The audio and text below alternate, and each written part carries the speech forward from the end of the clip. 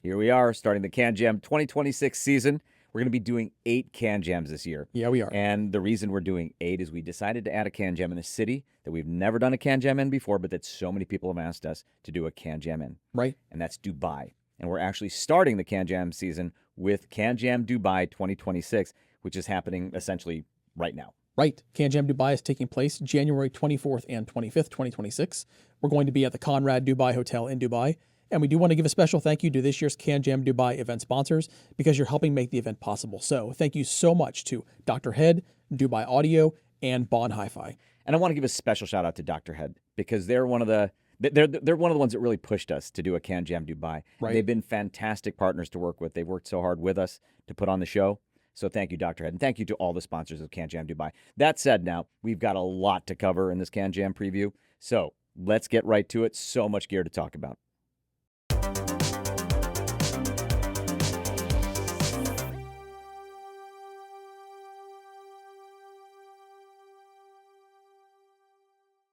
This is the RAAL 1995 Imanis. This is easily one of the best headphones I've ever heard for my tastes at any price in my whole life. It is that good. It is that resolving that fast. It is also, and I've been around hi-fi a long time, long time. The RAAL 1995 Imanis is also among the most resolving transducers of any type I've ever heard in my life. And we're talking headphone, like over-ear headphone, which this is, IEMs, loudspeakers. It is just so incredibly resolving. What is it? The RAAL 1995 Imanis is an open-back ribbon driver headphone. It uses RAAL 1995's next-generation triple true ribbon driver. They call it True Ribbon R3 driver. So that means on each side there are 3 ribbons, which you can clearly see on the inside of the ear cup. Yeah. Now, their first-generation ribbon headphone was from years back. It was the RAAL Requisite SR1A. We both remember that headphone. Yeah. I remember hearing it. For me, it was like a ribbon proof of concept for me because I think that was the first ribbon driver headphone I'd heard. It was for me too, yeah. Yeah, exceedingly fast. I remember that. And I remember that it had a quirky form factor and somewhat there was some quirkiness in the tonal balance for me that would keep it from being a daily driver for me. A couple generations later, they get to this Imanis. I still can't believe how far they've come. And they make what is one of the best sounding headphones I've ever heard, like such a complete sounding headphone. We'll get to that shortly. All right. It's constructed with glass fiber and aluminum, finished with American walnut wood. It's a gorgeous design. Yeah. It is a gorgeous design. It looks new and old school at the same time. And there's some like European-looking craftsmanship, like the detail work around the edging. And this is a 30th anniversary edition model we have here with a gold band, and then engraving on the top for 30th anniversary. I think that's mostly an aesthetic thing. I believe so, cosmetic thing. Yeah. The memory foam ear pads are covered with lamb suede on the inside, exceedingly soft and comfortable, and perforated leather on the outside. And the openings, the round openings, are very large, so even the larger-eared headfires among us should rejoice. The Imanis will probably be comfortable for all of you as well. Now, the impedance, something you're going to see in the specs, but that has to be discussed, is 0.057 ohm. So essentially a short circuit to most headphone amplifiers. There are amplifiers made specifically to drive the Imanis. We don't have any of those, so how did we listen to it? With that. So on the table, we have something called the Imanis RCD interface. RCD stands for Ribbon Current Drive. And that presents the amplifier with a 32 ohm load that it's comfortable with, and then feeds the Imanis with a load that it's comfortable with. So it's an interface between your headphone amp and the Imanis. It comes with a hard shell aluminum case. I only mention it because it's a gorgeous case. Now we have to talk about, like, there are a couple different packages in general, like, that you can buy. There's a standard package. I won't go over that in detail, but it's about $11,500. We're going to talk about the one we have here, which is the more premium package. That's about $15,300, $15,400, so it's significantly more expensive.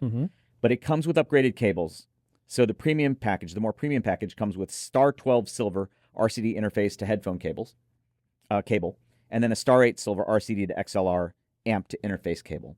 This is all part of the upgrade, and Alexander from RAAL tells me this is all part of why it sounds better. But maybe most key among the upgrades is the RCD. I think it looks a lot like the standard one. I believe so, yeah. But I've seen the inside of it. It is different. The upgraded premium RCD has the ribbon current drive has silver multi-strand coaxial windings inside. and I've seen the inside of it. It's actually gorgeous. Now, I heard it at CanJam Singapore 2025 with the upgraded RCD and cables for the first time. I asked Alexander, what did you change? Because I figured maybe they upgraded the headphone as well. Right. It sounded richer in tone, even more resolving. It just sounded better. And he said, no, it's the upgraded RCD and cables. I was like, get out of here. Yeah, I mean, and so we did a little bit back and forth between headphones that were one with the standard RCD, one with the upgraded one. But then it was at High-End Munich, or Munich High-End 2025, that I spent quite a lot of time at the RAAL 1995 exhibit with Alexander. And what we did is we took the same headphones, same amplifier, and just swapped the RCDs between them with the upgraded cables. And again, richer in tone, more resolving, just better. But now I'm using the same headphones, so I'm hearing the difference between the premium package and the more standard package. Is it worth it? It is significantly more expensive. Even without the premium package, it's one of the most resolving, best headphones I've ever heard. With the premium package, it's just better still. What does it sound like? To me, it is, to my taste, I would say it's a more neutral sounding, exceedingly resolving, rich in tone when needed, and when called for, tonal balance. It is just so thoroughly good and complete. That's just the best way I can explain it. And it is, again, one of the best sounding headphones I've ever heard in my life. What have I been using it with? I've been using it with the Audeze HPA1. I tried it with the ZMF Aegis, which was beautiful. That actually was a nice, lovely, romantic sounding pairing with it. But I love it with the Audeze HPA1 because I love using the Elise circuit with it. And so to me, yeah, I'm in heaven with these. So at CanJam, make sure not to miss the RAAL 1995 Imanis if you want to hear what I think is one of the best sounding headphones ever made at any price. And if you have a chance, make sure to try the difference between the standard and the premium edition. If you know you can't make the stretch for the premium edition, maybe don't do that. But don't miss the Imanis at CanJam.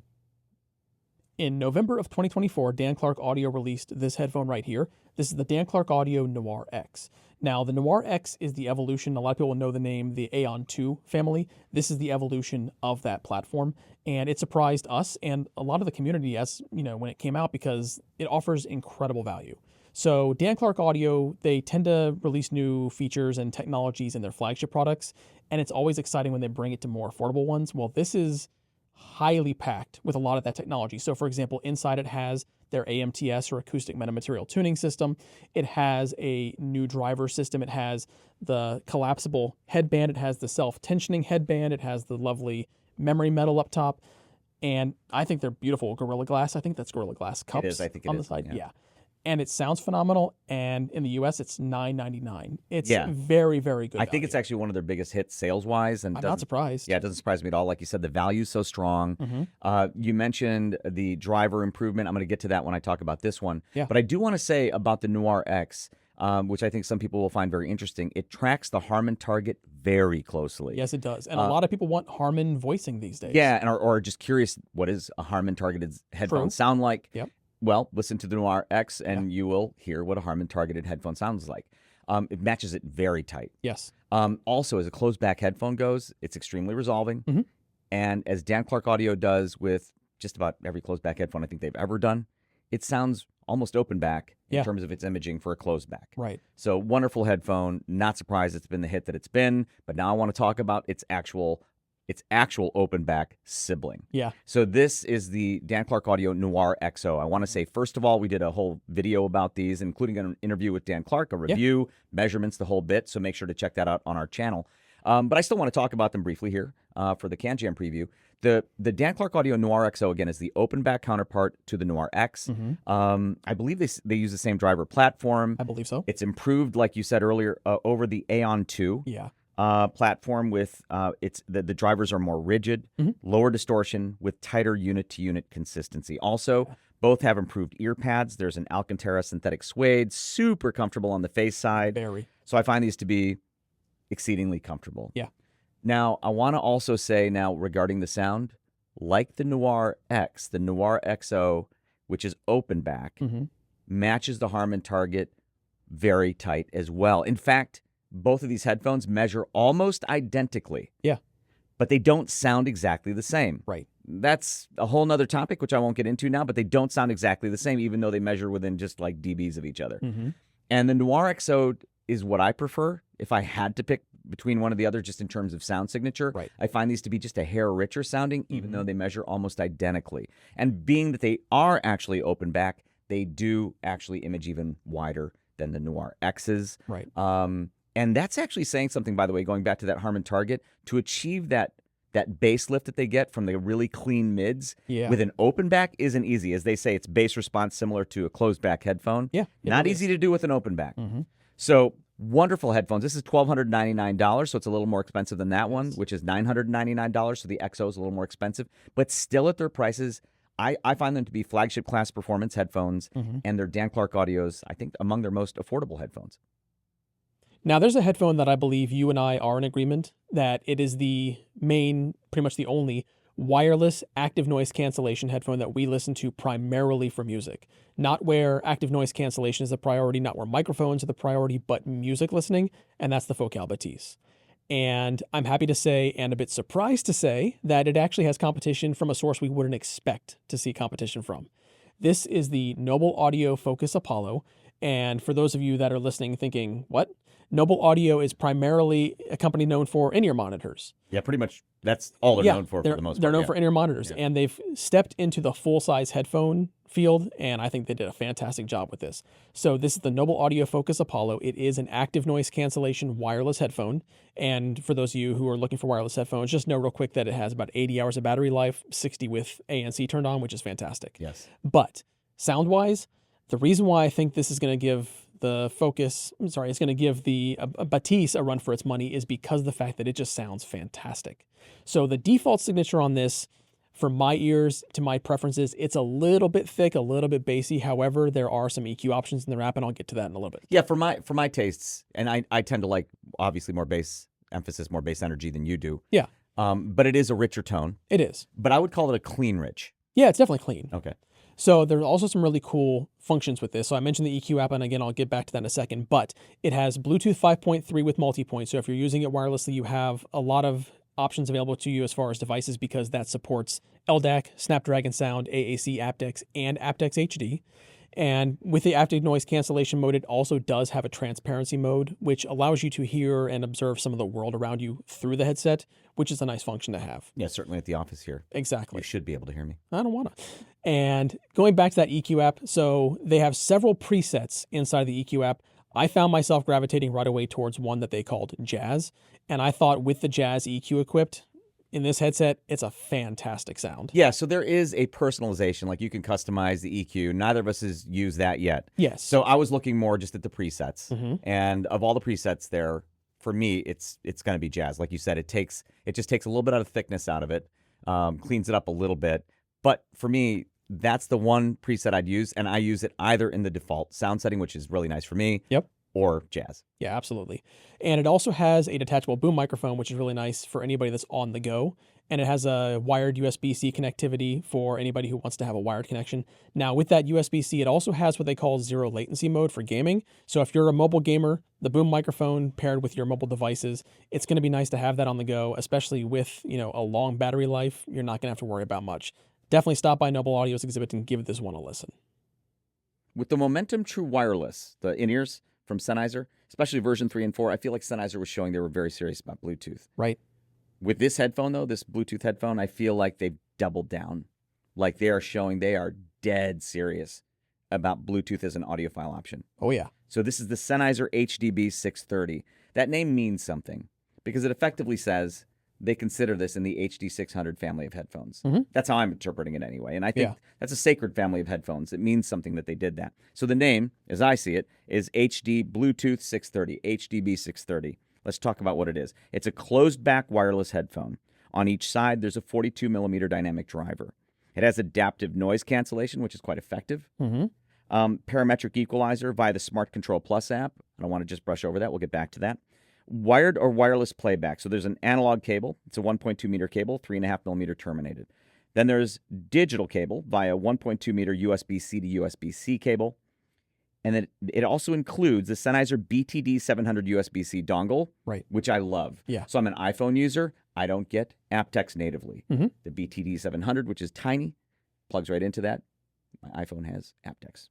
All right, wireless codecs supported, SBC, AAC, aptX, aptX HD, aptX adaptive. Love all that. Up to 60 hours runtime, so the battery is robust. Right. 24-bit 96 kilohertz. Mhm. Okay. When you use the USB-C cable, wired, it's essentially a USB-C, or a USB DAC headphone. Yeah, but that also applies to the USB dongle as well. Yes, the BTD 700 gives you up to 2496 Yeah. Resolution. It weighs 311 grams, so it's quite light, and it's very, very comfortable. It is. $499.95, $500, premium priced. It is, but it's worth it. I think it's completely worth it. Comes with a nice traveling case, by the way. Yeah. Carrying case.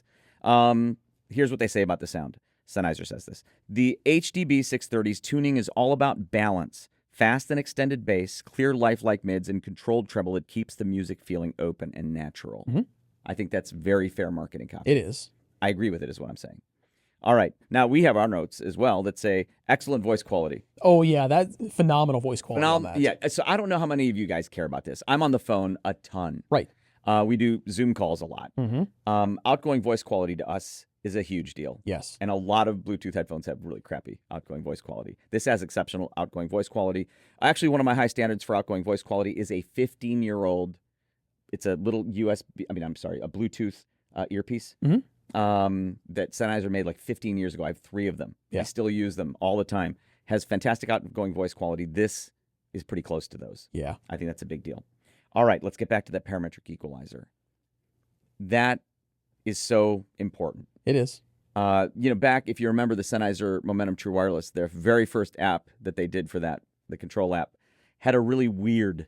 It had that strange dot thing. Yeah, a weird EQ interface. Yeah. This one is like worlds better. Oh, yeah. It's serious. It is. And you have the parametric EQ option, so you can tune it so finitely to taste. Yeah, I want to mention, though, anybody who doesn't want to go into the full parametric EQ mode, there's also a fixed band EQ, so you still have some control over individual bands, and if you want to go even simpler, they have presets, too. Okay. That's a huge benefit to anybody who doesn't really want to go into the depths of EQ. But in the HiFi realm, I know a lot of people are going to want to go into that parametric EQ. Oh, yeah. And really tune it up.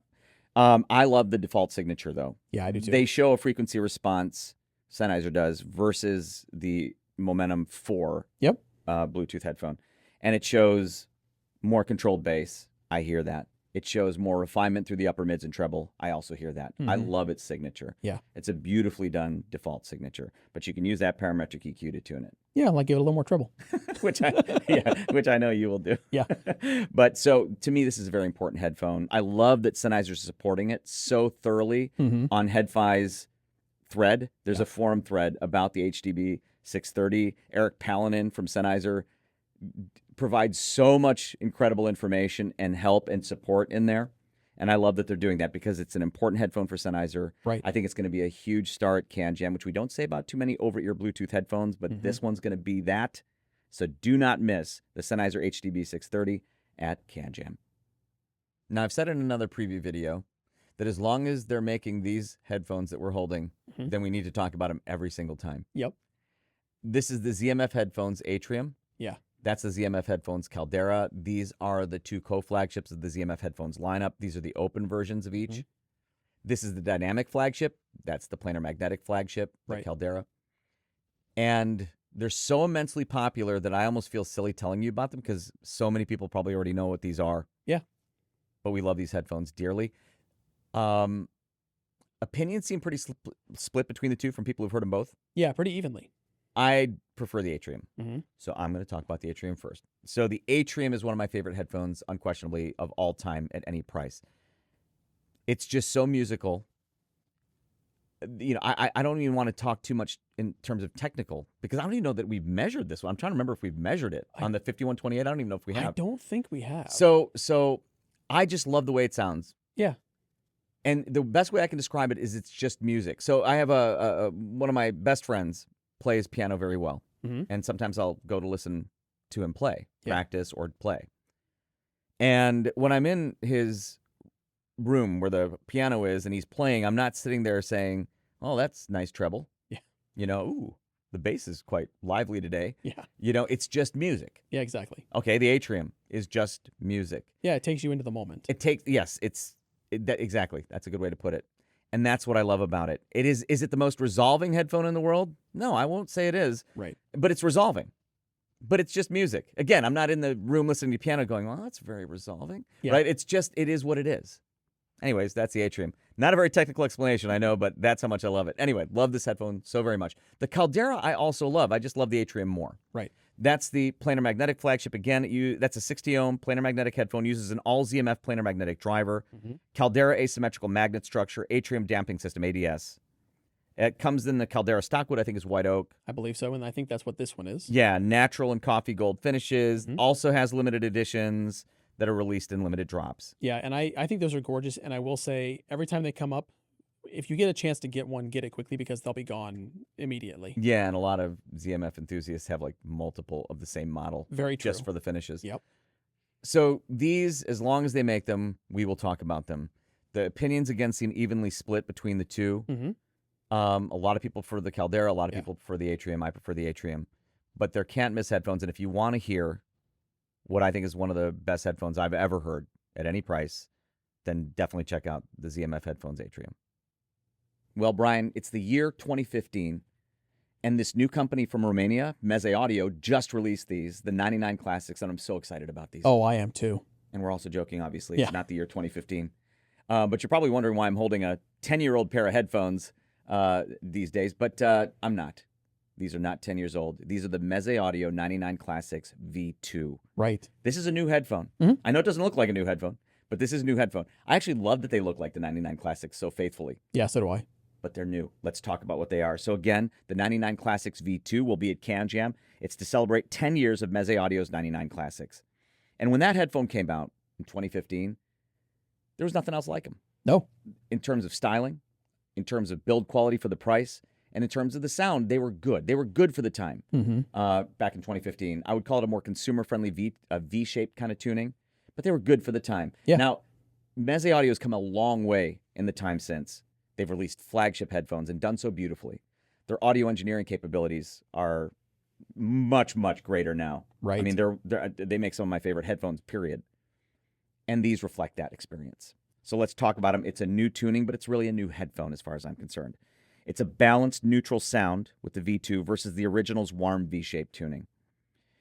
It has improved acoustic ceiling, a new baffle design, new bass port, increased ear cup volume, which I really love, new ear pad mounting mechanism. So the new one is a buckle and clip mounting mechanism versus the original stretch mounting. Yeah, I hate stretch mounts. I am not a fan of that either. Yeah. But this new buckle and clip mounting system, I can change the pads in a minute. Right.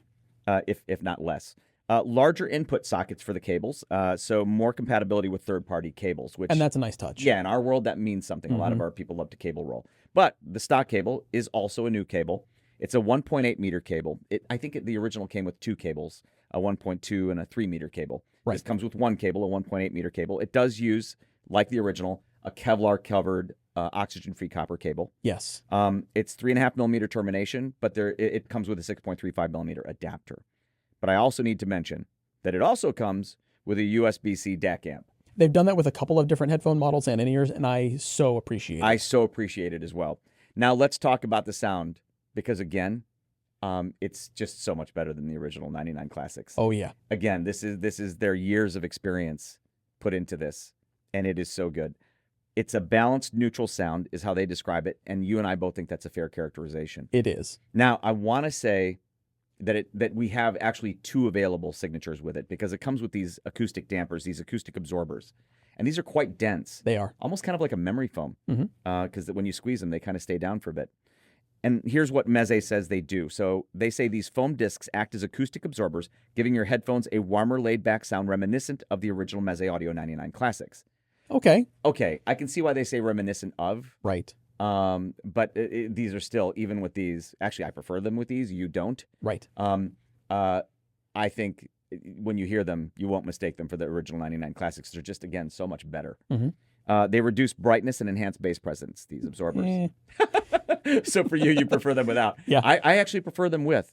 And so make sure, because they're so easy to put in, literally it's like a minute, if even, to get them in. Right. And at CanJam, make sure to audition both tunings. Yes. Brian prefers it without, I prefer it with, but in either configuration, they're just so much better than the original 99 classics. Yeah. But with all the charm, romance, and beauty of the original 99 classics. An absolute can't miss at CanJam. Did I tell you about the very, very first time I heard about the Meze Audio Poet? No. Okay, so I get a chat message from Antonio Meze, and it says something simple like, oh, by the way, we're sending you the poet. And I thought he was referring to that book that they'd sent us for the holidays. Yep. They sent us a book for the holidays. They're from Baia Mare, Romania, and it was a lovely book that involved Romania. And Antonio clarifies that he's not talking about the book.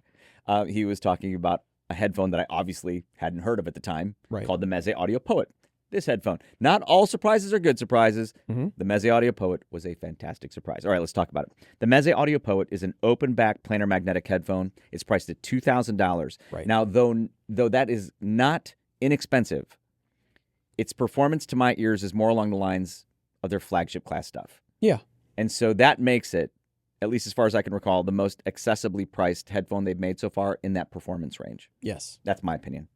It's an open-back planar magnetic headphone. It uses Renaro Isodynamic Hybrid Array MZ6. And I think that's the first time they've used that specific driver in a headphone. Now, I think you're right. I have not seen an exploded view of it, so I don't know what makes it different from their other drivers. But they have worked with Renaro Isodynamics to develop their other planar magnetic drivers, going back to their very first planar magnetic drivers. Magnesium chassis. Yeah. Absolutely gorgeous headphones. Pretty much all of Meze's headphones are gorgeous. This is no exception. Steel grill. Lovely grill. Also beautiful. Titanium alloy headband. I don't remember them ever doing a headband exactly like this before. Neither do I. Suede leather headrest, are referring to the comfort strap. This is a very comfortable headphone. Magnetic pad swapping system. Yes. All right, what I'm about to say, I think I can say very confidently. I'm trying to think of every pad swapping system I can think of right now. The magnetic pad swapping system on Meze's headphones is simply the best in the business. Can you think of a pad mounting system you prefer to these? No, I cannot. I cannot either. This is funny. 350 grams without ear pads. Yeah. Why are you weighing it without ear pads? I don't know. Anyways, so if you must know, without ear pads, they're 350 grams. That said, I wear the ear pads. I don't know what it weighs with the ear pads because we didn't weigh it, but it is very comfortable with ear pads. 55 ohms impedance. I find them to be very reasonable to drive. Yeah. I've driven them from portable digital audio players to various classes of desktop rigs, and it's always beautiful.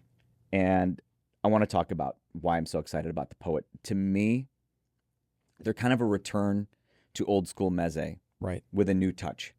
And I mean that with the highest compliments.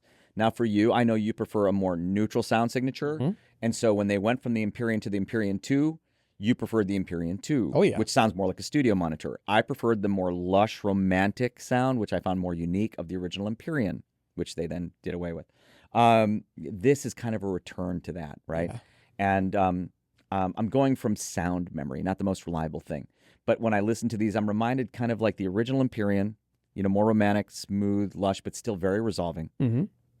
Maybe somewhere between the Alcantara pads on the original Empyrean and the leather ones. Yeah. Just a beautiful signature. Image is gorgeous. And yeah, anyways, this is a return to form.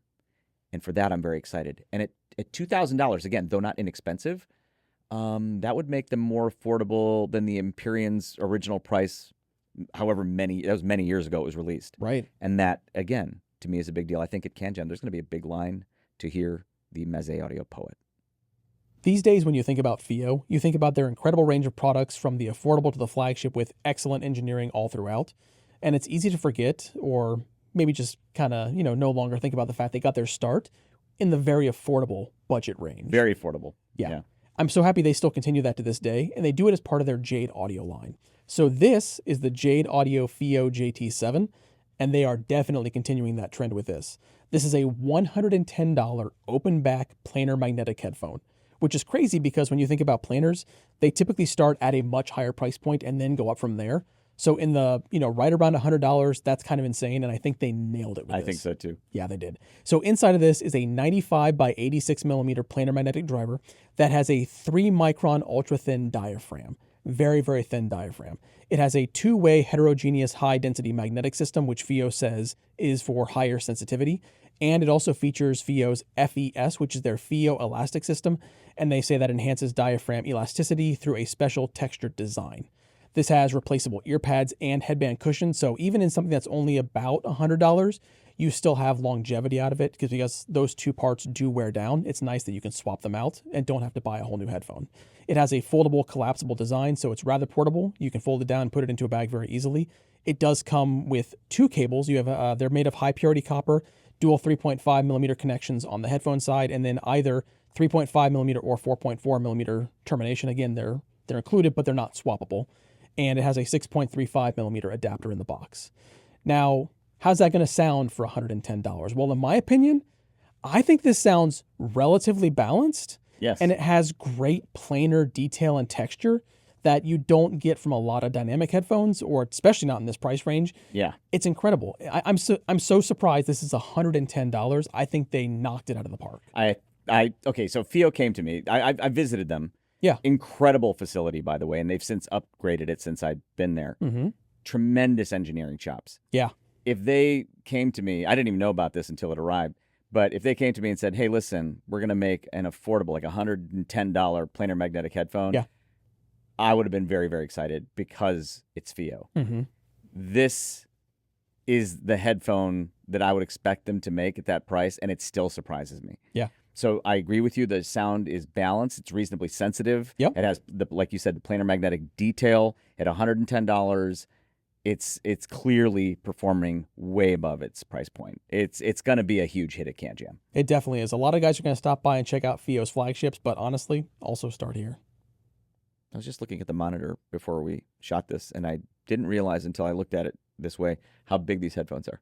That's true. These are large headphones. They are. I'll explain why in a second, guys, because I think I can explain that. So this is the FIIO FT7. Mm-hmm. I'm going to start with my conclusion. These are the best headphones by a margin, in my opinion, that FIIO's ever made. Oh, hands down. So you agree? Yeah. These are fantastic. They're a planar magnetic headphone, and I guess the reason they're big is because they do use very large planar magnetic drivers. Right. So on each side, 106 millimeter full-size planar driver, using gold plus silver precious metal multi-layer coating technology that's patent pending. I don't know exactly what they're patenting, mm-hmm. but it's patent pending for improved sound quality and durability. As for the diaphragm, 1 micron ultra thin film diaphragm. Right. That's very thin. It does sound very responsive, very resolving. Yeah, it does. Very fast. Uniform and even magnetic field design with 18 high performance N52 neodymium magnets on each side. And those make it a little hefty. A little. So they're 427 grams, right. which really isn't that heavy. And they're also a very large headphone. They are. So it distributes the weight beautifully. The headband is well designed. The comfort strap distributes it beautifully. All right. The zebra wood grill is nice. It is beautiful. So it has a zebra wood grill. Yeah, I find it can be kind of both old school and new. Yeah, it can. I mean, maybe the new school is the carbon fiber. Definitely helps. So there's a lot of carbon fiber on it. I think it's a lovely headphone. Yeah. Lambskin and suede ear pads. Mm-hmm. Very comfortable. Yes, that might help with that weight distribution. Liquid nitrogen frozen single crystal copper cable. That is a nice cable. It is a nice cable. I like the plugs on it too. I do too. Custom detailed linen earphone storage case. Always nice to have a case included. Yeah, but it's actually also a very nice case. It is. All right, anyway, enough with the spec read. Let's talk about sound. So these, to me, the FIIO FT7 is squarely in my range of neutrality. 100%. I find this a very neutral sounding headphone. Yep. And I mean that in a good way, not a boring way. It's also exciting sounding to me. Yeah. Because the bass, though not emphasized, is tactile and impactful. Yes, it is. And now I'm just speculating. It maybe is a function of that large driver size. Maybe. The imaging is also lovely. Yes, it is. I find it to be big imaging. Do you agree? I do. And maybe that is also a function of the big diaphragm that's covering your ears. I don't know. The one thing I want to say about these is they're so neutral. I was comparing them to, the Audeze LCDX. Yeah. So I love the Audeze LCDX. It's used in a lot of studios. Yes. It's one of my neutral references, even though I think some people will debate its neutrality. It's probably on the smoother side of my neutral range, but I can't be that wrong. A lot of studios use it. Yeah. This is even more neutral. The FIIO FT7 is even more neutral. Right. Because it has more going on with the upper mids, like more energy in the upper mids and treble. So I find it maybe a more articulate tuning. Yes. but never harsh. Right. Also, when I turn it up loud, you should not turn it up loud, guys. Spare your hearing. But when I do turn it up loud, it never loses its composure. So I haven't measured it yet, but I'm going to guess the distortion on it is very low. They sound technically capable, Yes. like very technically capable, well-crafted headphones. And it was designed by FIIO. And it was designed by FIIO. But even then, they're still by a margin the best that FIIO's made to my ears. And so at CanJam, no matter what price point you're shopping in for over-ear headphones, make sure to audition the FT7. I think they're absolutely fantastic. Oh, they're wonderful. Now, you know I love me some electrostatic headphones. You do. Apparently, they make me use very bad grammar as well. I Yeah. talk like a caveman. But this is the Audeze Carbon 2. Mm-hmm. So very excited about this headphone. It was launched at CanJam SoCal 2024, and it incorporates a technology that Audeze developed for it called SLAM. Yeah. Which stands for Symmetric Linear Acoustic Modulator. I'm going to read what Audeze says about it. SLAM is tuned to enhance selected low frequencies while maintaining optimal air pressure distribution. SLAM gives Carbon 2 the most physical, lifelike bass response of any electrostatic headphone. SLAM optimizes air pressure distribution across the driver, allowing Carbon 2 to resolve more fine detail than any headphone in our history for incredibly immersive stereo imaging and soundstage presentation. Mm-hmm. Okay, so that's marketing copy, but I will say that's actually fair. It is. Now, I want to, a little caveat here, because when you hear the word SLAM and we talk about the bass emphasis or the bass enhancement, it might give the impression that this is like some sort of bass head electrostatic headphone. Yeah, you may think that until you actually hear it. Until you hear it, but it's not. This is not a bass head electrostatic headphone. The emphasis is very tastefully done. It's on the kind of the lower part of the lows to my ears. Right. And so it just gives it a little bit of physicality and impact that I need for my headphones. I will say also that it seems to do more than just the bass, like it affect the bass. I feel like it affects the whole driver somehow. Yeah. Like it allows the diaphragm, which is, it still uses the carbon nanotube embedded driver film, I feel like it allows it to breathe more freely because the details they seem to be jumping off this headphone's diaphragm more than with the original carbon. Yeah. And I love that about it. I mean, this is to me a very worthy upgrade. And again, I'm not EQing it I'm not EQing it at all, actually. With the original carbon, I don't remember my exact EQ settings. I think I was taking down the upper mids a bit and then giving it a little bass enhancement. And for this, I'm not doing that. Yeah. Now, for those of you not familiar with electrostatic headphones, I'll say it. I think some of the very best headphones ever made in the world are electrostatic. They don't use magnets. Right. I'm not going to explain the electrostatic principles right now, but they don't use magnets. There's no traces on the diaphragm. And so in many cases, and I'm sure it's true here, the diaphragm actually has lower mass than the air it's displacing to make the sound. So details can jump right off a very well-designed electrostatic driver. And with this, I feel the SLAM seems to be helping it do that even more versus, say, the original carbon. Fantastic headphone. I am an electrostatic headphone enthusiast. And so if you can't tell, I'm quite joyous about the Audeze Carbon 2. This is a can't miss at CanJam.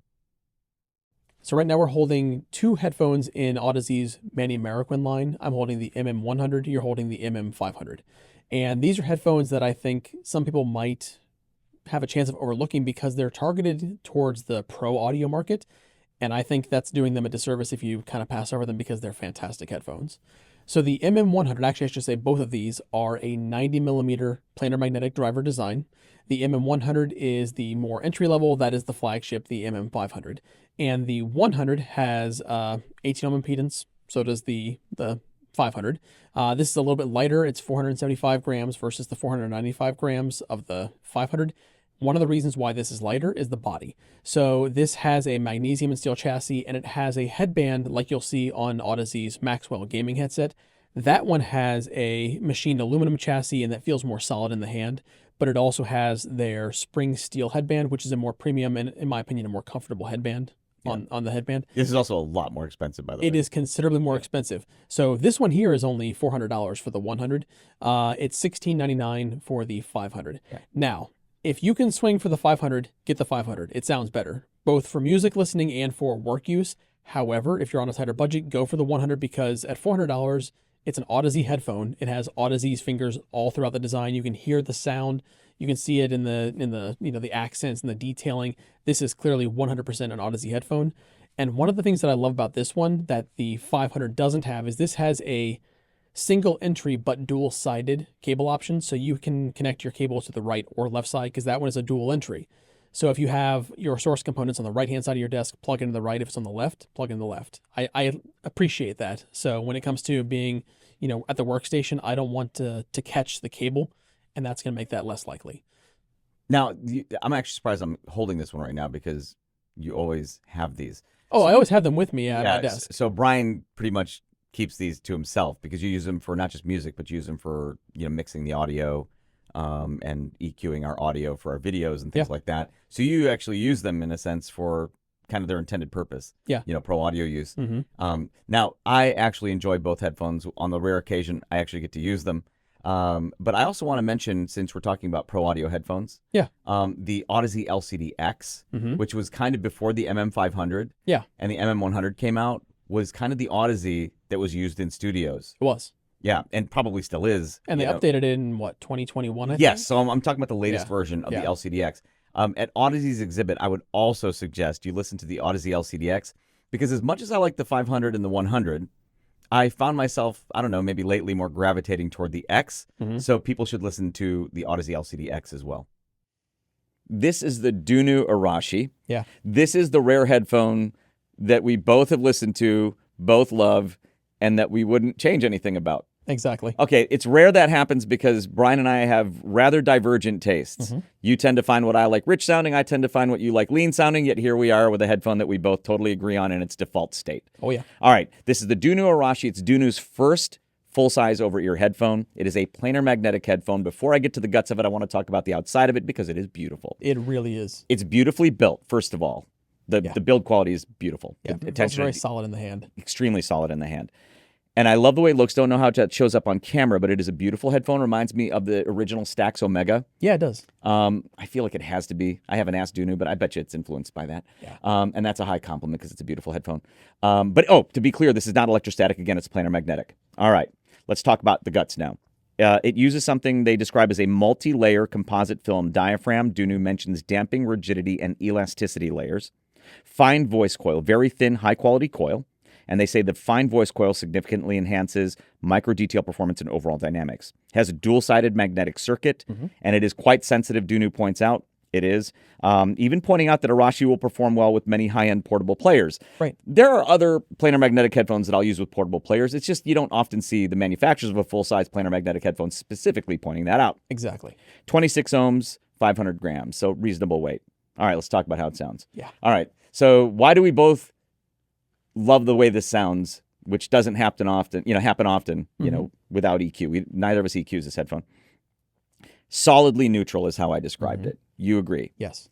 So we haven't measured it, so I don't know exactly how it measures, but we both describe it as solidly neutral. And solid doesn't just mean within my range of neutrality solidly. It also means it has a solidity to its sound. That's true. Bass extended, but not emphasized, at least that I hear. I don't hear emphasis, right? But the solidity sometimes maybe gives it that sense that it might be. Again, I don't really know how it measures. So, but that's why I think that we both have landed on this so well. All right. And again, I say, I don't know why I repeated myself, but perceived flat tuning, almost dead center of what I'd call dead center neutral. So there you go, a neutral headphone. I could see this being used, for example, in a professional setting. Oh, absolutely. As a monitoring headphone, but it's just a beautiful audiophile headphone as well, image as well. But that solidity I really love. And it sounds like a headphone that's taken years to develop. Congratulations, DUNU. So what's the price? Like, I think $13.99 US. So $1,400 US. I would say for planar magnetic headphones in that price range, the DUNU Arashi is ultra competitive. It definitely is. All right, y'all. If I show this to you and say, guess who makes these, I can almost guarantee you will not guess correctly. I still might not. Yeah, exactly. This is the Unique Melody Umbral. Yeah. This is a pre-production unit. This is a Unique Melody headphone. In fact, it's the first ever full-size headphone from Unique Melody. Right. That's a huge story. Huge story because these guys are obviously very well known and very well regarded for their IEMs. Yeah. Yep. All right. The first ever full-size headphone from Unique Melody. Here's what they say about it. We wanted to create a sound that feels open, natural, and effortless, where music has room to breathe and details emerge without being pushed. We're going to talk about the sound as we hear it later. It is an open back hybrid headphone. So on each side, there's a 96 millimeter planar magnetic driver and a Unique Melody MEMS driver. Right. So a very unusual, that's certainly a unique configuration. Yes. They say one delivers scale and authority, that would be the planar magnetic driver, and the other speed and ultrafine detail. Of the planar driver, here's what they say about it. It has a gold nanofilm diaphragm, high flux magnet circuit, and a carbon fiber frame. The unique Melody MEMS microelectromechanical driver is manufactured using semiconductor-grade processes capable of reaching up to 80 kilohertz. Yeah. The housing is a walnut wood, and even though this is a pre-production unit, it's beautiful. Yeah, and I like walnut, so it's a nice touch for me. Yeah, I agree. And the CNC machine parts and accents are nice. Yeah. 2 sets of included ear pads, sheepskin leather ear pads, and something they say, or they call, ice silk slow rebound ear pads. Now, whatever ear pads are on here are the only ones I've heard. Yeah, but we got the pre-production units. It only came with the one pair. Oh, okay, that's why. Yeah. So that's why. Yeah, that's the only one we've heard. That's why. The cable, dual entry 3.5 millimeter connectors on the earpiece side, 2 meters in length, and it'll come in either 6.35 millimeter, 4.4 millimeter, or also 4-pin XLR. Yeah. Now, we only got the 6.35 millimeter, so the unbalanced cable. Right. So that's all we used. 520 grams is the weight, so it's on the weightier side. It is, but I think the headband does a nice job distributing that weight. It's quite comfortable. I agree. I find them comfortable. Yeah. So they don't feel heavy Right. on my head. 65 ohm impedance and 84 dB milliwatt sensitivity. Yeah, so those basically mean that it's going to kind of limit the amp selection people have. You're going to need something beefy. Yeah, to need drive some these. power. Yeah, need some power. All right, here's what they say about that. We recommend pairing it with a desktop amplifier capable of delivering 10 watts or more via single-ended output. Yeah, and they mentioned single-ended specifically for us because we had the single-ended cable. Correct. Yeah. So, yeah, it's going to be like you say. You're going to need an amp with juice. You need a lot of juice. So we tried it paired with the HIFIMAN EF1000 DAC. I think from its single-ended output, that's like 7 watts or something like that. 7.5, somewhere in there, yeah. And then the topping DX9 discrete, which is pretty powerful. Yep. Maximum output on that's like 7 watts. I don't know what it is out of single-ended. Right. And then we also tried it with the FIIO M27, which is a really powerful portable digital audio player. But again, still not reaching anywhere near 10 watts, I don't think. Right. But here's how it sounded to me. You tell me what you think. So to me, I find it sound to be on the leaner side for my tastes. That probably wouldn't surprise you. It doesn't. But it's the bass, for example, is extended. Right. But I would say on the flatter side. The mids to me are more like clean, not lush. Right. Not warm. The mids are clean and detailed. And then the high end is quite present. Yeah. And airy. Yeah, they use the word effortless, and I can see where they're going with that. Yeah, as far as the detail goes. Yeah, what did they say? Room to breathe and details emerge without being pushed. And I think that's accurate. As a first headphone goes from Unique Melody, this is quite exciting, the Umbral. And again, this is the pre-production unit. I would love to try it with like a tube amp that meets that power. Yeah. Sort of, their recommended power. And I think that would be a wonderful pairing. So this will be limited to 99 units globally. Yeah, very limited. Very limited. And again, it's $5,999 US. At CanJam, high-end headphone enthusiasts, make sure to go to Unique Melody because headphone enthusiasts might not typically stop at Unique Melody if they want to hear headphones. Yeah. Now you should. And listen to the Umbral. What a cool first effort from Unique Melody to make a headphone like this. BonHiFi is one of our CanJam Dubai event sponsors, and we'd like to take a moment to say thank you to BonHiFi for helping make CanJam Dubai possible this year. BonHiFi will be showing Focal's family of full-size headphones, and since Focal makes some of our all-time favorite models, we simply have to talk about them. Do not miss these headphones from Focal at BonHiFi's exhibit. Now, we've said before that since the release of the Focal Baptiste, which is their Bluetooth noise-canceling on-the-go headphone, that for that type of headphone, it's been our standard here at HeadFi HQ. Right. And I'm happy and thrilled to report that there is a new standard for me, probably for you too. Yep. Also by Focal, also a Baptiste, but it's the Baptiste MG. Yes. And as the name might suggest, it uses a solid magnesium dome driver versus the aluminum magnesium dome drivers in the original Baptiste. It's just a better headphone to me, and I'm so excited about these. They're also more expensive. They're $1,299 US versus $699 US. So this is their shot over the bow of that class of kind of, I guess you'd say, ultra high-end Bluetooth headphones. Yeah. And hello, they've done a beautiful job with these. All right, let's talk about them. Focal says that this is the top-of-the-range version of Baptiste headphones, and it is. Yeah. They're just better. And then the noise canceling is better. Yes. So I want to talk about that very quickly. Here's what they say about the noise canceling. They say new digital microphones to optimize ANC, ensuring effective control over ambient noise and improved soundproofing of voices. So I haven't flown with it yet, but I will be flying with it very soon. Doing some testing, early testing here with just different noise stimuli here at HeadFi HQ.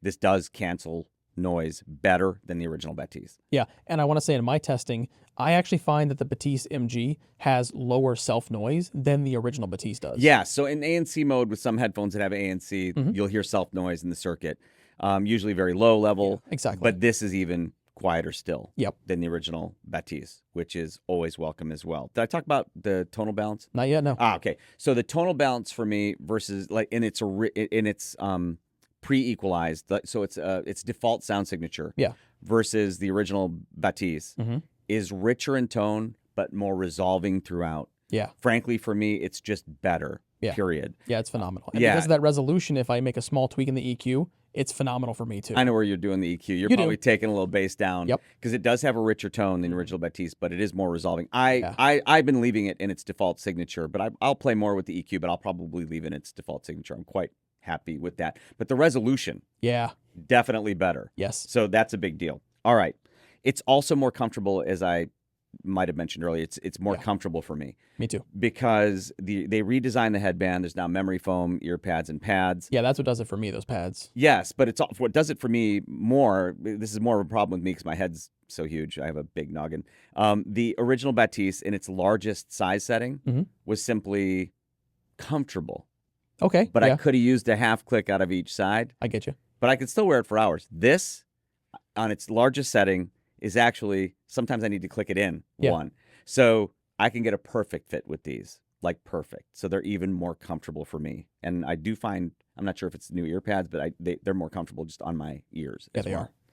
So there's a new backlit flame logo. That's cool. Just redesigned. I think it looks cool. Magnesium yoke, aluminum bracket, and real leather for the headband. Elegant chestnut finish following the design of the clear MG. And, okay, I should mention, it also has Bluetooth 5.2 multi-point versus Bluetooth 5.1 multi-point. But all the things that the original, other than the things I've mentioned as differences, it has all of the things that the original Batiste has, including USB DAC mode, Right. 3.5 millimeter analog, wired mode, and that USB DAC mode is nice, 24/192 support.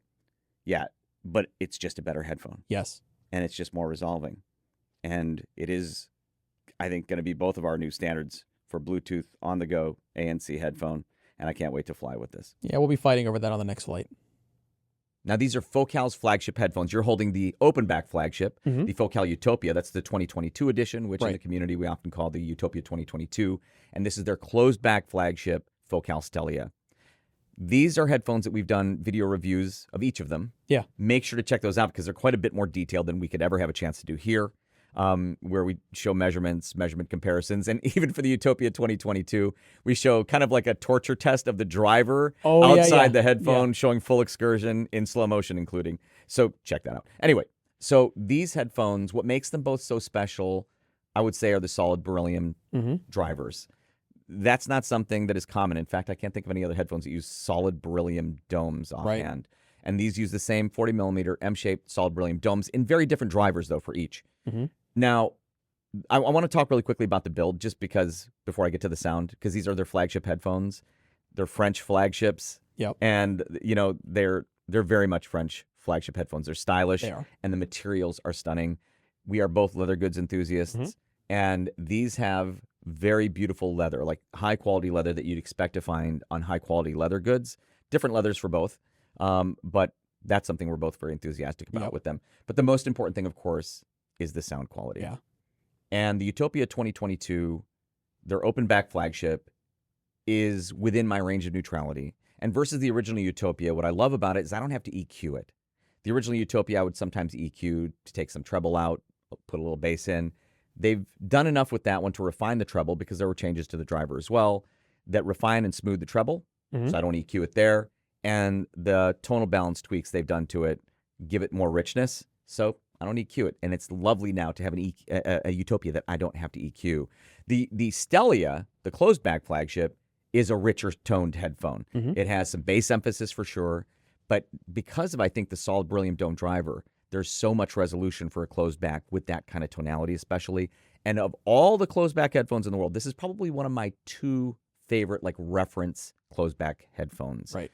These are spectacular headphones. These are Focal's flagships. and they're not to be missed, especially if you haven't heard them. Make sure to watch our video as well. But anytime you have a chance to hear these, you should. Now we're holding a couple of headphones from Focal, and we've done a full review video on both of these, so definitely check that out if you haven't already. This is the Focal Audeze and Focal Auris, and these two headphones, they share a lot of similarities. So they share a similar platform to the Focal Batiste. They share the same 40mm M-shaped dome. It's a aluminum magnesium M-shaped dome, and that's an M-shaped dome that we've seen in a few other headphones, I believe. Yeah, the exact same dome that they've used in the Elier, I think the Celestie. Yeah. The original Clear. Yes. The Radiance. Yeah, So, same dome. The driver assembly has changed a little bit since Sure. those headphones, but it is the same dome. Yes. They also share a 26 ohm impedance, and they both share a sound signature that could work in pro environments. Yes. So I'm holding the Audeze because the Audeze of the two headphones is my definite preference. It sounds fantastic. It has a very nice, clear, resolving sound, very linear. And like I mentioned, you could use it for work if you want to. I have used both of these headphones here on HeadFi TV projects, but between the two, this is my pick, hands down. Yeah, I prefer the Auris. Mm-hmm. I will give you I will say I agree with you that the Audeze, it takes advantage of its open back nature. Yes, So just to it be does. clear, that's an open back headphone. The Auris is a closed back headphone. And the Audeze, I think, takes advantage of that, has some advantages that sometimes come with open back, right? Yeah. Headphones.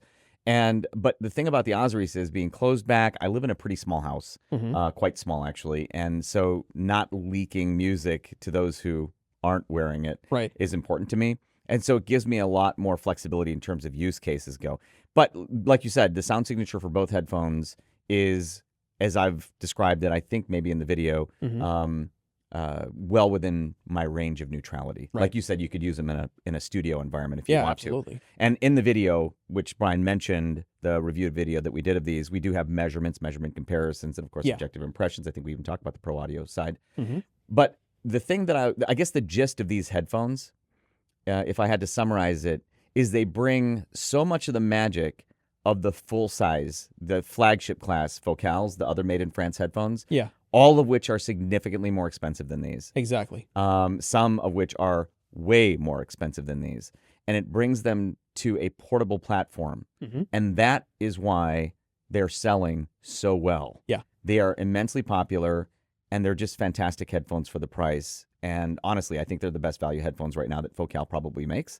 And like I said, that's why they're doing so well. So if you haven't already heard the Audeze and the Auris, make sure to do so. This is the Grado Labs signature HP100 SE. I love this headphone. It's going to be a CanJam. I'm going to get back to this headphone in a second. I first want to talk really quickly about the long history with Grado Labs and HeadFi.org. Right. So if you haven't been around HeadFi for a zillion years, you might not even know about this.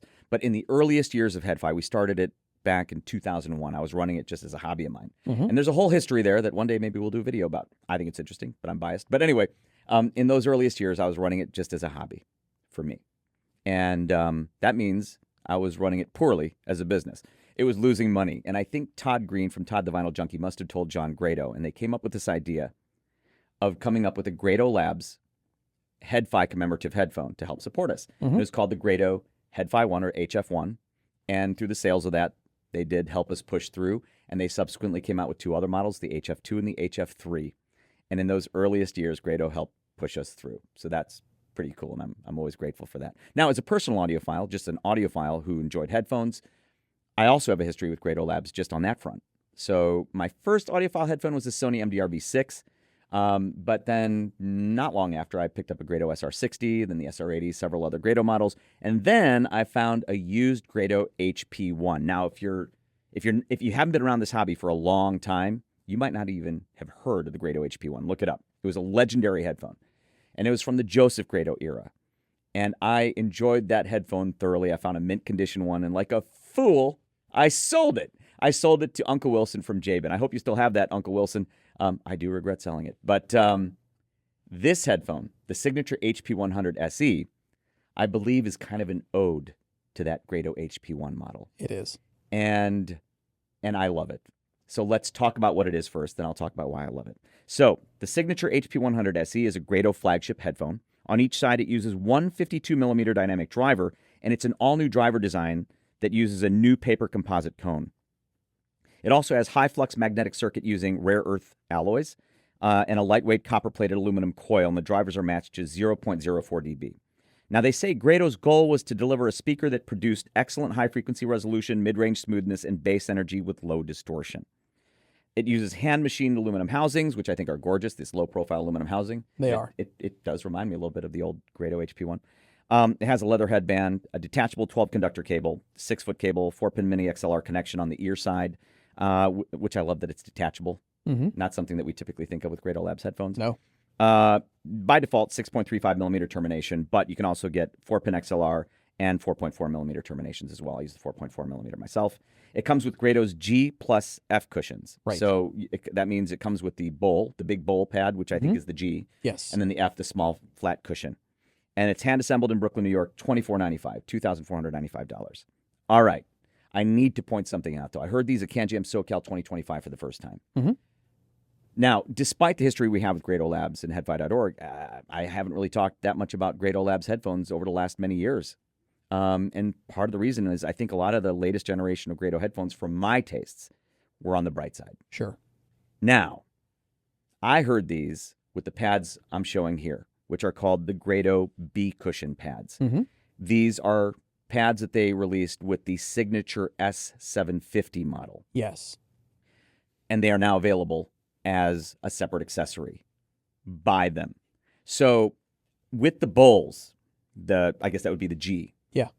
I find these to be bright. They are a bit to me too. Yes. Kind of bright and thinner for my tastes. Yeah. With the B cushions, to me, I think they're phenomenal. I heard this at CanJam SoCal 2025, and I was just floored at how much I enjoyed them. Beautiful bass and richness for an open back headphone, and these are open, really open. And the mids are clean. The highs are not bright. I mean, I've put every sibilance test track through these. Never offends. Yeah. Love the balance. Love the imaging. These, to me, I haven't heard the HP1 in a long time because Uncle Wilson has them. I haven't heard them in a long time. But do these make me think, or do they remind me of that HP1? Yeah, I think so. And I love these headphones. So make sure at CanJam you check out the flagship Grado Labs Signature HP100 SE, a beautifully balanced headphone, especially for my tastes, with the B cushion. And I think you will understand why I'm so thrilled to have a Grado flagship that I'm this excited about again for the first time in a very long time. Now, the Signature HP100 SE is the flagship of Grado Labs, but it's actually one of 3 models in their Signature series. Right. And you're holding the latest model. We'll get to that in a second. May I start with this one, please? Sure. So this is the Grado Labs Signature S950. It's $2,195, so it's a little less expensive than the HP100 SE. It uses the same drivers, actually, as the HP100 SE, the 52 millimeter dynamic drivers, and they're matched on this headphone to 0.4 dB. The cups are a Brazilian walnut wood, and I think they're lovely. It's a very pretty wood. It's a very pretty wood. So versus the aluminum of the HP100 SE, these are Brazilian walnut wood. Now, they have a leather-wrapped stainless steel headband that I believe is the same headband as on the HP100 SE. I don't think I specifically mentioned that when I talked about the HP100 SE, but I think the fixtures are essentially the same, other than the cups.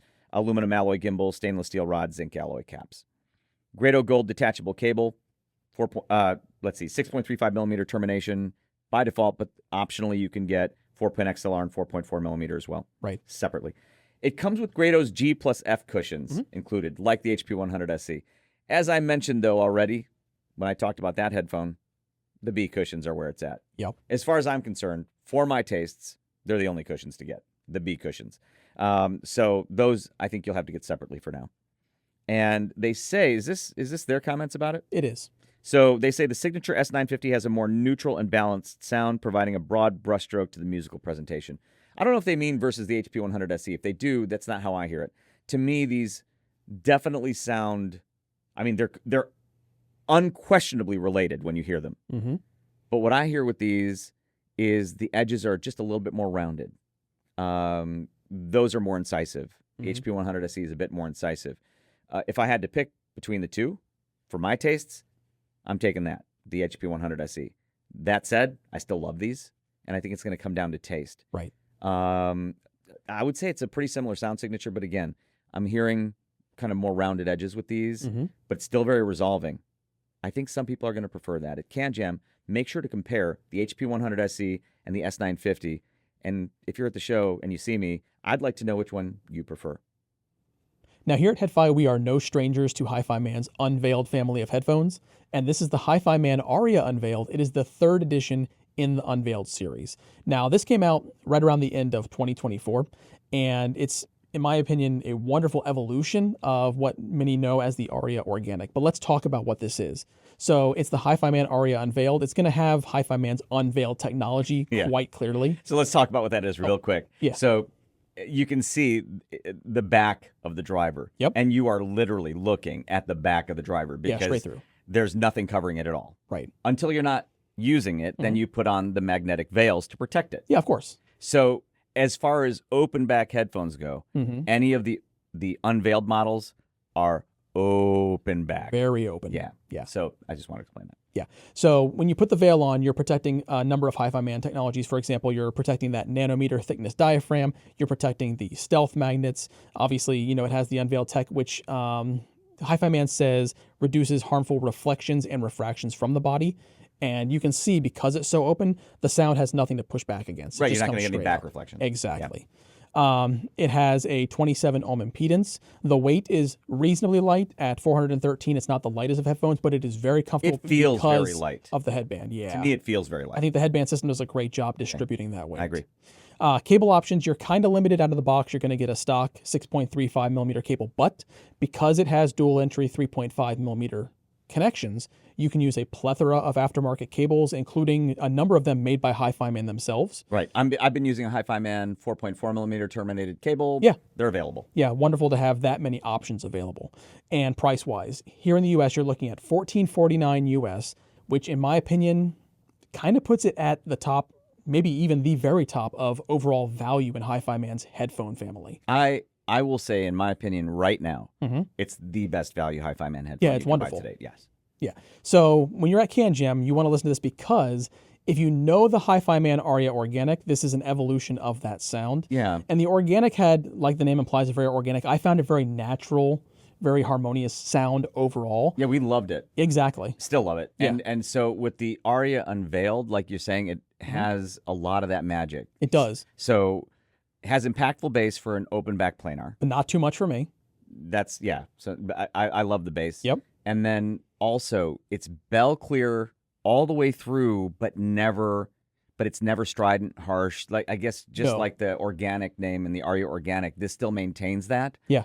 So it has very natural treble. I've run my sibilance test tracks through it. It never imparts sibilance. But it has enough sparkle for me. I love the upper end of Yes, this. it's extremely resolving images beautifully, which is probably helped by the unveiled nature of it. I think so. So this, to me, again, the Aria Unveiled is the best value HiFiMan headphone, I think, available today. Yeah, and since everybody can audition at CanJam, they absolutely have to.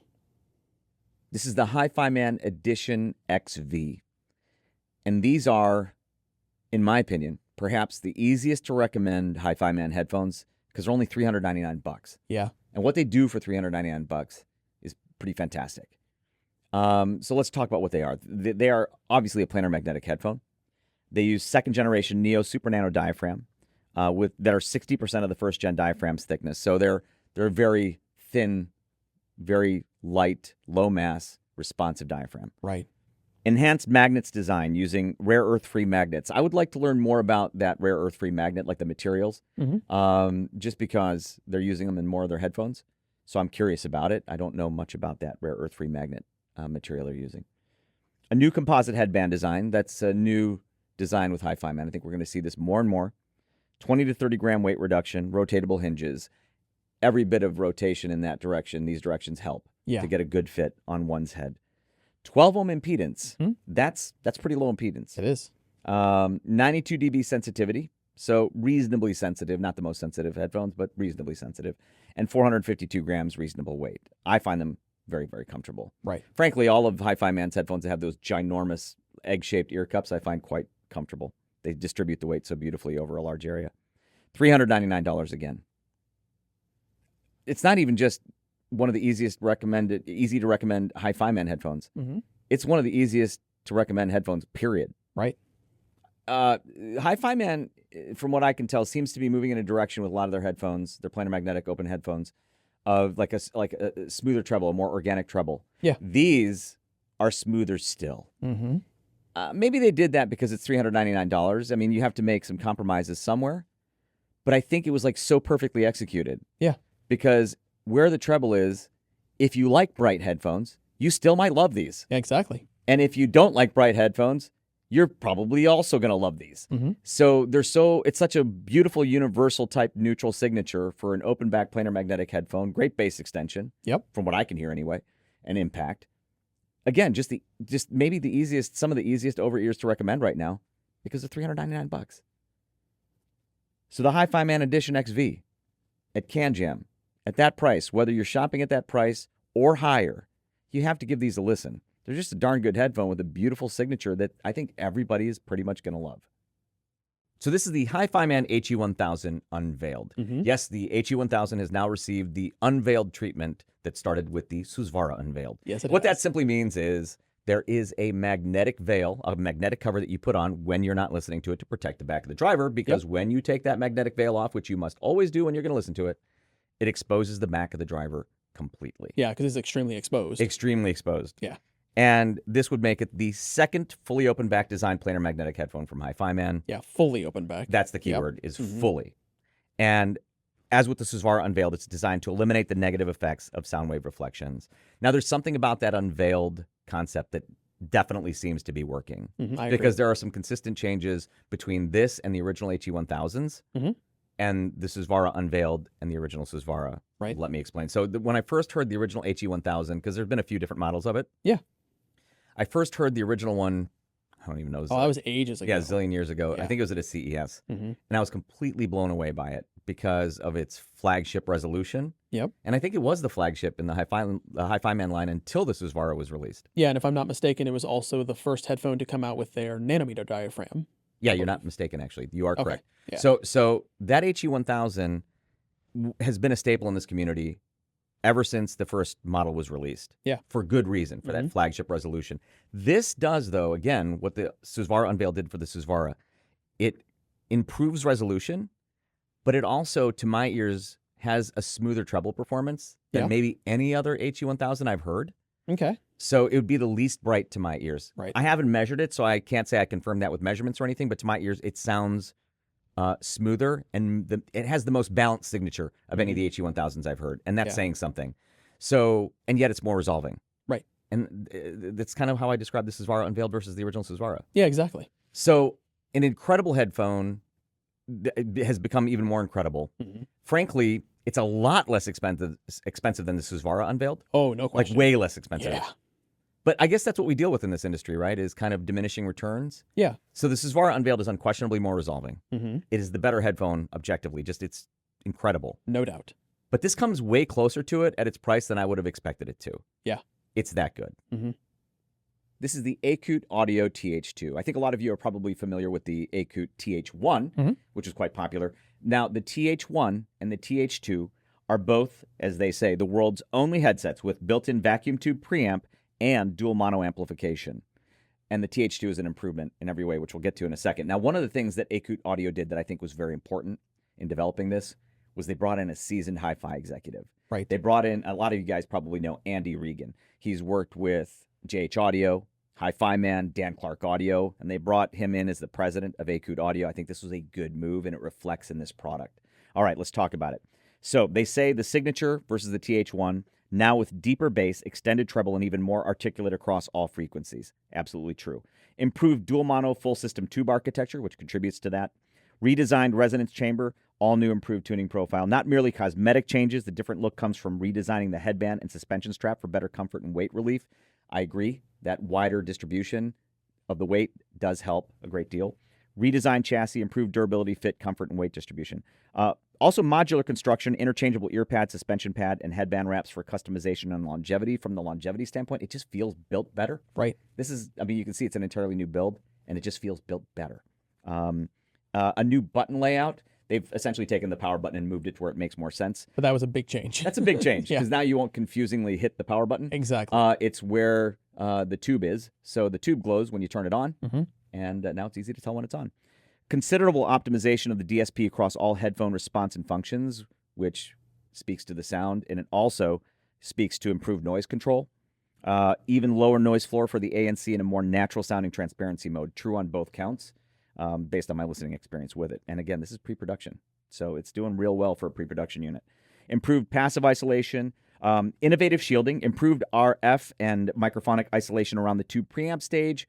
Absolutely true. With the TH1, when you manipulate it whilst it was on your head, you can sometimes get the ringing out of the tube. Yeah. This is much less susceptible to that and less susceptible to RF noise. I can confirm both of those things. Right. Custom tuning available via improved écoute app. This doesn't, the app that we have isn't updated for this yet. Correct. But with the TH1, we like that you could adjust the sound. You'll be able to do that with this as well. Bluetooth 5.3 with SBC, AAC, and LDAC. Analog and digital input for wired use. USB-C connector. That's when it's at its best. Yes. Is wired and using its built-in USB DAC, which I think supports 24192. I think so. And that's when it's at its best. Now, I mostly use it wireless, but I love having the USB-C support, the USB DAC support. Now, the price, $999. Right. Isn't that only like $100 more than the TH1? I think it's exactly $100.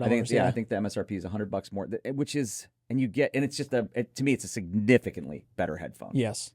So in terms of sound signature, the TH1 was like neutral, but on the like flatter neutral to me side for my tastes. This has richer neutral, and it is more articulate, more detailed as well. But I love that richness, and it's not. And again, I call it rich neutral. Not to me, it's not bass heavy, but you'll be able to tune it anyway. It images better, and I love the improved ANC as well. So everything about it's better for $100 more. And the build is better. Yep. The TH2 at CanJam, do not miss it. If you have a chance, try it wirelessly, of course, but also in its wired USB DAC mode. I would recommend. Now, I was the first of us to hear that headphone, it's the Moondrop Horizon. And as I handed it to you, I said, I think you're really going to like this headphone. You did. Was I right or wrong? You were right. Oh, good. And I also want to start by talking about the price real fast, because this is $200 US. And I think what you get for $200 is a very well rounded out package. I think it's fantastic. Oh my gosh, so good. Yeah. So the Moondrop Horizon, it is a 50 millimeter dynamic driver. That's a ULT dynamic driver, which is Moondrop's ultra linear technology. It has a titanium plated high rigidity polymer dome paired with a double layer liquid silica gel suspension diaphragm. The driver in this has been run through finite element analysis and has been optimized. They've optimized the magnetic circuit specifically, and that magnetic circuit has 1.85 Tesla of magnetic flux density, which I think is rather high. Yes, I remember back in the day when headphone companies first reached 1 Tesla magnetic flux density, and it was like a really big deal. Yeah, it is. So this one is a lot at 1.85. Absolutely. Yeah. The drivers are angled inside the headphone. I'll come back to that in a little bit here. And Moondrop says that it's a high sensitivity, low impedance headphone. So as I understand their information, they say it's 109 dB at 1 volt RMS. I think that's what they're showing. They're showing 109 slash VRMS. VRMS. Yeah. So I think that is probably 109 at 1 volt. Yeah, and it's a 32 ohm headphone. Yeah. The cable that it comes with is terminated in dual 3.5 millimeter connections on the headphone side and terminated with a swappable connection, which is surprising at $200 for 3.5 millimeter or 4.4 millimeter on the amp side.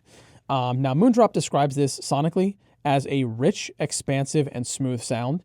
And when I listened to this, to me, the impression that I got was that it delivered a bit of everything. Yes. So I got a lot of detail, a lot of nice resolution up top. To me, that was kind of the star of the show here.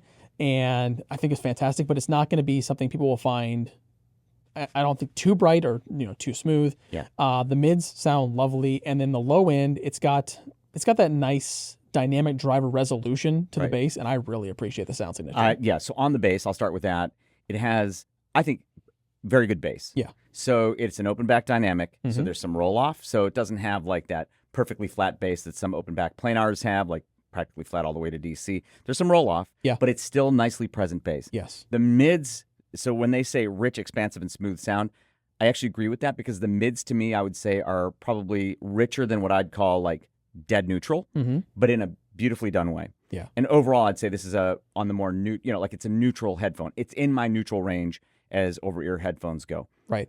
For $200, I think this is going to be a classic. So it depends kind of on how long the model lasts in That's the true. line. But I think this will go down as a classic headphone at $200. And, the other thing is for what they've delivered, I've not visited Moondrop yet. I would love to go to Moondrop's labs to see how they do what they do for the price, because I have to imagine it's impressive. One day I'm going to have to visit their labs. But the Moondrop Horizon, for me, that is a headphone at CanJam that you absolutely have to check out. So this planar magnetic headphone, which I quite like, is the Moondrop Para 2. Mm-hmm. Now, there is a Moondrop Para, as its name might suggest. Right. Neither of us has heard it. Yeah. So if you're looking for a comparison between the Para 2 and the Para, we can't help you because we've never heard it. We'll talk more about its sound shortly, but let's talk about what it is. Again, it's a planar magnetic headphone on each side, 100 millimeter planar diaphragm that's only 1.2 microns thick, so it's quite thin. Mm-hmm. Quite thin. High elastic pure silver etched circuit. N52 magnetic array that's optimized by finite element analysis. Yeah. I get the distinct impression that Moondrop's labs are exceedingly capable, by the way. I get the same. All right. Brushed stainless steel housing using a Bauhaus industrial design. It is a very cool look. Yeah, I love the way it looks. Yeah. So especially the grill. Mm-hmm. So if you were to take those ear cups off and then you handed them to me, I'd never seen this before. And you said, look what I found in my dad's or grandpa's rec room. Oh, yeah. And they're from 1978. Yep. I would totally believe you because of that grill. Charming. Yeah. I love the way they look. Sheepskin ear pads. Those sheep have very soft skin. That they do. Magnetically attached ear pads, which we both love. Yeah, I love any headphone that gives me a magnetic system because they're just so nice. Yes, easy to use. Yes. Easy to change. The cable is a 6N purity, single crystal copper. So that's 6/9 purity, single crystal copper. Dual 3.5 millimeter connectors on the ear side, 4.4 millimeter termination, but they include a 4.4 millimeter to 3.5 millimeter adapter. I love those kinds of adapters. Yeah. I usually swipe them and then take them with me because I use them in any number of places. And it's only $499.99, so that's $500. Right. All right, I'll say it. For $500, I think this headphone is quite fantastic. Mm-hmm. This is a wonderful planar magnetic headphone at that price. Now, again, I said we hadn't heard the Para, so we didn't have any comparison for that. Right. I can't believe I'm going to do this because it wasn't really an intentional thing. I just happened to be, at the time I was using these, I was also using the HIFIMAN Sozwara Unveiled. Oh, yeah. Which is like $8,000. Yeah, 16 times the price. 16 times the price. So I'm not saying that's the comparison anybody should do. Yeah. Because that is, the Sozwara Unveiled is like one of my high standards for resolution in a non-electrostatic headphone. Yeah. All right. And like you said, it's like 16 times the price, I think. Yeah. But that's what I had, so we're going with it. Sorry, guys. So how does it compare? All right. Of course, it's not as resolving. Mm-hmm. Like, it doesn't have quite the treble energy and the treble detail that the Sozwara Unveiled has, which is phenomenal, by the way. But still, if I wasn't dumb enough to be making this comparison and I was using these like independent of the Sozwara Unveiled, it's still very resolving. Yeah. Like, I find the treble very resolving. Now, there's not as much of it overall as like the Sozwara Unveiled, but I quite love the treble detail and presentation of it. I would almost call the treble smoother in that regard. All right. The mids, I would say, a touch rich to me. Like just a touch. Yeah. Like, there's a touch of richness to it. I like that. Right? I think it's just its overall tone balance, beautiful bass extension. I would call it, if I had to characterize it in a couple words, like smooth neutral. Yeah. For me. But I love it. So, $500? Yeah. Yeah, so I'm not going to be making these my new standard like the Sozwara Unveiled, but it is going to be one of my standards for its price at $500. And I just feel like right now Moondrop is firing on all cylinders. Like, they are just cranking out stuff that almost everything they make I love. And I'm just so impressed. And the Para 2 is no exception. Make sure at CanJam to check out the Moondrop Para 2. Civica is one of those companies that kind of throws out a wild card now and then. Yeah. Occasionally you get something that you're not quite sure what to expect. They're doing that again with the Robin Pro, and I want to mention that trait specifically because they've done that in the past with a few different models like the P2 Pro, which I believe, if I recall correctly, you were talking about the soundstage and a very unique vocal. Had a very unique soundstage that I actually enjoyed. Yeah. And I described the way it presented vocals almost as if it had a center channel, like very anchored vocals. Yeah, exactly. And I meant that positively, yeah. Yeah. So they do things that are not by the book, a bit unconventional at times, and they're doing that again with the Robin Pro. On this, they're doing it with the sound signature, but I'll get to that here in a little bit. So the headphone is a closed back headphone. Inside is a self-developed 50mm dynamic driver. That is it has a diaphragm that is crafted using a 5-layer composite process, and it's paired with a specially developed ultra-fine large black copper aluminum alloy voice coil, which is a long way to describe a voice coil. It has wooden ear cups, so we have the zebra wood version here, but there is also a beechwood version available, and I think that also has lighter accents as well in addition to the lighter wood. It has a protein leather headband here on the top. It has widened skin-friendly velour ear pads, so if you found previous ear pads from Civica a bit too narrow, these are wider. It has a woven detachable cable, oxygen-free copper inside, and they say that it significantly reduces microphonic noise and minimizes tangling, ensuring a smoother and more enjoyable listening experience. And anytime a cable has reduced tangling, I'm all for it. Same here. Yep. That's terminated in 3.5mm, and you get the 1/4-inch adapter in the box. It is a 32 ohm impedance headphone, and it's 289 grams, so it's not very heavy either. Very That's comfortable. Quite light. Yeah, I like that quite a bit. Now, Civica says that this headphone delivers powerful low frequencies, sweet and engaging vocals, and exceptionally clear, brilliant treble, reflecting a well-executed acoustic design. And that's where I want to go back to that trait from earlier, because, that's their description. I'm not going to say I agree 100% with it, but they're doing something very unique, very unorthodox, very not by the book. Yeah, it's not like a Harman Target for sure. So if you're looking for a Harman Target headphone, this ain't it. Yeah, or if you're looking for something like a V-shaped headphone or a studio reference headphone, this is not going to fall in any of your traditional, envelopes for sound signature. Right. So to me, this has kind of a smooth top and low end. I wouldn't call it, exceptionally energetic up top.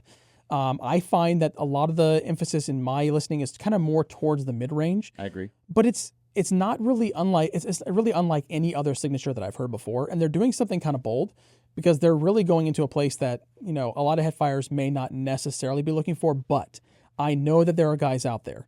Go to CanJam, leave the show, and they didn't find what they were looking for. They didn't find that perfect match.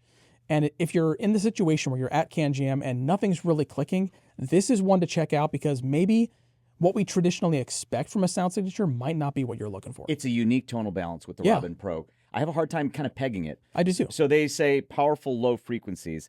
I actually don't know that I would use, that description, because I hear the bass. It's kind of on the lighter side to me. Yeah. Like you said, it's smoother but lighter.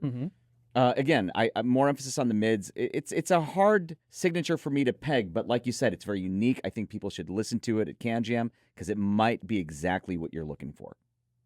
We are no strangers to Thieaudio around here. We've heard a number of their headphones and actually liked quite a few. And I'm happy that trend is continuing with this. This is the Thieaudio Egret. Now, the Egret is an open back headphone with a 98 by 84mm planar magnetic driver. It has a nanoscale composite diaphragm with EB evaporated deposition coated circuits. The cups are made from black walnut wood. I think it's a very lovely shade. I think they did an exceptional job on the cups. Beautiful wood. Yeah. And it has egret inspired metal mesh.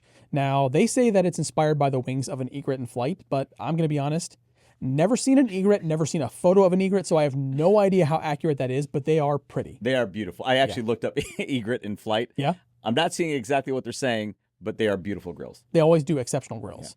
It has CNC machined aviation aluminum components and an anodized gunmetal finish, and I love the look of gunmetal, so that's always a nice touch for me. It has a lamb leather headband and hybrid angled ear pads. They are made with lamb leather and velour. They're quite comfortable, I'll be honest. They are. Now, here's something interesting. It has a triple composite cable made with Furukawa OFC, which is oxygen-free copper, silver-plated copper, and enameled gold-plated copper conductors. I don't think I've heard quite that combination before, so that's unique.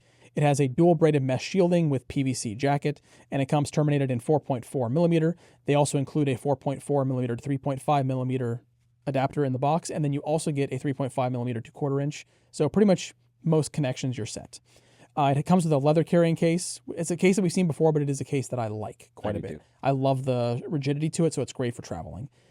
24 ohm impedance, 443 grams.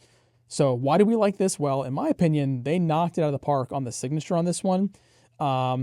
It's got like a nice studio sound. It does. But it's a fun studio, and I like it a lot. So I first heard the Egret at PotaFest 2025, their winter show. Yeah. And made great first impressions. Now that I've had time to listen to it with a lot of my music, yeah, even better than the first impressions.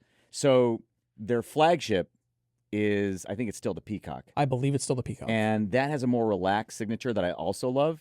This is definitely more neutral. Yeah. Like, this is a little bit more lively sounding than the more relaxed Peacock to my ears. Yep. I actually can't decide which I prefer because it's a kind of a mood thing. I'm glad that we have both now. Right. But that is a more neutral sound, beautiful extended bass, just a great balanced presentation. Again, a little more lively for sure than the Peacock in a way that I think a lot of people are going to find positive. I think that's probably going to have wider appeal than the Peacock. It might. I think for many it will be the favorite of Sendy's headphones. Probably for you it is. Oh, it definitely is for me. Yeah, because I tend to prefer a more relaxed signature sometimes. So I don't know which one I prefer, but I do love the signature of that. That is easily one of my two favorite headphones from them, unquestionably. The list of full-size headphones that you'll find at CanJam Dubai continues. Spirit Torino will be joining us at the show, and they'll be featuring their ultra-premium Valkyria and Pulsar models. Those of you looking for electrostatic headphones will find the RR1 Conquest at the Culdus Research exhibit. You'll also find electrostatic headphones from Stax, like the SRX 9000 flagship, at Dubai Audio.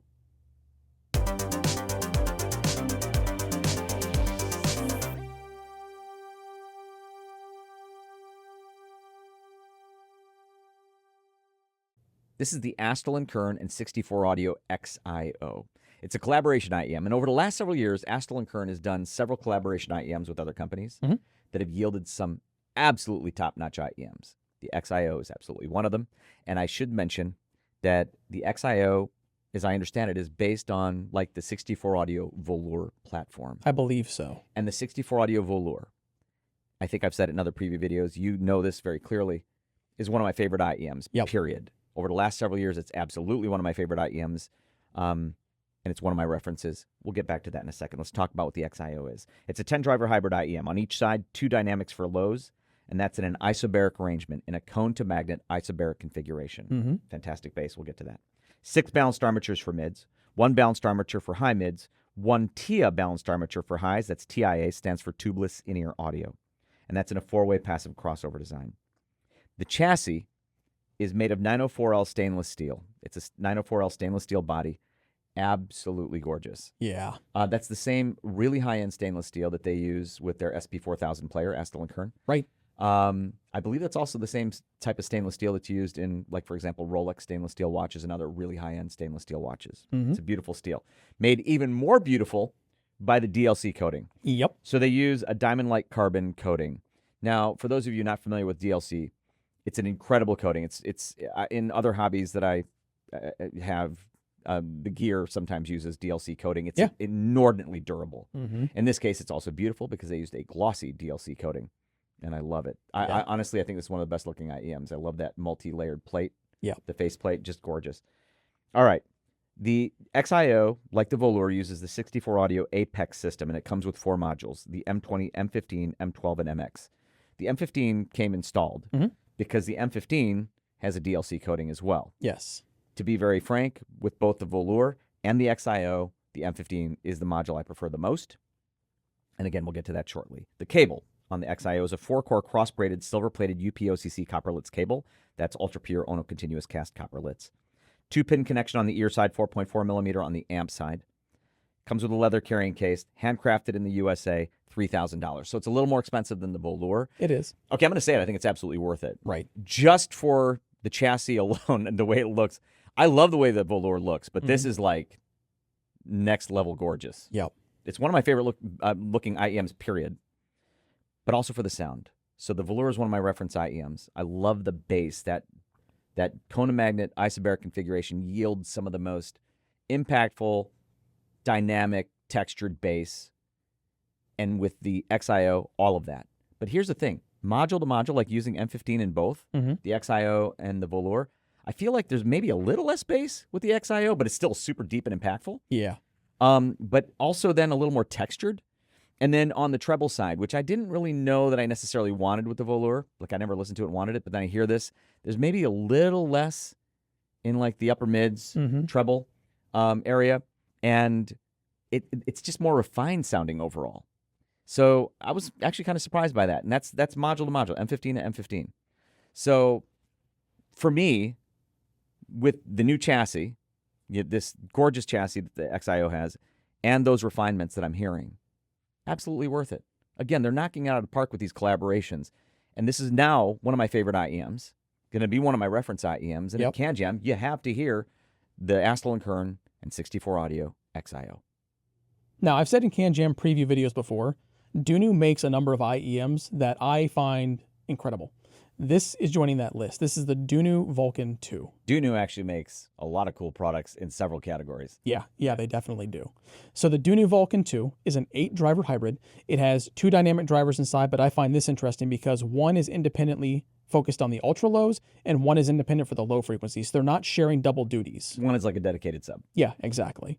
It has 6 balanced armatures, and 2 of those are custom Knowles BAs for the mid-range, and 4 are custom Knowles BAs for the highs and ultra highs.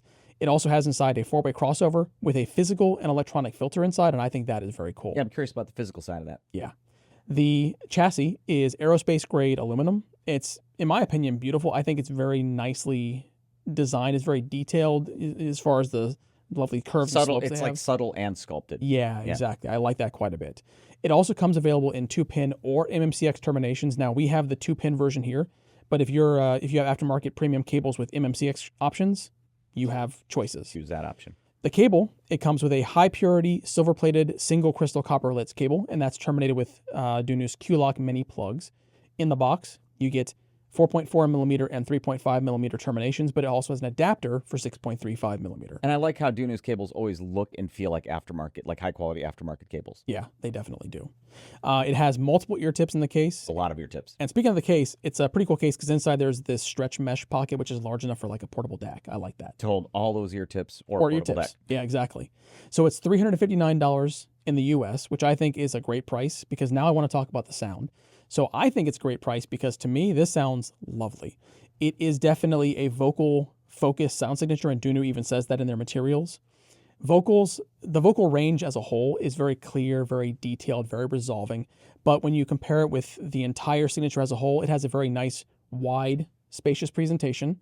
And I love the treble detail. It's very nice in this. I agree. And then the bass, to me, to my ears, is a little emphasized. However, people like you're going to find it more neutral, I imagine. Yeah, I do. But it's very well done. Overall, the whole package is so nice. I was just tapping my toes right from the first song. All right, so how I perceive the tonal balance, Brian and I have different tastes, but I agree with you 100%. There seems to be a focus on vocal clarity. Yes. Done beautifully, by the way. Mm-hmm. So beautiful vocal clarity. Bass, to me, is definitely on my kind of like, I would say it's perceived flat. Right. It's emphasized only to the extent that it has really nice extension. Mm-hmm. But I find it's level to be perceived flat to my ears. That said, the overall balance to me is lovely. I think it's going to be a very popular IEM at the price. I have no doubt. And I love the vocal clarity and the wide sound stage. Yeah, so at CanJam, when you get the chance to audition this, definitely do because you'll find out why it's joining my list of DUNU favorites. Dr.Head is one of our CanJam Dubai event sponsors, and we'd like to take a moment to say thank you to Dr.Head for helping make CanJam Dubai possible this year. Dr.Head will have a massive number of IEMs on hand for you to audition, including popular releases from 64 Audio, Campfire Audio, Noble Audio, and many more. Here's our take on just a few of the IEMs you'll find at Dr.Head's exhibit. This is the 64 Audio Velour, and this is one of my reference IEMs. I've talked about it before, and it will be at CanJam SoCal. So much is it one of my reference IEMs that I just noticed I have aftermarket cables on it. Oh, that's true. When we have aftermarket cables come through here to test, one of the first IEMs I grab is one of my references, which is the Velour. So the Velour is a 10-driver hybrid IEM on each side, 2 custom 9mm dynamic drivers, and those 2 drivers are in a cone-to-magnet isobaric driver configuration. It also has 8 balanced armatures, and all of that's in a 4-way crossover design. And one of the things that I love about the Velour, there's so much to love about it, but the bass. So textured, so detailed, and so impactful that bass is because of that isobaric configuration. I love that about it, and I love the entire balance of it. Now, the thing about that also is you can tune that bass. You can have more, you can have less. I choose the M15 module. There are Apex modules that it comes with, and you can tune the bass with those. The Velour I also want to mention is, I believe, also the basis for another beautiful IEM that you want to check out at CanJam SoCal, a collaboration between 64 Audio and Astell&Kern called the XIO. Right. Stunning IEM as well. So make sure at CanJam SoCal to check out the Velour and the XIO if you want to hear just reference IEMs for me. At CanJam SoCal 2024, there were a lot of product launches. Mm-hmm. And among the few standouts was unquestionably this. This is the Campfire Audio Clara. Yes. This IEM was developed, of course, by Campfire Audio, but with musician Alessandro Cortini. Mm-hmm. And it coincided with the launch of an album of his called Nati Infiniti. Wonderful album, by the way. But you might know him more from his work with Nine Inch Nails. He's a core member of Nine Inch Nails, a multi-instrumentalist with Nine Inch Nails. And I'm a huge Nine Inch Nails fan. I was actually at their first album's tour. The Detroit stop opened up by Meat Beat Manifesto. And that was years before Alessandro joined the band. Anyway, big Nine Inch Nails fan. So they developed this, and Alessandro was so excited about having people hear this for the first time because he was very happy with the results. So I wanted to hear it for sure at the show. Mm-hmm. Now, Ken Ball from Campfire Audio had this to say about it. He said, "This model is, in my opinion, the best hybrid we have ever made, but I'll let Alessandro talk about the sound and voicing when that time comes since he guided me on its development. We are doing an initial small run of the clear blue 3D printed hand lacquered shell with stainless steel matte black PVD lid, MMCX ring, and tip parts." That's the one you're holding. Yep. The clear blue shell is ongoing, while we will also offer a limited run of 50 sets of it and a 3D printed titanium alloy solid monolithic shell, which is what I'm holding. Right. I love titanium everything, and so I had to get one of the pairs of the 50. Yep. And so I ordered these right when I found out about them. Well, after I heard them. Yeah. And this pair's mine. So let's talk about what it is. Ken said it's a hybrid. It uses a 10 millimeter biocellulose dual neomagnet dynamic driver, Knowles dual diaphragm mid BA, and Knowles dual high frequency tweeter. It uses the TAEC resonator on the high driver that's tuned acoustic expansion chamber and tuned mid acoustic front acoustic bore. Right. Now, in terms of how it sounds, I would say first of all, the first thing I noticed about it was the imaging. Yeah. It images quite wide, and it's a lovely, coherent, wide image. That was literally the first thing I noticed about it when I started one of my test tracks. And, of course, it doesn't image out of head. You need DSP pretty much to get it out of your head. But as IEMs go, it's a nice, wide, coherent image. I love the way everything's staged. Mm-hmm. In terms of tonal balance, I would call it on the rich side of my neutral range for sure. Yeah. Love the bass emphasis. Very tastefully applied, very impactful.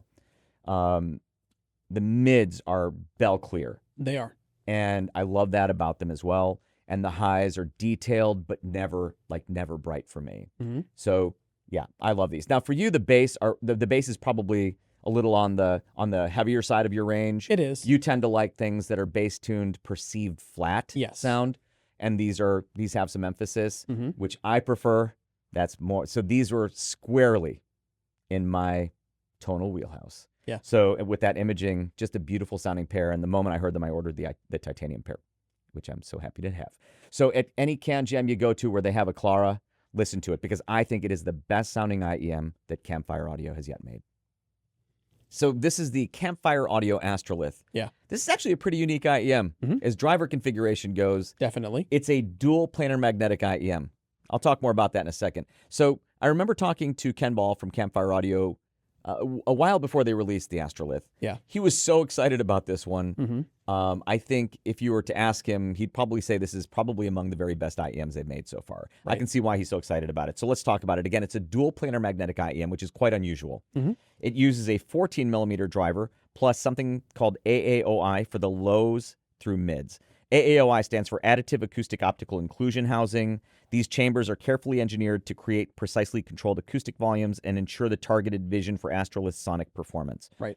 It also uses a 6 millimeter driver plus PPR for the highs. PPR stands for Particle Phase Resonator. Campfire's PPR smooths and tempers the 6 millimeter driver while still allowing it to shine and do what it does best, create lightning fast transients, resolution, and top-end detail. And that it definitely has. It does that. So it's, as far as the chassis goes, it's a 3D printed acrylic body with a mirror finished stainless steel faceplate. Actually, it's a lovely looking piece. It definitely is. All right, so now let's talk about the sound. So when they released the Astrolith, Campfire Audio also released a measurement. Now the thing is, I don't know what measurement fixture they used for that measurement, but that measurement, at least to me, doesn't look like what I'm hearing. Right. For whatever that's worth. And I haven't measured it yet, so I don't know what my measurement will look like and if it'll look like what I'm hearing. But it doesn't sound to me like their measurement looks. The tonal balance of the Astrolith, to me, it's on the rich side for sure. I mean, would you agree with that? I do. smooth sounding overall, but it Yes. has this like a sparkle to it, a sparkly detail to it. That, I mean, I'm guessing that's a 6mm driver. Mhm. And I really love that combination. Yeah. Because it's like a non-fatiguing overall signature, and it's super easy to listen to, but that sparkly detail is a lovely thing with it. Yeah, there's no edge to it. It doesn't really pierce or anything like that, Right. but it is sparkly. I agree. So that I dig. So that said, for this type of tonal bounce, there's a surprising amount of detail coming through, but yet it's, again, easy to listen to. So for me, I can understand why Ken Ball was so excited about the Astrolith. I do love that they're doing something different with this dual planar magnetic design. Yeah. And the Astrolith is a can't miss IEM. So Noble Audio is bringing the Prestige back to the stage because this is the Noble Audio Focus Prestige Encore. And for those that have heard the Prestige before, I believe it used to be their flagship, and this is taking those reins once again. So the Focus Prestige Encore is a 4-driver tribrid true wireless system.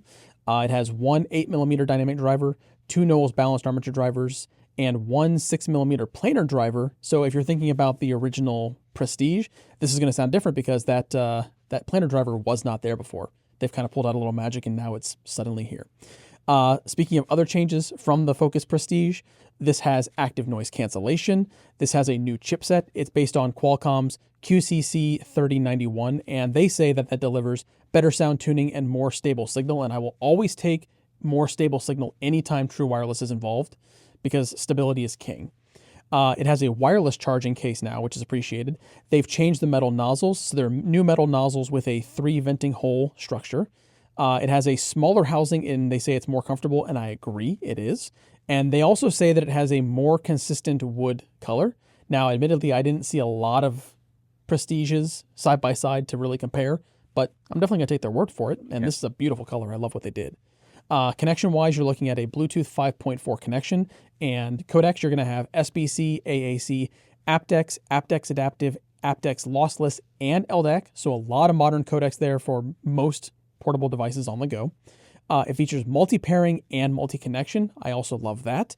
And it supports Bluetooth Low Energy. Now, battery life, this is another place that it's improved. We have up to 7 hours with ANC or 10 hours of runtime without, and the charging case has 2.5 times full charge. So when you're thinking about without ANC, you get a maximum runtime of 35 hours, which is plenty in, without needing to stop back at the charging station and juice up. You will also get 2 hours of playback with about 10 minutes for a quick charge. You also get EQ functionality via the Noble Audio Focus app, and you and I were both playing around with the EQ settings. Obviously, we're going to have our own preferences. I actually ended up doing a custom EQ setting for this one, and once I popped in my custom, I like this quite a bit. It's $699 USD, so it's a little more expensive than the original Focus Prestige. However, I think it's worth it. So the addition of ANC is already a benefit. It also has transparency mode, and you can turn off both. I've mainly been listening to it with the ANC turned on. I'm not noticing any difference between swapping back and forth ANC on or off, and that's appreciated. It also does have touch controls. I want to mention that, so you can pause and play without messing with your phone. But sonically, once I had to bring down the bass a little bit, probably no surprise to a lot of people out there. However, once I did that, oh, this is lovely. There's a lot of great detail going on, a lot of resolution and clarity, bring out a little bit of just that bass presence, and I was very much enjoying this. This is something that I could pop into my ears, go out and about, and enjoy on the road. I'm actually curious to try it on a plane because the ANC here canceled out all the fan noise that we have inside the office, so I'm impressed. Yes, I am too. So I would say, from the default signature, you actually took bass out? Yeah, the default standard, I actually took out a little bass, like the 250 hertz down range. Oh my gosh. Anyway, so we have a difference in bass preference. I enjoyed the default. These are unquestionably reference, as true wireless goes, absolutely reference true wireless. Absolutely, yes. Yes, these are fantastic. So at CanJam, I would definitely make sure to audition these, even if you didn't know that you were interested in wireless, because it's so convenient to get that kind of sound in true wireless. In 2024, Noble Audio released what we both agreed was the best IEM they've ever made. Yep. It was the Noble Audio Chronicle. They only made like 118 of them. Yeah, very exclusive. Very exclusive. They were to celebrate the 10th anniversary of Noble. Yep. This is one of the IEMs that's kind of rare for us. we fully agreed on it. Yes. Like this was one of the IEMs we both loved immensely. Well, this IEM, the reason I'm talking about the Chronicles, because I want to talk about this one, which is the Kronos. This is the Noble Audio Kronos. This will be at CanJam. The Chronicles are gone, people. Yeah. But the Kronos is here, and it will be at CanJam. And they say the Kronos is inspired by the limited edition Chronicle that commemorated Noble Audio's 10th anniversary. Kronos marks a bold new chapter in the evolution of the flagship line. I think that phrase "inspired by" is underselling what this is. Yeah, no kidding. Yeah. It sounds like the Chronicle. Yes. They even say the same internal components as the Chronicle. I'm going to say it sounds like a Chronicle. Yep. Looks different, Mhm. but it sounds like a Chronicle, which is a fantastic thing. Oh, yeah. So let's talk about what it is for those not familiar with the Chronicle. It is a 9-driver quadbird IEM. So on each side, 2 dynamic drivers for the lows, and that's one 10-millimeter dynamic driver and one 7-millimeter dynamic driver. 4 balanced armatures, 2 Knowles balanced armatures for mids, 2 Knowles balanced armatures for the highs, 2 Sonian ESTs, electrostatic tweeters, for the ultra highs, 1 dual membrane bone conduction driver. Mm-hmm. And all of that is tied together seamlessly with a 6-way crossover. We'll get to the sound in a second because I absolutely have to talk about it. Machined titanium shell is gorgeous. Stunning. Yeah, so the Chronicle had a very unique shell. It was like, I think it was entirely made of a... That was drool-inducing. Yeah, that was like all titanium Yeah. Damascus. This has titanium Damascus faceplates. Mhm. But it uses this machined titanium shell. I've seen a sneak preview of your photographs of these, which Yeah. we're probably showing now. The facets on the inside are incredible. The machining is so nice. It's so beautiful. There's not a bad angle on these. Those facets are so precisely and beautifully and sharply cut. Yeah. I love them. I love the way these look too. So these are still stunning looking to me. Hand assembled and matched. Mm-hmm. The cable is also gorgeous. It's a 4N pure silver cable. That's 4 nines pure silver. And then silver plated 6N OCC copper. So that's 6 nines Ono continuous cast copper. And palladium plated 4N pure silver. Yeah. 2 pin connectors on the earpiece side, and then 4.4 millimeter termination. And these are $4,500. Mhm. So these are less expensive by a margin Significantly, than yeah. I remember the Chronicle being. Mm-hmm. And you're getting Chronicle sound. Yes. I'll say it again. This is the best sounding IEM. So these and the Chronicle, they sound the same to me, are the best sounding Noble IEMs I've heard. I think they're fantastic flagship IEMs. So Yes. what's the signature like? These are definitely for me on the neutral side. Mm-hmm. These are like neutral reference flagship monitors to my ears. Yeah. But there's a catch, and it's a nice catch. It's that the treble is on the higher side of my preferences, Not mine. not yours.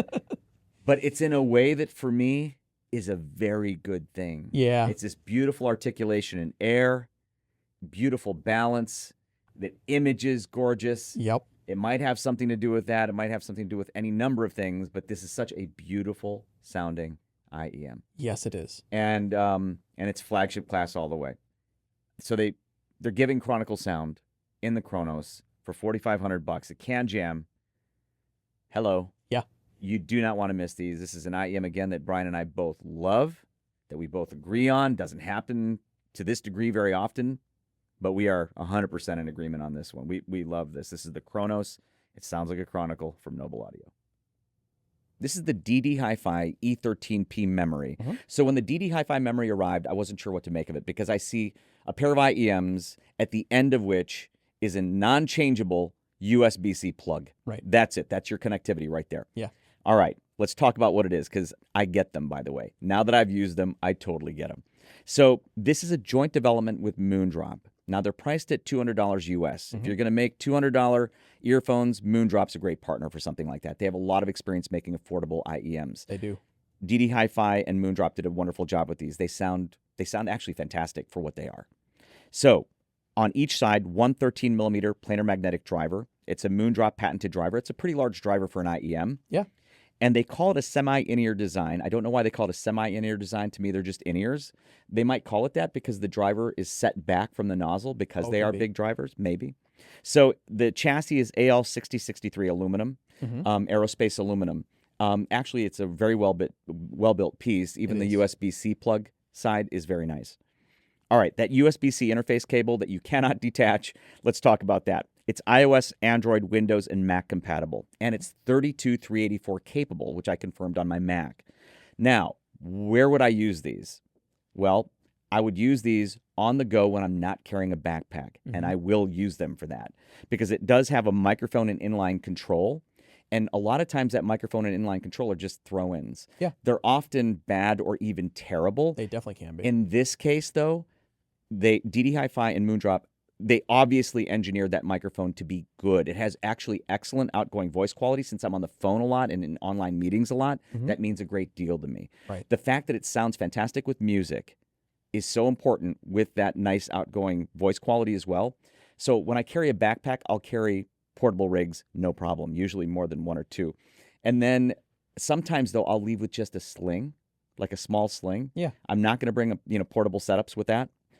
But I will always have my phones, and I have two phones. I carry an Android phone with me everywhere I go and an Apple phone. Both have USB-C jacks. Bring these, plug them in, and I can listen to music. I can talk on the phone, and the sound quality is excellent. It's high-res capable. I think a lot of headfiers are going to get these once they try them. So at CanJam, if you have a chance to try the ddHiFi memory, do not miss that chance. This is the ddHiFi E14D Surface, which we'll just call the Surface from here on out. Yeah. Prior to the Surface, had you heard any other ddHiFi IEM? Not IEMs. I had experience with their accessories and DACs, but not in-ears. Yeah, same here. So I wasn't sure what to expect. Yeah, me neither. I would say I was very, very happily surprised. I was surprised. So I enjoyed these a lot. So this is a joint development with Moondrop. Now the price is $300 USD, around $300 USD. If you're going to do a joint development with a company in that price range, I can think of a few companies that would be better suited than Moondrop. Yeah. So it's a 5-driver hybrid design with 1 dynamic driver, I'm guessing for the bass. That's a proprietary Moondrop driver, by the way. And then 4 balanced armatures in a 3-way crossover design. Right. That's also a proprietary Moondrop design. They describe the signature as the tuning offers a calm and comfortable listening experience. I can agree. I agree too. So let's go to my listening notes. The Surface's bass is very tastefully lifted, a bit over perceived flat to my ears. I would say, because you like it generally flatter than I do, that you would just say it's lifted. I would just call it lifted, yeah. Right. The Surface's mid-range has a nice tonality with more resolution there than I'd expect at its price. Agreed. The treble is on the smoother side, but still with nice treble detail. This is not an incisive sounding IEM in the treble, but I'd rather err on that side than too much treble. Yeah, I personally wouldn't complain about a little bit more, but I tend to like mine a little more aggressive in the treble area in a way. Brian's preference is generally brighter than I like it. Yeah. But I'd still call this a smoother sounding treble and consistent with what they said, a calm and comfortable listening experience. So anyways, having listened to this, I thought it would do very well on the Head Acoustics MDAX metric, multidimensional audio quality score. We've done videos about it, but I'm going to read a quick description from Sound Guy's website. I like how they describe MDAX. MDAX is instrumental evaluation, modeling the sound quality perception of groups of real listeners. Sound quality scores produced by a virtual panel of listeners. So we ran it on MDAX in the lab. Here's how it scored. Mean opinion score, timbre, that includes frequency response, spectral flux, and other things, 4.9 out of 5. Nice. Yeah. Mean opinion score immersiveness, 4.4 out of 5. All right. I do like the way it images, by the way. Mean opinion score distortion, 4.6. And the overall mean opinion score for MDAX, 4.9 out of 5. Yeah. So this has scored as well or better than just about any IEM we've measured in quite some time. And that was very impressive. And I wasn't really surprised, actually. No. And for $300 US, I think the ddHiFi Surface is a can't miss at CanJam. Now, one thing that I do want to mention is that we've been listening to the Surface pretty much exclusively with ddHiFi's upgrade cable ever since it arrived. Yeah. So this is called the NixNet. Now, the NixNet comes in a couple different versions. I'll talk about those in a minute. But what they share in common is a 25.4 gauge design. Inside, you'll find high purity OCC Type 2 LITS cabling, and the fittings on those are made out of a titanium alloy. It has a high-density nylon braided mesh sleeve, which we have here showing it's like a desert color. Yeah. It's a very supple feeling cable in the hand. I love the way it feels. I do too. Very comfortable. And then it also has a interchangeable connector system. Now, one of the cool things about that is that was designed in collaboration with Elitech. And it comes with MMCX and 2-pin, but there are 3 2-pin versions. One comes pre-installed and you get 2 more. So whether you have a recessed 2-pin connection or different size 2-pin connectors, you're pretty much covered completely with this cable. I love that option. I do too. It even has a little bit of a little handheld tool to make the swapping a little bit easier. And those two versions I talked about. So the main difference here is going to be on the 4.4 millimeter side. Both are terminated in 4.4. The standard version comes with a ddHiFi connector that is a titanium alloy gold-plated plug, and that's $399.99 for the cable US. Now, the one we have attached and the one we've been using the whole time is the Pentacon connector. It's a little more expensive. It's $449.99 US, but that has Pentacon's gold-plated OFC plug, and I very much like Pentacon hardware. So do I. So when both arrived, I'm reaching for the Pentacon. And when you think about our listening experience with the Surface and this cable, honestly, I imagine a lot of people will be picking them up together, so definitely check them both out at CanJam. I agree completely. All right, this is a very cool collaboration IEM. Yeah, it is. This is the FATfreq and EffectAudio Grand Maestro Anniversary Founders Edition. Yeah, probably the longest IEM name in the world. It is probably the longest IEM name in the world. So, again, a collaboration obviously between FATfreq and EffectAudio. Yep. And as you'd expect in a collaboration between FATfreq and EffectAudio, again, it's a very cool IEM. Yeah. It's excellent, actually.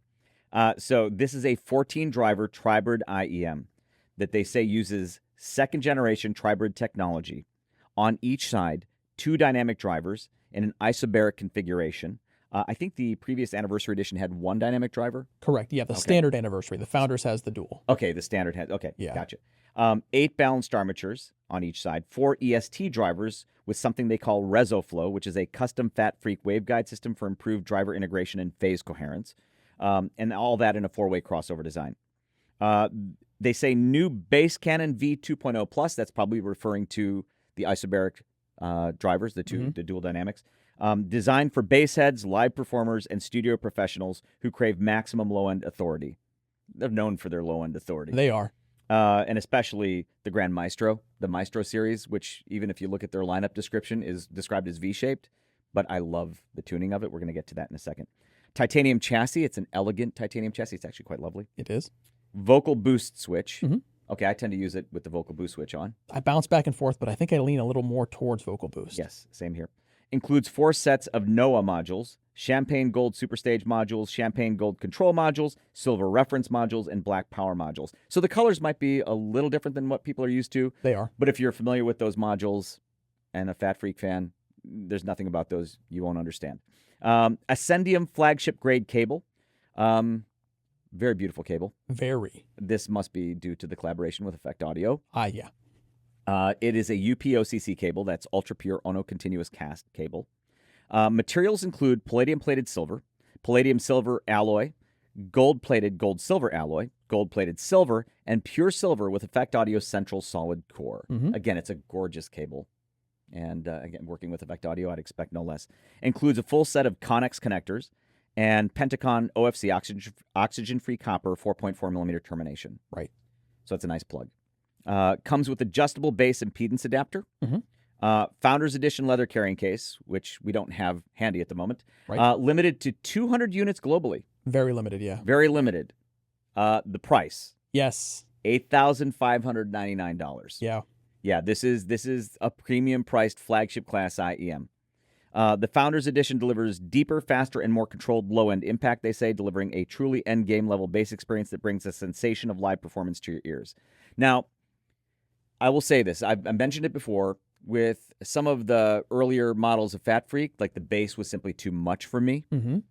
This is still, obviously, unabashedly, a bass-emphasized IEM. It definitely is. But for some reason, it works for me, especially with the Superstage modules. I do like the Superstage modules. It does some really cool stuff with the soundstage. It does. It's a nice wide soundstage. Yes. And that's, to me, for as bassy as it is, mm-hmm.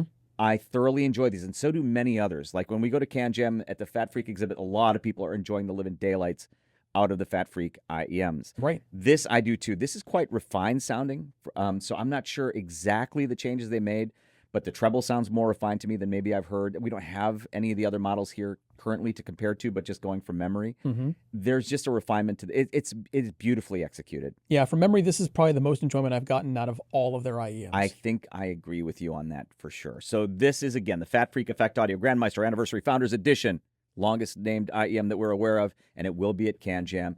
You will want to make sure to audition this. It is so good. We've been to a lot of CanJams. Sure. We've talked before about that rare occurrence where we go to a CanJam, we see a company we've never even heard of, sit down, listen to their stuff, and get blown away. Right. Yep. Positively. Yeah.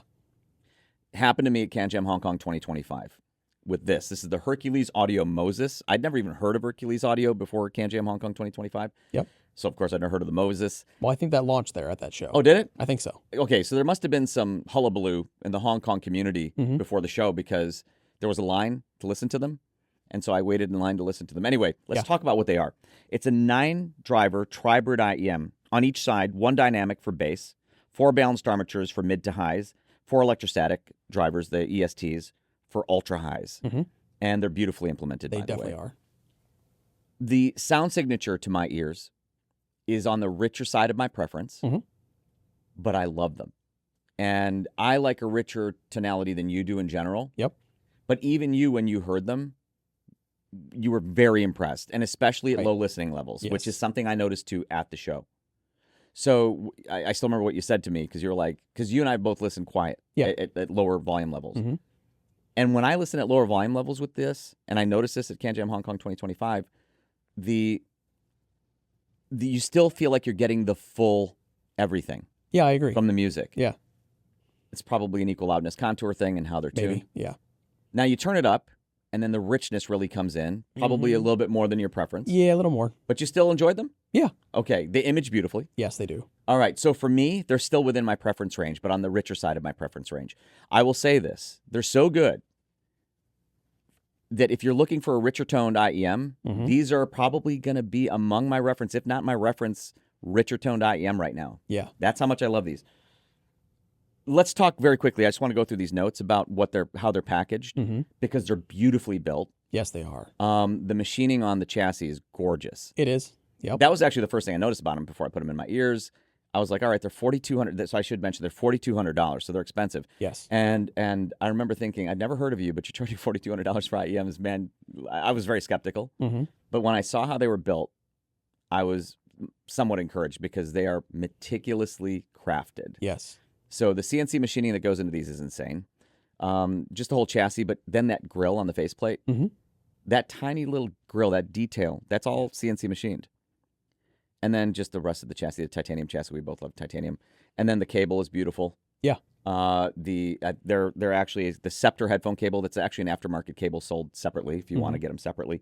It's a 22 gauge 5N Ono continuous cast pure silver cable. All right, with the fixtures on it, beautifully machined again. When I heard this, I decided this is probably going to score very well with MDAX. Oh, I bet. So that's Head Acoustics multi-dimensional audio quality score metric. It's kind of a virtual panel, if you will. I ran it through MDAX. I think it has the best overall score that we've seen from an IEM so far. Really? Yeah. So mean opinion score overall, let's start with its overall score, 4.9 out of 5. Dang, nice. We've seen that before, but when you look at the individual metrics, I think this score's higher. So mean opinion score timbre, 4.9 out of 5. So timbre includes frequency response, spectral flux, and other things. Mean opinion score immersiveness, 4.6 out of 5. Among the highest we've seen. Mean opinion score distortion, 4.4 out of 5. Again, very all high. High, yeah. Yeah. So, again, overall score, 4.9 out of 5. I am not surprised. Yeah. The Hercules Audio Moses, again, for me, I think is going to be one of my references, if not my reference, for richer sounding IEMs and a CanJam. If that's the kind of sound signature you look for, even if you don't, and especially if you listen at lower listening levels, right, you must hear the Hercules Audio Moses. Hercules Audio, no doubt, has another hit on its hands with the Hercules Audio Noah. Yep. This is a lot less expensive than their flagship. Right. And I mentioned the two in the same breath because, as I've said before, the Moses, which is a lot more expensive, isn't merely, its frequency response isn't merely an inspiration for the Noah. I have no doubt it's actually the frequency response target for the Noah. And so it comes closer to the Moses than it should. It's $380. Right. The Moses is most certainly not $380. It's a flagship, and it is flagship priced. To be clear, you're getting a better IEM, a more resolving IEM. I'm going to get to that in a minute. Let's talk about what this is. The Hercules Audio Noah is a 4-driver hybrid design. On each side, one 9mm solid silicone dynamic driver, two Knowles balanced armatures for mids, one Knowles balanced armature for highs, and a 3-way crossover design. All metal aluminum alloy housing for the price of $380. It's actually beautifully constructed. Yeah, it is. Hercules Audio Noah cable. It's called the ARC. Yeah, it's aptly named. Aptly. So the cable is Noah's Ark. It's a 22-gauge design, 4-wire design, silver-plated copper alloy, silver-plated foil-wrapped copper alloy with oil-immersed treatment, and Pentacon ear connections. And again, all of this for $380. And it captures the spirit of the Moses for $380. Now, what doesn't it capture? The resolution. Sure. Just the overall presentation of the Moses is better. There's a reason that even amongst those who love the highest end IEMs, the Moses is up there. But these, if you just can't make that stretch for $380, right? This is the closest you'll get for anywhere near that price. Yeah. I think it's one of the best values right now in IEMs, in HeadFi, and at CanJam. It's going to unquestionably be a huge hit, and deservedly so. This is the Craft Ears and Elise Audio Omnium TI. It's a collaboration IEM, of course, between Craft Ears and Elise Audio. Right. And this is an IEM that I very much recommend you audition at CanJam. I really enjoy these. So this is a 7-driver tri-bird IEM. On each side, one 9.2 millimeter dynamic driver, one 10 millimeter planar driver, 5 balanced armature drivers in a 1 mid-high, 2 high, 2 super high configuration, and they're using a 6-way crossover. It uses what they call a tubeless design with custom-tuned acoustic chambers and resonators. It's an interesting design. And they incorporate something they call SES 3.0 Space Expand System is what that stands for, which they say guarantees a wide soundstage. We'll get back to that. Yeah. It has an ergonomic 3D printed resin shell, CNC titanium finish, Brazilian lacewood faceplate inserts, and it is beautiful. Now, we do have the launch edition here. Yeah. And the launch edition is limited to 30 units. And special accessories with the launch edition: Palantir cable, which is gold-plated silver, and silver copper alloy, double shielded, 2-pin connectors on the ear side, and 4.4 millimeter termination. And it comes with an impedance adapter, which we'll also get to in just a minute. Now, I believe it's the launch edition, right? That's $2,999. Yeah. Okay, so it's $3,000 for the launch edition. Again, limited to 30, if there are even any left by the time we put this video out. And now let's talk about the sound, because I very much enjoyed these. Now, the Craft Ears and Elise Audio Omnium TI, to me, is on the rich side of my preferences. Right. And I tend to like them richer than you do. But yet we both enjoyed it. Yeah. So how is it that we had this rich-sounding IEM that you enjoyed? Maybe it was the soundstage. Maybe it was... I think that helped. Yeah, and its overall resolving ability. I quite enjoyed these. Now, I want to say something. So it's on the richer side. It's tonality to my ears. And we're going to talk about the soundstage in a second. But this impedance adapter actually made it sound even richer. Yes. Now, to my ears, I preferred it without this. So did I. Okay, so you did too. So, hey, something we agree on, Brian. Yeah. So we both preferred it without it. But it's worth listening to. I think some people will prefer it with. Oh, absolutely. Because it gives it, to my ears, a little more richness. It gave it a little bit more richness down low to me. But that's just me. Kind of smoothed out the signature. Yes. Which I didn't think it needed. So anyway, I prefer it without. You prefer it without. So they specifically mentioned this SES 3.0, the Space Expand System, guarantees a wide soundstage. So I wanted to run it with Head Acoustic's multi-dimensional audio quality score, MDAX, to see how it would do. And I was most interested to see how it did in the mean opinion score for immersiveness. Yes. So it turns out it had one of the highest scores we've ever seen, if not the highest, for immersiveness at 4.8 out of 5. Overall score, by the way, was 4.8, and the mean opinion score timbre was 4.9. It scored extremely well. Yeah. But that immersiveness score was probably one of the highest, if not the highest, we've seen. So there you go, guys. Some validation for your SES 3.0, and I also am hearing beautiful imaging with them. Anyway, the Craft Ears and Elise Audio Omnium TI is obviously a premium, like a flagship class IEM that you all need to check out at CanJam. Now, while Elise Audio's collaboration IEM with Craft Ears is outstanding, Elise Audio is also known for selling many of the best IEMs in the world by many other manufacturers, and you can expect Elise to be showing an incredible high-end IEM collection at CanJam Dubai. I specifically wanted to mention a few top IEM makers at Elise that you'll definitely want to hear: Nightjar Acoustics, Symphonium Audio, and Subtonic. Each of those companies makes IEMs I love. Subtonic in particular makes what is perhaps the most highly regarded flagship IEM of the last several years with their Subtonic Storm, which is one of the best IEMs I've ever heard. Anyway, at CanJam Dubai with Elise Audio, make sure not to miss Nightjar Acoustics, Symphonium Audio, and Subtonic. This is the FATaudio Labs E1000. So this one is a pre-production unit because we got contacted from this new company, FATaudio Labs. They asked us if we wanted to hear their IEM. Now, I get very excited when this happens, but I also know to kind of have a measured excitement. Right. A lot of times with newer companies, we get disappointed like with the very first thing they release. It happens from time to time that we get something that we listen to from a new company and we totally dig it. Yeah. And in this case, we both totally dig it. So thank you, FATaudio Labs, for contacting us because we dig it. And they'll be at CanJam. Yeah. Anyway, so they're starting off with a bang here. So they say the FATaudio Labs E1000, which again, this is a pre-production unit, is the founding flagship. So I'm not sure if that means they're going to start with this and then move down line. I know of one other that's coming down the road. We'll talk about that actually briefly in a moment. Okay, gotcha. So they say that the FATaudio Labs E1000 introduces the concept of passive desktop speakers into IEM design. Specifically, there's a single 10.2 millimeter full-range dynamic driver on each side, and that driver is inside an acoustic chamber. It's a double-sided titanium-coated diaphragm that they use magnetron sputtering process on. Yeah, and there's an interesting detail about that is they say that it has more than 80 layers of titanium coating. And when you think about it, it's a 10.2 millimeter diaphragm. That's kind of crazy when you have 80 layers of titanium. I want to see like a cross-section of that. I would like to see the driver myself, Yeah. but I don't think they'd appreciate it if I took these apart to Probably get not. to. But double-sided titanium coated, does that mean that both sides are coated? Yeah. I think that's what it means. Tesla magnetic system. They say it's a patented design with dual neodymium magnets that generate a 9,000 Gauss magnetic field and a triple-layer magnetic guidance system. All of that in these titanium alloy shells, which are actually quite lovely, kind of industrial looking. Yeah, they're nice. Yeah, I like that design. And the cable is a 4-core oxygen-free copper, 1.5 meters long. So the sound, let's get to the sound. So the sound for me, which we actually both dig, Right. is I perceive, starting with the bass, I perceive the bass as more what I would describe as perceived neutral. Yeah, the bass is pretty much square where I want it. Perceived flat. Yes, and I thought you'd like that. But the extension's there. Yeah, it is. And so it hits nice and low, Yes. but it is not emphasized.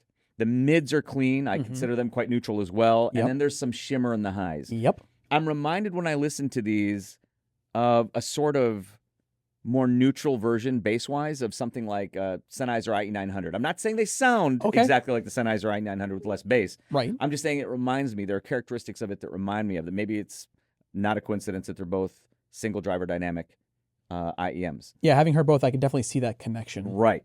But and it images beautifully. Yep. This is a lovely IEM. I can't believe it's their first. Now, as I understand it, there's experience on the team.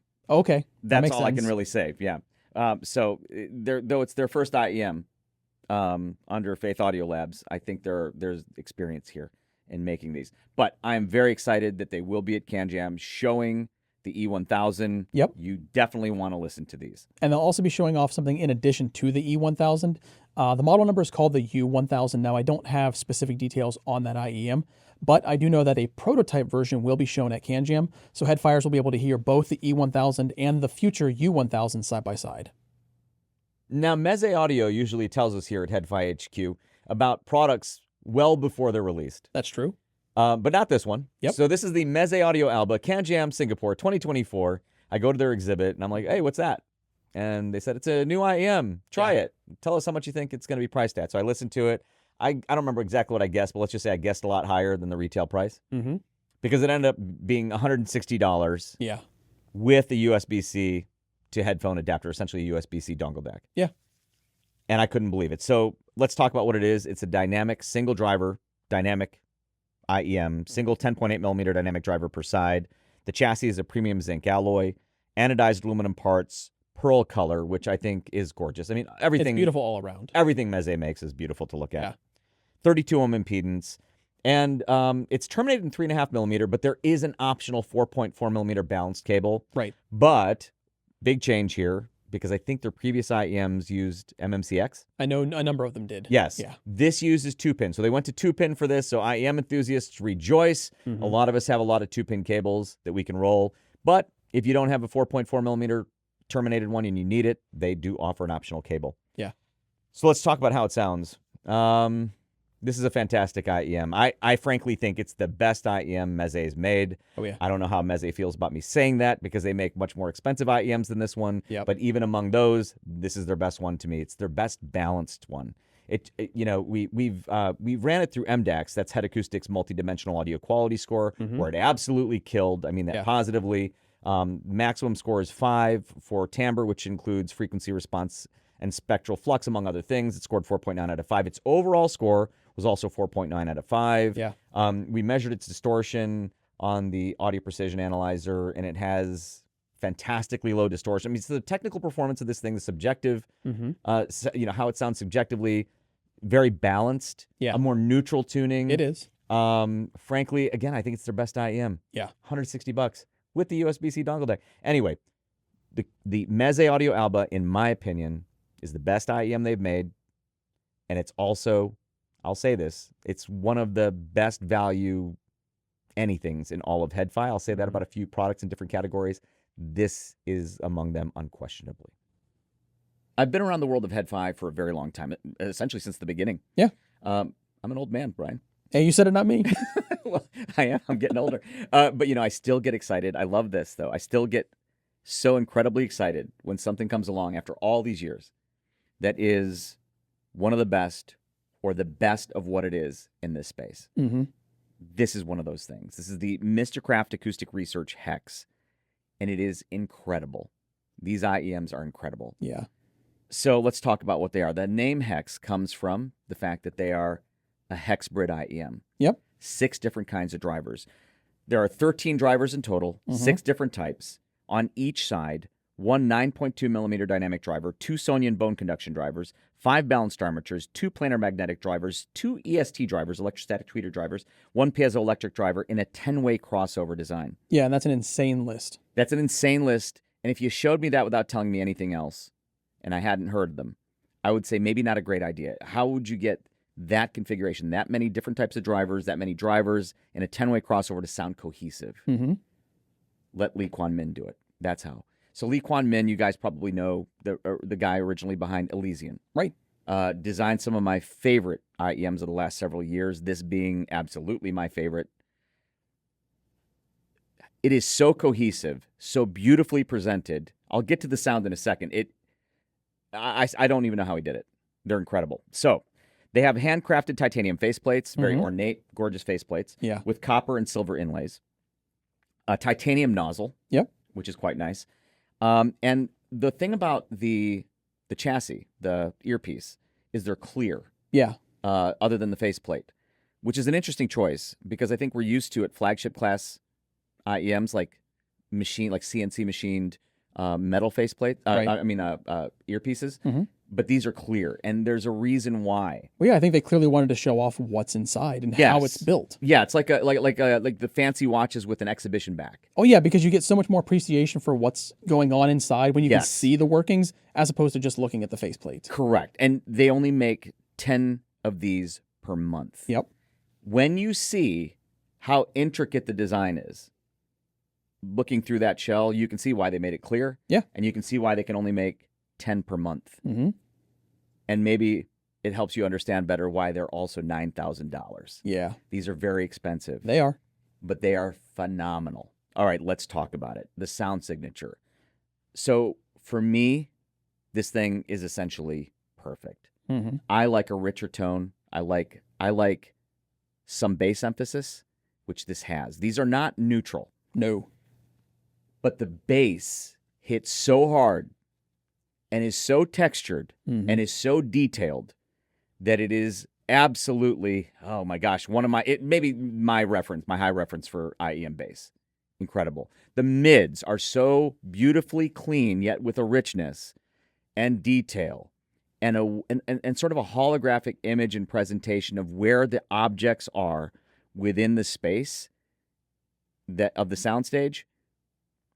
Perhaps unrivaled in that regard. The treble. Yeah. I'm not sure which drivers are all. I'm not sure where the planar magnetic drivers are playing, but we know where the ESTs are, the piezoelectric. Whatever he's doing with the treble, with these, sets the highest standard I've heard for treble detail in an IEM. Yeah. These are, if you haven't figured it out, absolutely incredible. And again, the sound is cohesive. 13 drivers, 6 different types of drivers, and a 10-way crossover, yet it all sounds as one. These are one of the best, maybe the best IEMs I've ever heard. Mm-hmm. The Hex is phenomenal.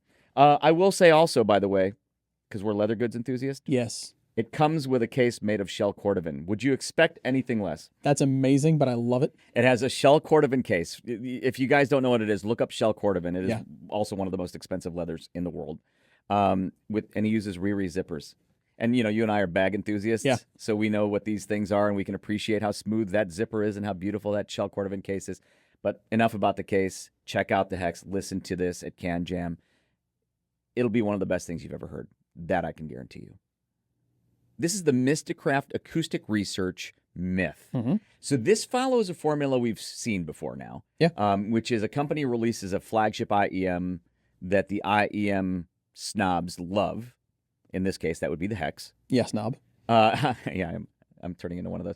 And then they release a model clearly inspired by that flagship. Very. For like a tiny fraction of the price. Yep. It's a great formula. I love that they do that. And I think we're going to see more and more of that. And that's what the myth is. This reminds me of the Hex. I'm going to get to the sound shortly. It reminds me of the Hex, though, a lot. Mm-hmm. I haven't talked to Lee Kwan Min to ask him, like, if that was the goal. Right.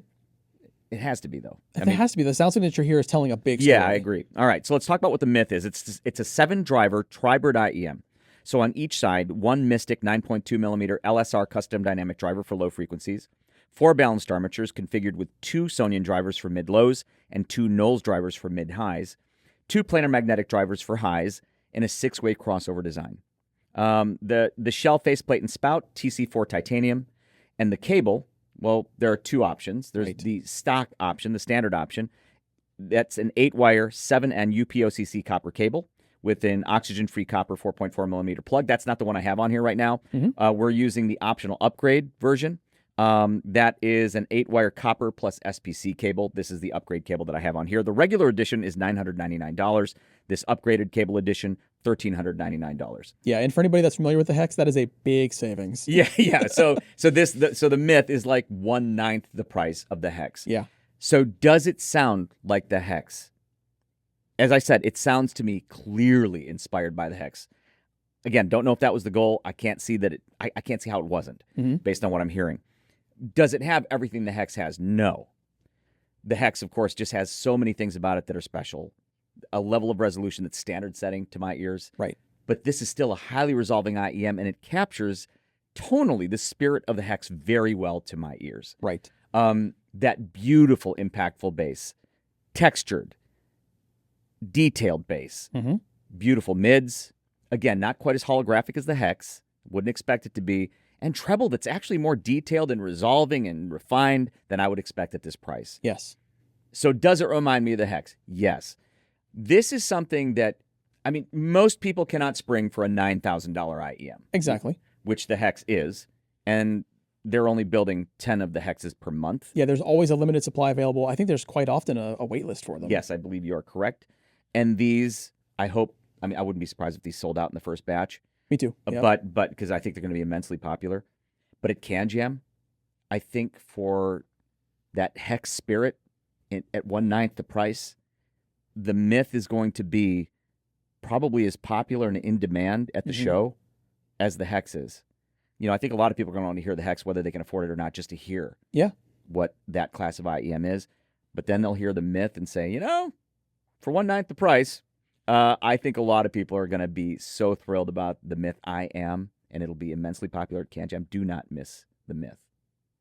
This is the Nostalgia Audio Royal Camelot. Yep. Now, to make sure there's no confusion, we found out that there is another model from Nostalgia Audio called the Camelot. Right. We have not heard the original Camelot, only the Royal Camelot. So we don't really know how they compare or what the relationship is there.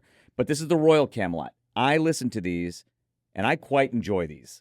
Yeah, I did too. You did too. So this is one of the rare IEMs where we were in pretty much full agreement. Right. Like we enjoy these a lot. But there's a big but. And that but is that the Royal Camelot is priced at $31,899. Yep. $31,899. All right.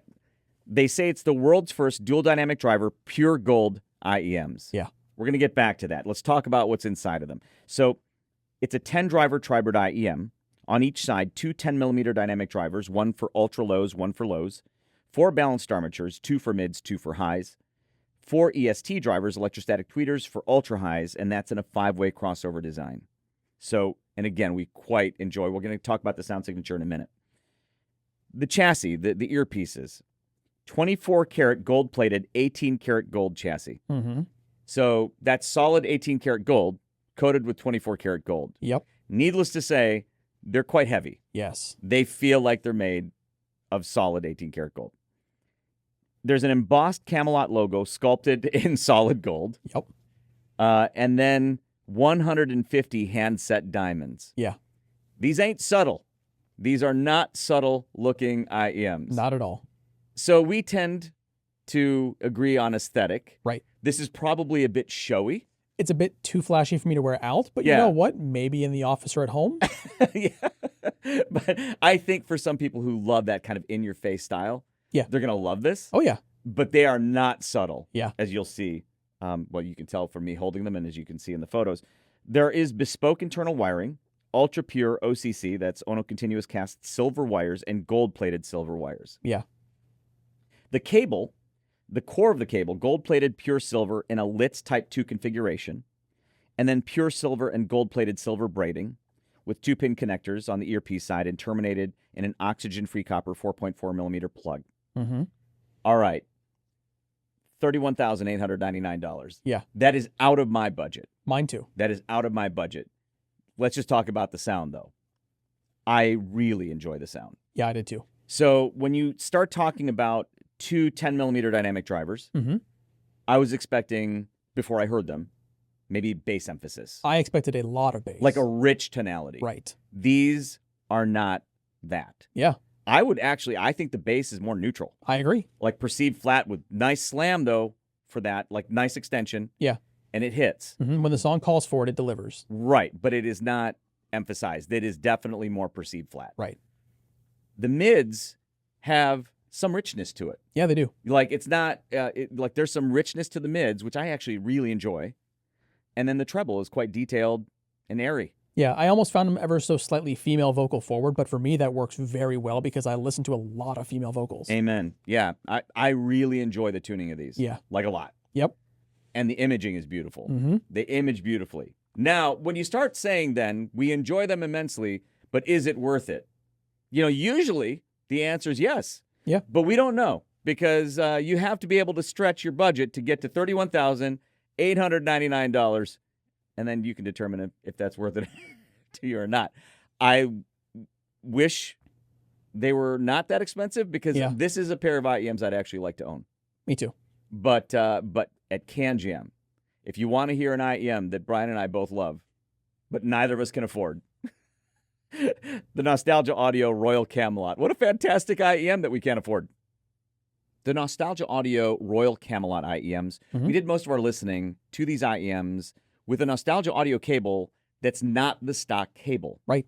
And this is the Nostalgia Audio Guinevere, a very special cable. Now, mind you, the cable that comes with the Royal Camelot, at the price of the Royal Camelot you'd expect it, is a very fancy cable. Yes, it is. It's a beautiful cable. But the Guinevere is also a very special cable. Let's talk about it. It's the world's first gold, silver, platinum, and palladium alloy cable. Yeah. So I looked it up to see if I could find any others, because I know I've seen palladium, for example, used in other cables. Mm-hmm. But turns out I think they're right. It is the world's first gold, silver, platinum, and palladium alloy cable. All right. It's a 4-strand braid cable. It is a pretty thick cable. It's on the thicker side. It is. Gold, silver, palladium, platinum alloy. Core is Litz Type 4S with spiral shielding and silver-plated LCOFC shielding. There are, if you look at it up close, there are these flecks of color. I'm kind of colorblind, so I don't know exactly what color they are, but it's beautiful. I love the way this cable looks. They say this innovative design enhances conductivity, reduces impedance, and improves audio clarity while minimizing interference. I didn't test any of those claims, but we'll take them at their word for the sake of this preview. Hardware, aerospace-grade aluminum with a medieval gold finish. I love the hardware on this cable. I love the hardware on this cable. Yeah. Inspired by chess pieces. Yep, they're beautiful. Yes. Custom free spinning splitter features a self-lubricating mechanism. It's quite fidgety. Oh yeah, I do love that spinner, and the build on it is so phenomenal. It just feels so smooth. It is so smooth. Yeah. It is so beautifully built. And yes, and I'm actually a huge chess fan. Yep. I'm terrible at chess, so don't challenge me to it. You'll beat me, I'm sure. It'll be like 3 moves. Checkmate. But anyways, but I do watch it online a lot. Yeah. And I love the chess piece plug and that chess piece splitter Yep. and how it spins. Beautiful. 4.4 millimeter termination, and it's available in 2-pin or Connex terminations on the ear side. This is Connex that we terminated in 2-pin, so we could get it on the Royal Camelot, and it's limited to 80 units globally. Right. Now, those in our community who fancy themselves among the cable cognoscenti, right? They are going to want to check this cable out. It's $1,899, so it's kind of a flagship price cable. It is. But man, is it a beautifully done cable. Yeah. Just beautiful. And again, it's the world's first gold, silver, platinum, and palladium alloy cable. So make sure at CanJam to check it out, both on and off the Royal Camelot, preferably for you, I'm sure, on whatever IEM you bring to the show. This is the Nostalgia Audio Pendragon. So I love the way it sounds. I got to start with that because I'm going to do something I don't usually do. If I love the way something sounds, I don't usually start with the way they look. Right. I have to do it with these. They look stunning. How would you describe that theme? I would say Arturian. I mean, they're called the Pendragon, so it's clearly inspired by King Arthur. Yeah, they're ancient looking in a way that like I went back in time and stole something from another era. Yeah. Love that. So let's talk about, we'll get to the looks in a minute. Let's talk about what they are. At the heart of it, they are a flagship 14 driver quadbird IEM. On each side, 2 9.2 millimeter dynamic drivers for sub-low, 2 Sonian bone conduction drivers for mid-low, 6 nulls and Sonian balanced armatures in a 2 mid, 2 high, 2 ultra high configuration, 4 Sonian electrostatic drivers for super highs, and that's in a 6-way crossover design. But now let's get back to the looks. Yeah. We'll get back to the sound and get to sound in a second. So the looks are stunning. Yes. I'm a sucker for that sort of ancient theming, because like I'm even carrying a leather backpack now with a Viking motif. Right. I love the ancient stuff. Yeah. Anyway, so they say it's a Western Dragon inspired design. They use 5-axis CNC machined aluminum frame. Yep. Multicolor fragmented carbon fiber panels, which is beautiful. Beautiful. So I love that they've taken. It looks like maybe like a forged, like a layered carbon fiber. And they take this modern material and still give it this ancient look. Yeah, which I love. And this is one of my favorite parts: micron level printing to create a 3D dragon scale texture in the shell. I've seen nothing like it, and I love it. I love it, and it looks like dragon scales. Yep. But they are inside, underneath this clear, smooth layer, which is nice because who'd want to feel dragon scales against their ears? That's the ear side. They're just stunning. And they look, again, like something that you went back in time and stole from another era. The cable is also beautiful. It's a Caliburn custom cable, they call it. 21.5 gauge cable. It's a Litz type 4S, 4-strand configuration. It's a 4N, that's 4 nines, German oxygen-free copper. 5 nines, silver-plated oxygen-free copper shielding, and then oxygen-free copper 4.4 millimeter termination. It comes with a custom 3D printed ear tip case, which is actually pretty cool. It is. And then in that, you'll find Nostalgia Audio XWB ear tips, custom Royal Blue Symbio W ear tips, and LSR ear tips. Now, all of this, and that lovely case, which is actually larger than your typical cylindrical IEM case. Yes. I love it. All of this is $3,799. So as Nostalgia Audio goes, that's definitely flagship pricing. It is. But, the signature, let's get to the sound, is a sound signature that I think a lot of flagship IEM enthusiasts are looking for today. I agree. It's a rich, beautiful tonality with a smooth, beautiful, resolving treble. I very much enjoy these. So we have the Durandal from Nostalgia Audio. We both enjoy that. Probably more your speed because the treble for me is at the upper end of my limits for the Durandal. This doesn't have that. Right. This has treble that's kind of right where I like it, on the smoother side, but resolving. I need the resolution, but I want some smoothness. Yeah. And these have a beautiful, organic, rich tonality. So, am I a fan? Yes, I am. Do I love the way they sound? Yes. Do I love the way they look? As much, yes. If you can't tell from my enthusiasm, at CanJam, and these will be there, make sure to check out the Nostalgia Audio Pendragon and ogle at them as well. They're just gorgeous. And listen to them, of course. This is QDC's 4 Pro, and it may represent one of the best values in QDC's lineup. I'm going to say to the best of my recollection, that might be the best value QDC I've heard. Yeah, it's not their least expensive, but it's a phenomenal value. Yeah, I think it's their best value. Yeah. So the QDC 4 Pro is a 4-driver all-BA IEM. It has a 3-way crossover inside. Now, the chassis, I like what they call this. They call it a business gray housing. It's actually like a slightly bluish gray to me, and it reminds me actually of like a number of sports cars that have that kind of grayish with a blue tint color to it. I'm only laughing because I didn't know that that's what they called it. It's not business gray to me. It's actually kind of sporty, but I like it. So it's a fun name. Now, here's where it gets interesting. This has 3 tuning modes in it. It has a hi-fi mode, a studio mode, and a live mode. Now, some people at home are probably already guessing, what's Brian going to like? You're probably right, but we'll get to that in a minute here. It has a 4-core single crystal copper silver-plated cable, and that has 3 swappable terminations. You get a 4.4 millimeter, and you get dual 3.5 millimeter terminations. So you get a straight and a right angle. I love right angle connections when I'm using the players in the pocket. Fantastic. It does come with a really nice carrying case that we have here on the table. And in their words, they say 4 Pro fully considers the needs of performing artists and satisfies the wishes of music lovers for multiple usages of one device. So it's $559. It's not going to break the bank as far as IEMs go. It's far from their most expensive, and yet I still think it sounds phenomenal. And I love that you kind of get like the Goldilocks option here. There's 3 tunings, so you can find the one that's just right for you. And they're 3 usable tunings. They are 3 usable tunings, absolutely. So as far as signatures, I'm just going to say it. Studio's where I would go. That's me through and through. It is definitely a me signature. It has a really nice studio reference. There's a little tiny bit of fun, I think, in the vocal range, which I like, a little bit of romanticism there, so that kind of works well. Then they have hi-fi, which I describe as Brian plus bass. It's basically just a little bit of a bass boost. It's tasteful.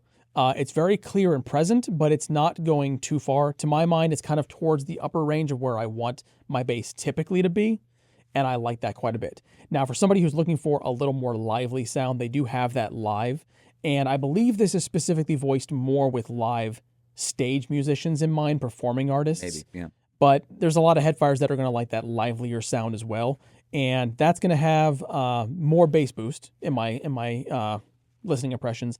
I did find maybe it's just, relativity, but it also does feel like the high end is brought back a tiny bit because of the enhanced bass level. That could be it. That could be a relative thing.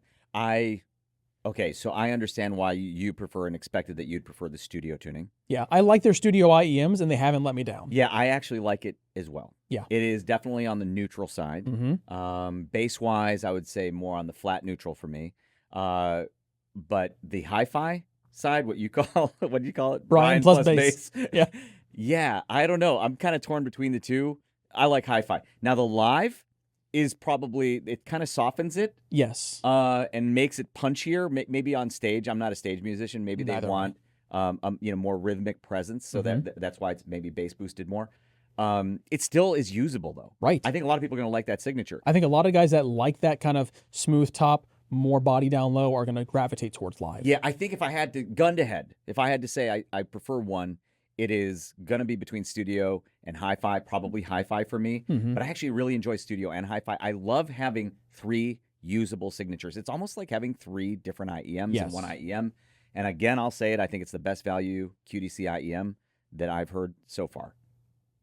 This is the Thieaudio Monarch Mark IV. Mm-hmm. Now, I don't have experience with every Thieaudio IEM, but most of the ones I've heard have been phenomenal values for what you pay. And this one, I would say this is one of those. Mm-hmm. So this is the Thieaudio Monarch Mark IV. It will be at CanJam, and you should listen to it. So let's talk about what it is. The Monarch Mark IV is a 10-driver tribrid IEM. On each side, it has 2 of Thieaudio's impact squared 8mm dynamic drivers. Then it has 6 balanced armature drivers and 2 Sonian electrostatic tweeters. And that's using a 4-way crossover. The shell is made of T6 aircraft-grade aluminum, aluminum alloy. And then there's an adjustable tuning switch. Yeah. This is important. Actually, you know what? I want to come back to that. Okay. Let's finish. Let's talk about the finishes. So multiple finishes are available. There's what they call Stella Shot and Kaleido Glow. Yep. Stella Shot and Kaleido Glow. I mean, those are names. We have the Stella Shot here. Yeah. But I'm curious about this Kaleido Glow now. So anyways, numerous custom designs to choose from on their store for an additional cost. Yeah. Have you seen the Kaleido Glow? It's got like a cool kind of hexel pattern to it. Okay, I'll have to look for that. And then there's a modular cable system that's made of ultra-pure oxygen-free copper and silver-plated oxygen-free copper wires that have 4.4 millimeter and 3.5 millimeter terminations. Now, it's starting at $1,149. Yeah. So what are the price? Is it the finish differences? Yeah, pretty much just the finish. Gotcha. Yep. So now let's get back to the adjustable tuning switch. There is a standard mode, and there is a rumble mode. Yes. The standard mode they describe thusly. In standard tuning mode, the Mark IV goes back to its roots by bringing back a studio-neutral tonal balance. Now, of rumble mode, they say, rumble adds an additional 3 dB to the entire sub-bass shelf, increasing both the sub-bass and low-mid power.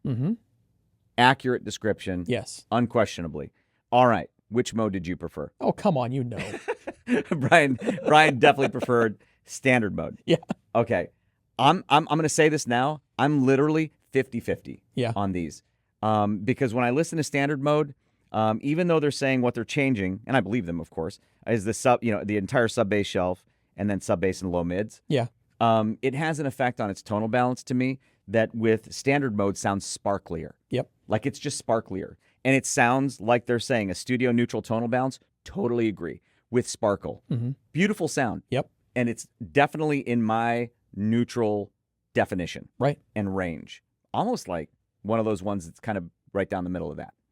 In rumble mode, it's on the heavier, richer side of my neutral range, which I thoroughly enjoyed. Now, even if they're not changing the treble, that tonal balance shift kind of smooths the sense of sparkle that standard mode had. Sure. But it's in a way that I also enjoy. Yeah. I know that you prefer the standard mode. You know, I do. Just given our taste differences. Yeah. I will say, since they call it rumble mode, I actually expected a big change. 3 dB is nice. That's the right kind of difference you want to have. Yeah, between the two signatures. To me, it's a pretty substantial change because it's 3 dB across a pretty. It's pretty broad. Yeah, it's pretty broad, and so it's over a pretty big frequency range. Yeah. But so I'm literally split between the two, like 50-50. But yeah, I want you guys to check it out at CanJam because I'm going to be very curious to know what that feedback's going to be like in the impressions thread. Yeah. Maybe we can have some discussions about it at CanJam. So let's stop and talk about it. But you definitely don't want to miss the Monarch Mark IV. Headfires are no strangers to Visioneers, and if I'm not mistaken, Visioneers actually got their start in the professional scene. I think they did custom monitors for like performing and stage musicians. I think you're right. Yeah.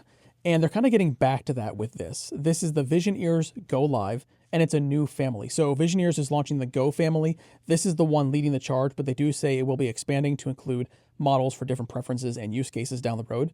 But this is the first one out of the gate. So the Go Live is a 4-driver hybrid IEM. Inside is a single 8mm dynamic driver, 2 balanced armature drivers, and 1 balanced armature. The dual setup is for the mid-range, and the single is for the highs. And that's with a 4-way crossover.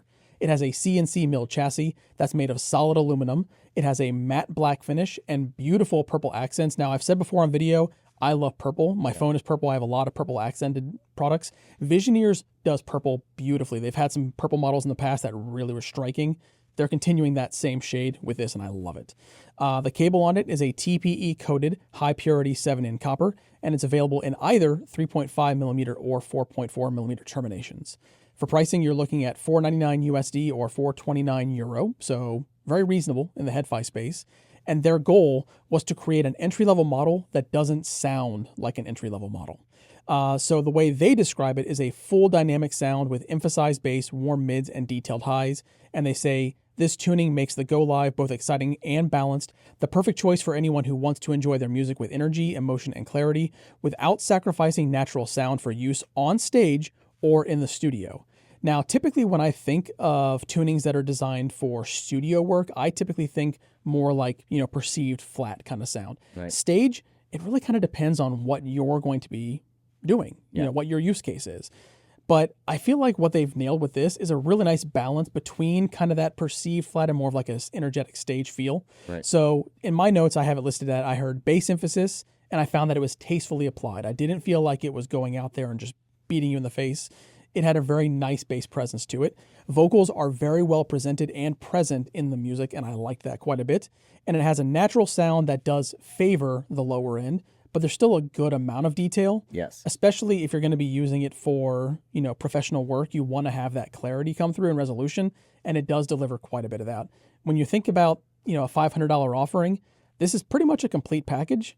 And like I said, I love the styling. It's simple, but I love the color. When I first heard it, I did not know the price because I just popped it in my ears when it arrived and listened to it. And then I found out the price and I was shocked. Yeah, me too. Because these are exceptionally good for the price. And I'm hearing what you're describing and agreeing with you. I would say that overall, it's rich neutral. The bass emphasis, it hits hard low. It can, So there's some low bass emphasis, and it can hit hard. The mids are clean. There's some mid-band richness. Yes. Just overall beautiful balance. And the soundstage is coherent, kind of intimate sounding, but coherent. And I thoroughly enjoyed these. Can't believe the price. Right. Kudos to you, Visioneers. So great job with that. The Go Live, I think, is going to be very popular at CanJam. There's still more in the world of IEMs that we didn't have time to feature in this preview video. For example, if you need new ear tips for your longtime favorite or fresh from CanJam IEMs, do not miss the selection of ear tips ASLA has on hand at their exhibit. If you're a lover of big bass, don't miss the FATfreq family of IEMs, including their Basshead Dream, the Scarlett Mini. Oh Bravo will be showcasing their unique hybrid IEMs like the RAAL with its AMT tweeter. And at the Soft Ears exhibit, you'll find their entire family, including their flagship, the Enigma.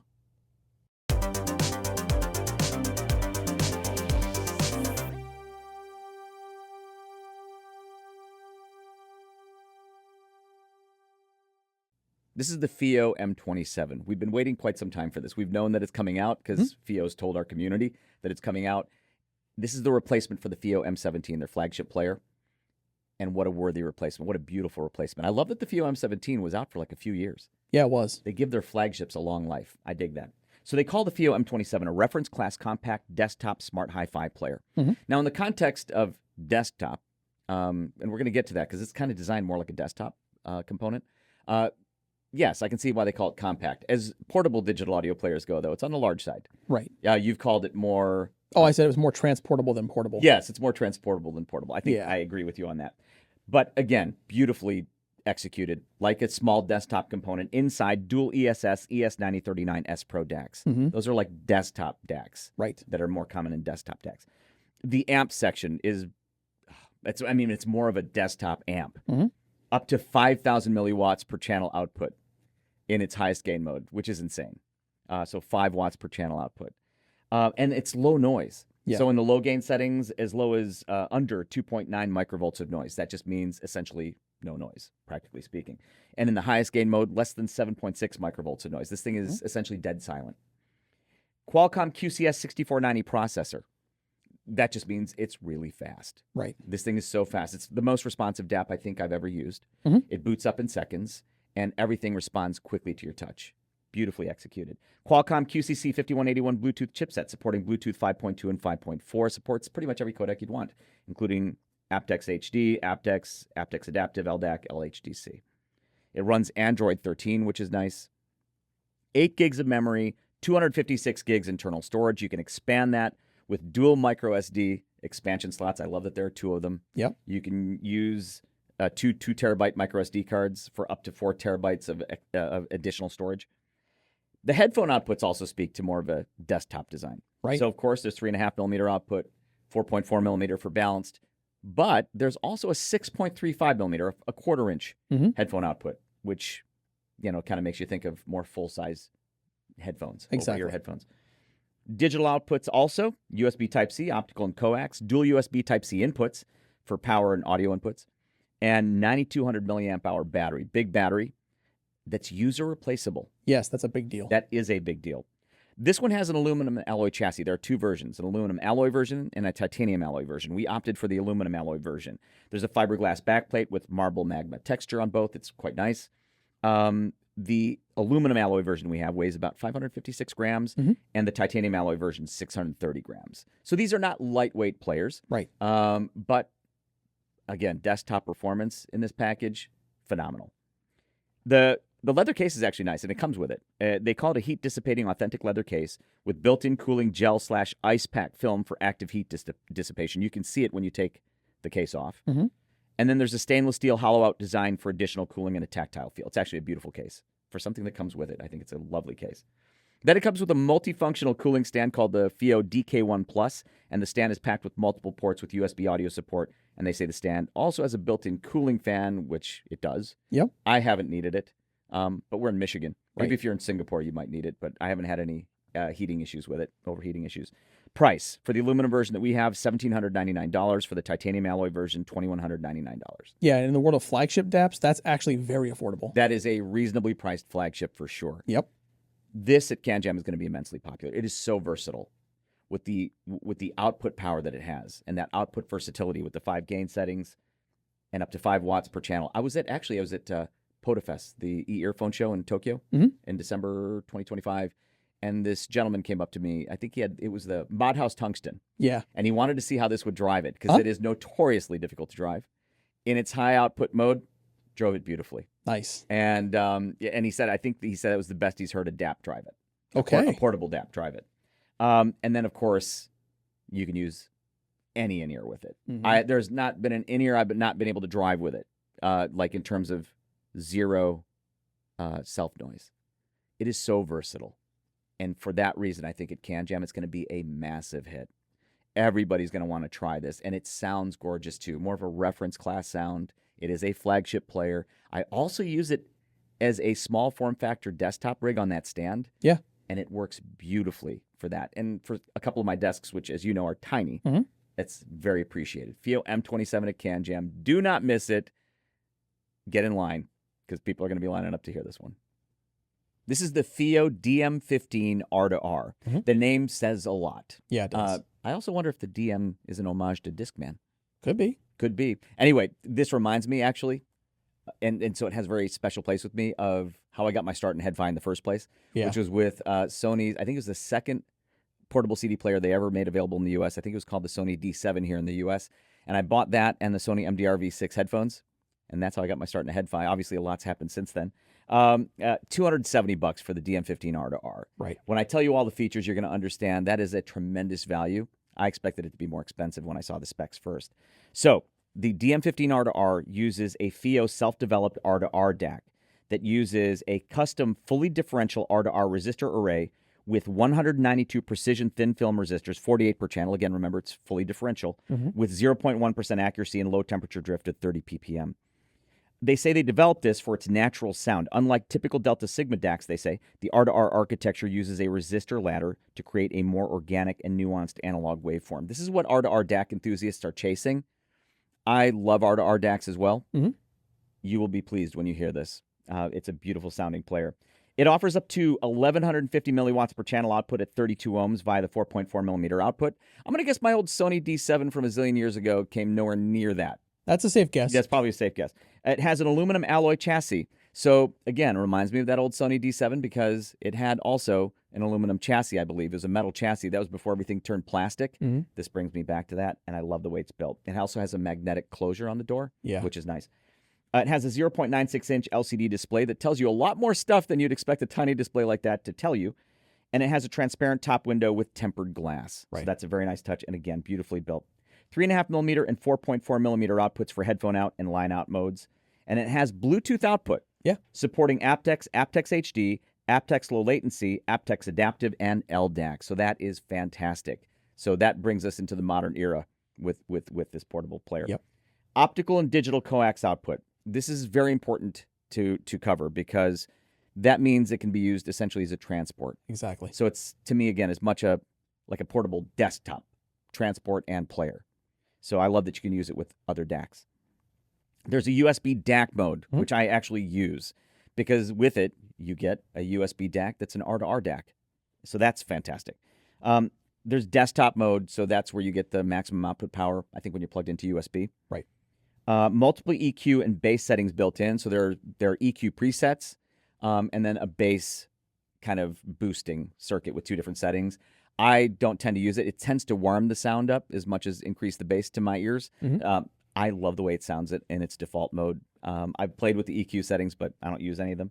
But they're there if you want them. If you want to walk around with it, there is an ESP anti-vibration feature, which is nice to have. It has a 4,700 milliamp hour battery with up to 7 hours of playback and that supports fast charging via power delivery. It does charge quite quickly. Right. The DM15RR is just fantastic. So it has all these things that I'd want in a portable CD player. It's like a dream portable CD player for me. Includes a remote control, comes in black, silver, red, or white. I'm absolutely thrilled with this thing. So make sure at CanJam to check out the DM15 R2R. I am so thrilled to see CDs making a comeback. Right. And this is probably one of the portable players that gets me closest to my first days in HeadFi. On the table in front of us, we have two FIIO components. I'm going to focus mostly on the one on the top, which is the FIIO Warmer R2R. Yeah. I love the FIIO Warmer R2R. They describe it, FIIO does, as a desktop R2R DAC and tube buffer designed to infuse digital music with an invitingly warm, organic, and analog sound. Yeah, everything about that description I love. And I want to talk about it. So it hits three things that I love. Right. Number one, R2R DACs. Not every DAC I love is an R2R DAC, but I do love the sound of a good R2R DAC. And we have a lot of R2R DAC enthusiasts in our community that would understand that. Tubes. Just look around. There's tubes everywhere here. And I've said a zillion times I'm a tube enthusiast because I am. And VU meters. Yeah. I love VU meters. Okay, of those three things, it's the least important of the three. But I mean, look at those. Anyways, we'll talk about that in a minute. So the DAC of the Warmer R2R uses custom fully differential R2R resistor array that uses 192 precision thin film resistors, 48 per channel because it's fully differential, with 0.1% accuracy and low temperature drift that they spec at 30 ppm. It has oversampling and non-oversampling modes. The non-oversampling mode, I think most people would associate with kind of a more pure, relaxed presentation. The oversampling mode, maybe better clarity and detail. I'm generalizing here, but I think R2R DAC enthusiasts are going to love that you can select. I love that you can select. 4 JJ Electronic E88cc tubes imported from Slovakia inside. The buffer stage, they say, is tuned to deliver a sweet organic tube flavor, giving music a delightful richness and fullness. Again, everything about that description I love. 2 extra large LED backlit VU meters. Right. Again, maybe not that important, but to me it is. Look at them. They're beautiful. Those are real VU meters, by the way, and they're backlit and they're huge. Love it. Some other specs I should mention. UAC 1.0 and 2.0 support. Yeah, so that brings a lot of basically compatibility to the table. So you've got obvious compatibility with Mac and PC, but you also then have PlayStation, Sony PlayStation, I think Nintendo Switch, iOS, Android. You've got a whole bunch of stuff. Yeah, so it's important to a lot of people. Yeah. Also, a 46-watt low noise, low ripple power supply. Minimalist vintage design, which they say matches the FIIO K15 and K17. I have it with the K17 there. Obviously, you can see it matches. And that's how I've been using it. Inputs on the Warmer R2R, USB, optical, and coax. And then outputs, dual XLR and RCA. Now, for those, and I think a lot of people that have K15s and K17s are going to want the Warmer. So I should mention that you need a very specific type of cable if you want to use it in balanced mode. Right. So I have that cable from Arctic Cables. And what it is you need female XLR on the outputs of the Warmer to plug into the outputs of the Warmer. And then 4.4 millimeter male, because that's the balanced input on the K15 and K17. Right. So, like I said, I have a nice Arctic Cables cable that's configured such, and I've been using it in balanced mode. Let's talk about the fact that I've been using it mostly with the K17. Why do I love the Warmer R2R? Because it is all the things that they described, right? Why do we love R2R DACs, the R2R DAC enthusiasts? Because of that more relaxed presentation, a more natural presentation, not, strident or biting or anything like that. Yeah. Why tubes? Harmonic richness, holographic soundstage, kind of airier soundstage. All of these things true with the Warmer R2R. And I've compared it with the K17, running USB into both of them and then selecting input between the balanced in and digital in on the K17 so I can compare the DACs. I'm pretty much using just the Warmer R2R in this rig because it just sounds beautiful. I can't believe it's only $350. Right. It's so beautifully built. And it sounds fantastic. It is no surprise to me then that it is so popular in the community already. And I think at CanJam, it is a must audition piece. And not just for R2R enthusiasts or tube enthusiasts, for anybody. It's fantastic. So make sure not to miss the Warmer R2R by FIIO. There are a lot of R2R DAC enthusiasts in our community. And I love when an R2R DAC comes out that gives, in terms of sound quality, what a lot of R2R, I won't say all, but what a lot of R2R DAC enthusiasts are looking for in terms of sound quality, and does so affordably. Yeah. This does that. This is the FIIO K13 R2R, and it is like around $300. Mhm. And yeah, so let's talk about what it is. It's a desktop DAC amp and preamp. It has a fully differential R2R DAC with what FIIO calls true 24-bit R2R resistor arrays. I also love that you can see that array. I do Through too. the top panel. I think that's beautiful. The amplifier is a fully balanced audio amplifier circuit with up to 2,400 milliwatts per channel. A lot of drive. Yes. So you guys might be familiar with the FIIO K11 R2R. Another lovely piece, also obviously very affordable. This has a lot more output Yes. than the K11 R2R. Yeah, it's not just the output though, because the way I look at the K13 R2R, it's like the K11 R2R, but more. So you do get, of course, more output power, but you also get more inputs, more outputs, more functionality, more features. To me, it's like just a scaled up, better performing K11 R2R, and I think it's a fantastic device. Thank you. That's actually a great way to put it. Did I mention the XLR plus RCA preamp? Not yet. Okay, so this on the back has both XLR and RCA outputs for the preamplifier, which I think the K11 R2R only has RCA. RCA line out, yeah. Yeah, so that's nice to have. This has Bluetooth with LDAC, which you and I always appreciate. Oh, yeah. 10-band high precision PEQ. I am the type of person to use EQ, so I appreciate that. And then there are dual modes, non-oversampling and oversampling, which is nice, and I think a lot of R2R DAC enthusiasts will appreciate that, maybe even expect it. And then there's DC and AC dual power supplies. All right, let's talk about its performance. So let's start with the amplifier. Again, a lot of drive. Yeah. Up to 2,400 milliwatts per channel, and that's enough to drive just about any headphone you're going to want to drive.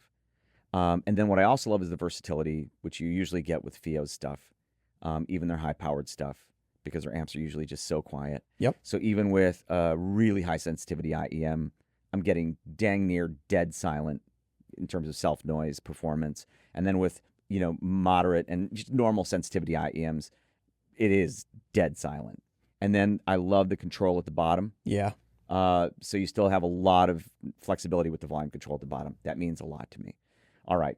Now, in terms of the sound, so for R2R DAC enthusiasts, I mean, they're going to tell you it's a thing. Like, there's a reason that R2R DAC enthusiasts are looking for R2R DACs. Right. And this has that. And what I think a lot of them, again, I won't say all, but what a lot of them are looking for is like clean sound, but with a sense of warmth. Mm-hmm.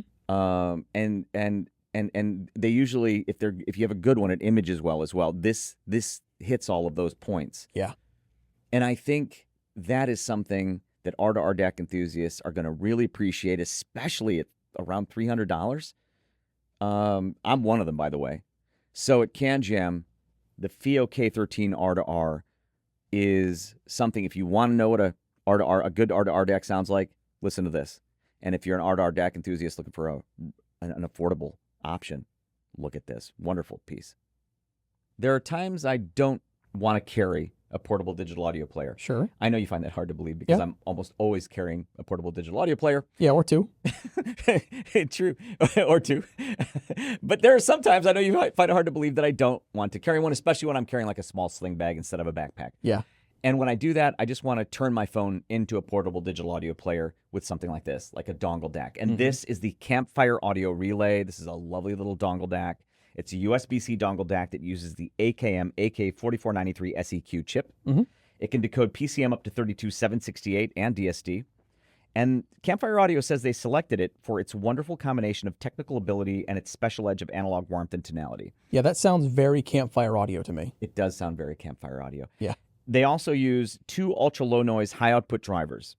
So it has 2 gain settings. In low gain setting, from the unbalanced output, it'll drive up to 1.35 volts RMS. From balanced, up to 2.7 volts RMS. That's in low gain. And high gain, from unbalanced, up to 2 volts RMS. And from balanced, up to 4 volts RMS. There are 6 selectable filter modes, 60-step precision volume control, anodized aluminum body with a transparent window. It is a nice design body. I dig that transparent window. It shows off the AKM AK4493 SEQ chip, which I think is neat. And I like the fact that the Campfire Audio logo glows when you plug it in. 3.5 millimeter and 4.4 millimeter outputs, supports Windows, Mac OS, Android, and iOS. The accessories are actually, I think they're kind of cool because I like them. Brian and I are both kind of like backpack nuts. Yeah. And we like the fabric that it uses. The little case has black cushioned ripstop. Yes, I love ripstop. Yeah, I like that too.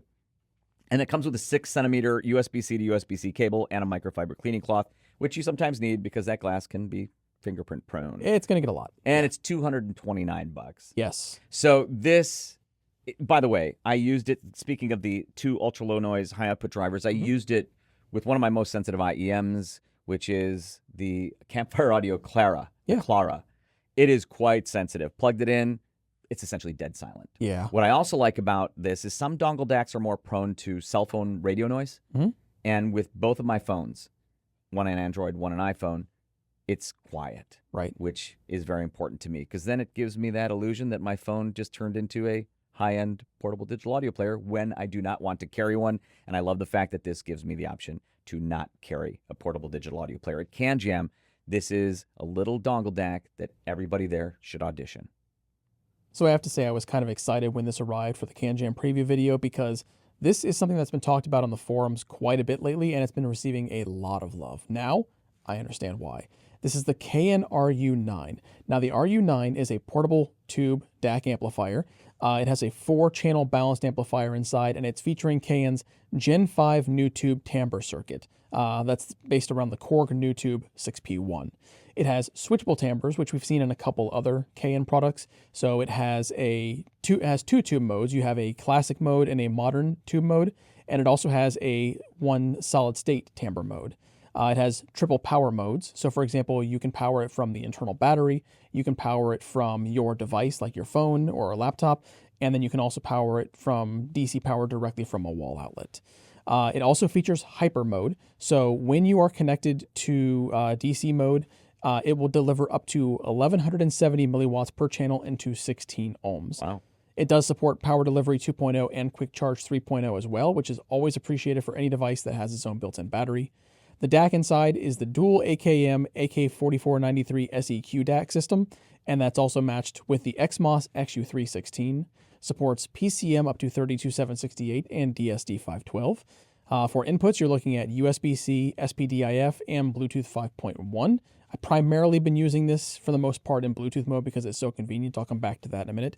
But codec-wise, you're looking at SBC, AAC, aptX, aptX HD, aptX LL, and LDAC.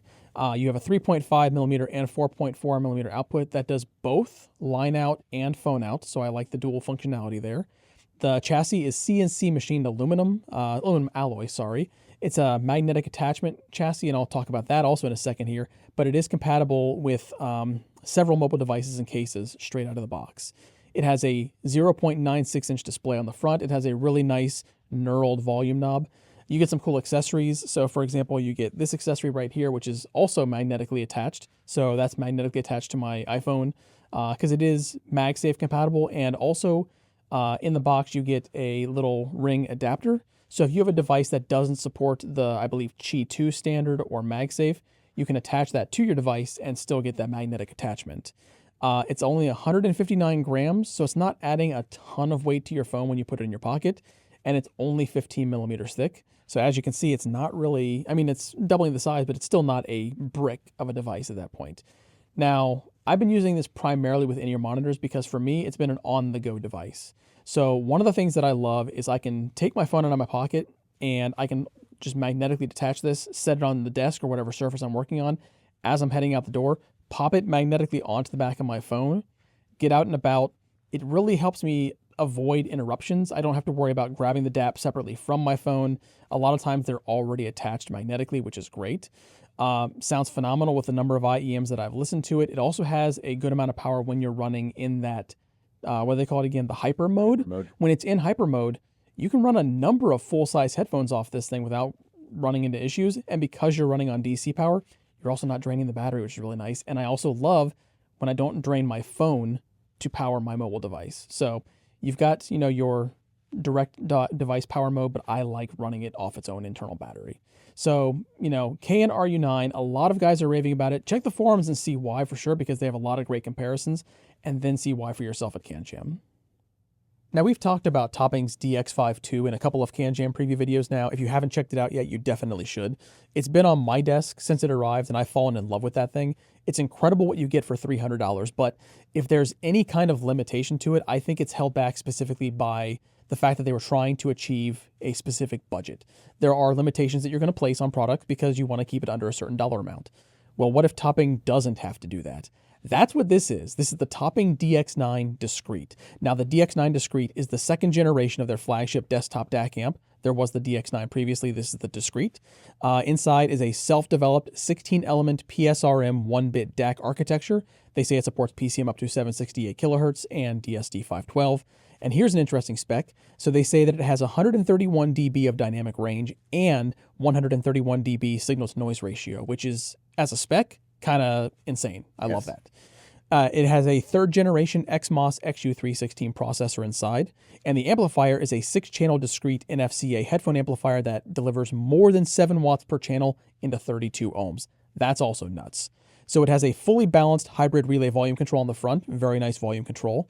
For inputs, they're pretty standard. You're looking at USB, Bluetooth, optical coax, AES, and I2S, and that Bluetooth is Bluetooth 5.1, so you get SBC and AAC, of course, aptX, aptX HD, aptX Adaptive, and LDAC.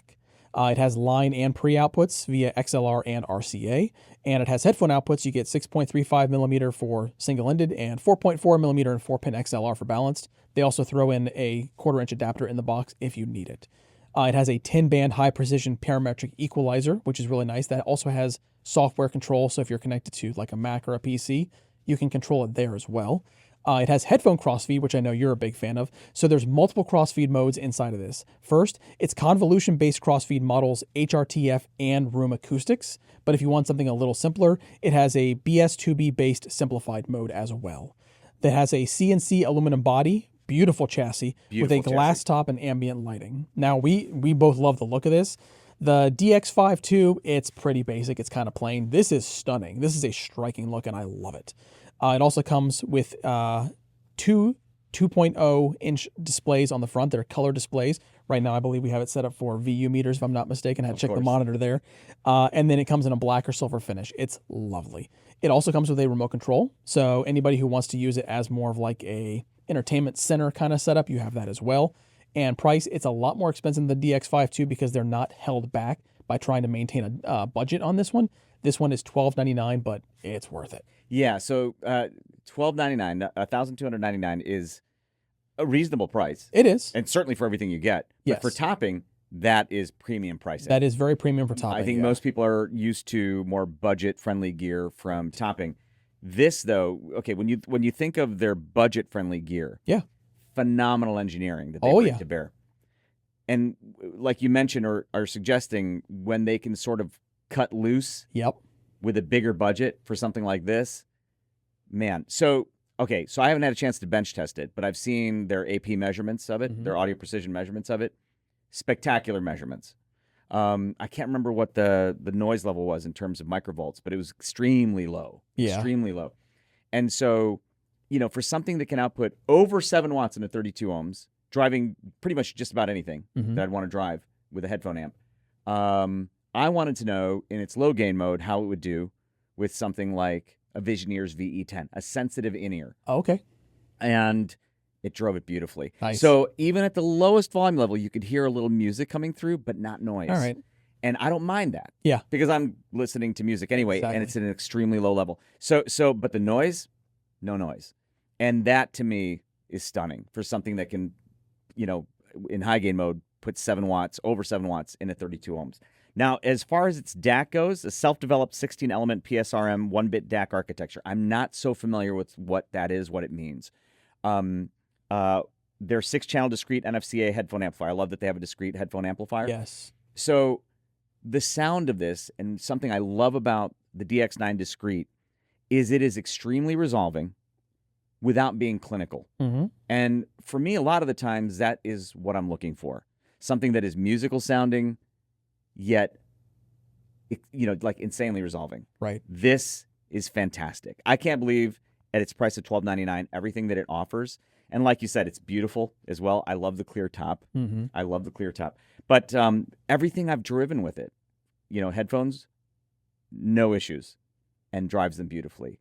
This is a wonderful product that at CanJam, the DX9 Discrete is going to be immensely popular. I think a lot of people are going to be so fantastically impressed by it. I know I have been, and I love living with it. So you did the product notes for the video. Brian did the product notes for the video for the Topping DX5 II. Yeah. How many times before we started shooting this did I ask you to verify the price? Oh, several. Because I didn't believe him. I didn't believe what he had down. $299. Yep.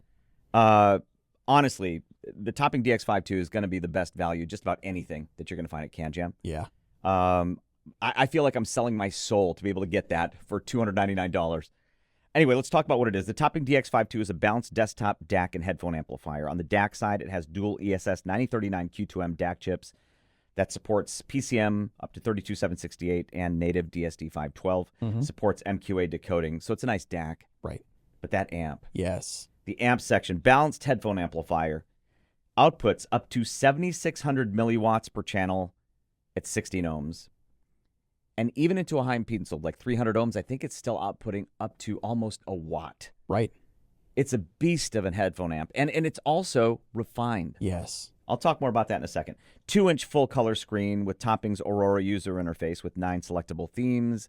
I'm very partial to VU meters when available, and I love the physical-looking VU meter. Yeah. Bluetooth 5.1 supports SBC, AAC, aptX HD, aptX Adaptive, and LDAC. This is very important to me and to you, so I'm glad it has all that. I like the antenna in the back, too. 10-band high-precision parametric equalizer via Topping's desktop software available on all inputs. Inputs include USB, coax, optical, and Bluetooth. Outputs, single-ended RCA, balanced 3-pin XLR, 6.35 millimeter, 4.4 millimeter, and 4-pin XLR. Super versatile. Oh, very. Like crazy versatile. Yeah, when this was first announced, I believe it was at HIM Munich 2025, the impressions that were coming out of that show, there was a real buzz about this, and having been able to spend time with it, it's very easy to see Oh my gosh, why. so easy to understand. Yeah. So the headphone amp is so versatile. I was driving, I tried the Sesvara Unveiled. Yep. The HIFIMAN Sesvara Unveiled. Drove it easily, Yeah. as you can imagine. Not surprised. Given the specs I just rattled off. But the refinement is wonderful. So I tried a reasonably sensitive IEM, and I went with the 64 Audio Velour to start. Still one of my favorite IEMs. Plugged it in, low gain mode, not high gain mode, and ran a digital track with all bits set to 0 because I didn't want it to mute. I wanted to make sure that I'm hearing the amp, that it wasn't muting. And it was dead quiet. And what I also love about that, even with a sensitive IEM, there's so much volume control at the bottom even, where you can get a lot of range and precise control even with a sensitive IEM. Yeah. Then, of course, you can crank it up and get the drive and high gain for harder to drive headphones. What a value. Yeah. And it sounds great. It's, frankly, at $299, it's a masterpiece at that price.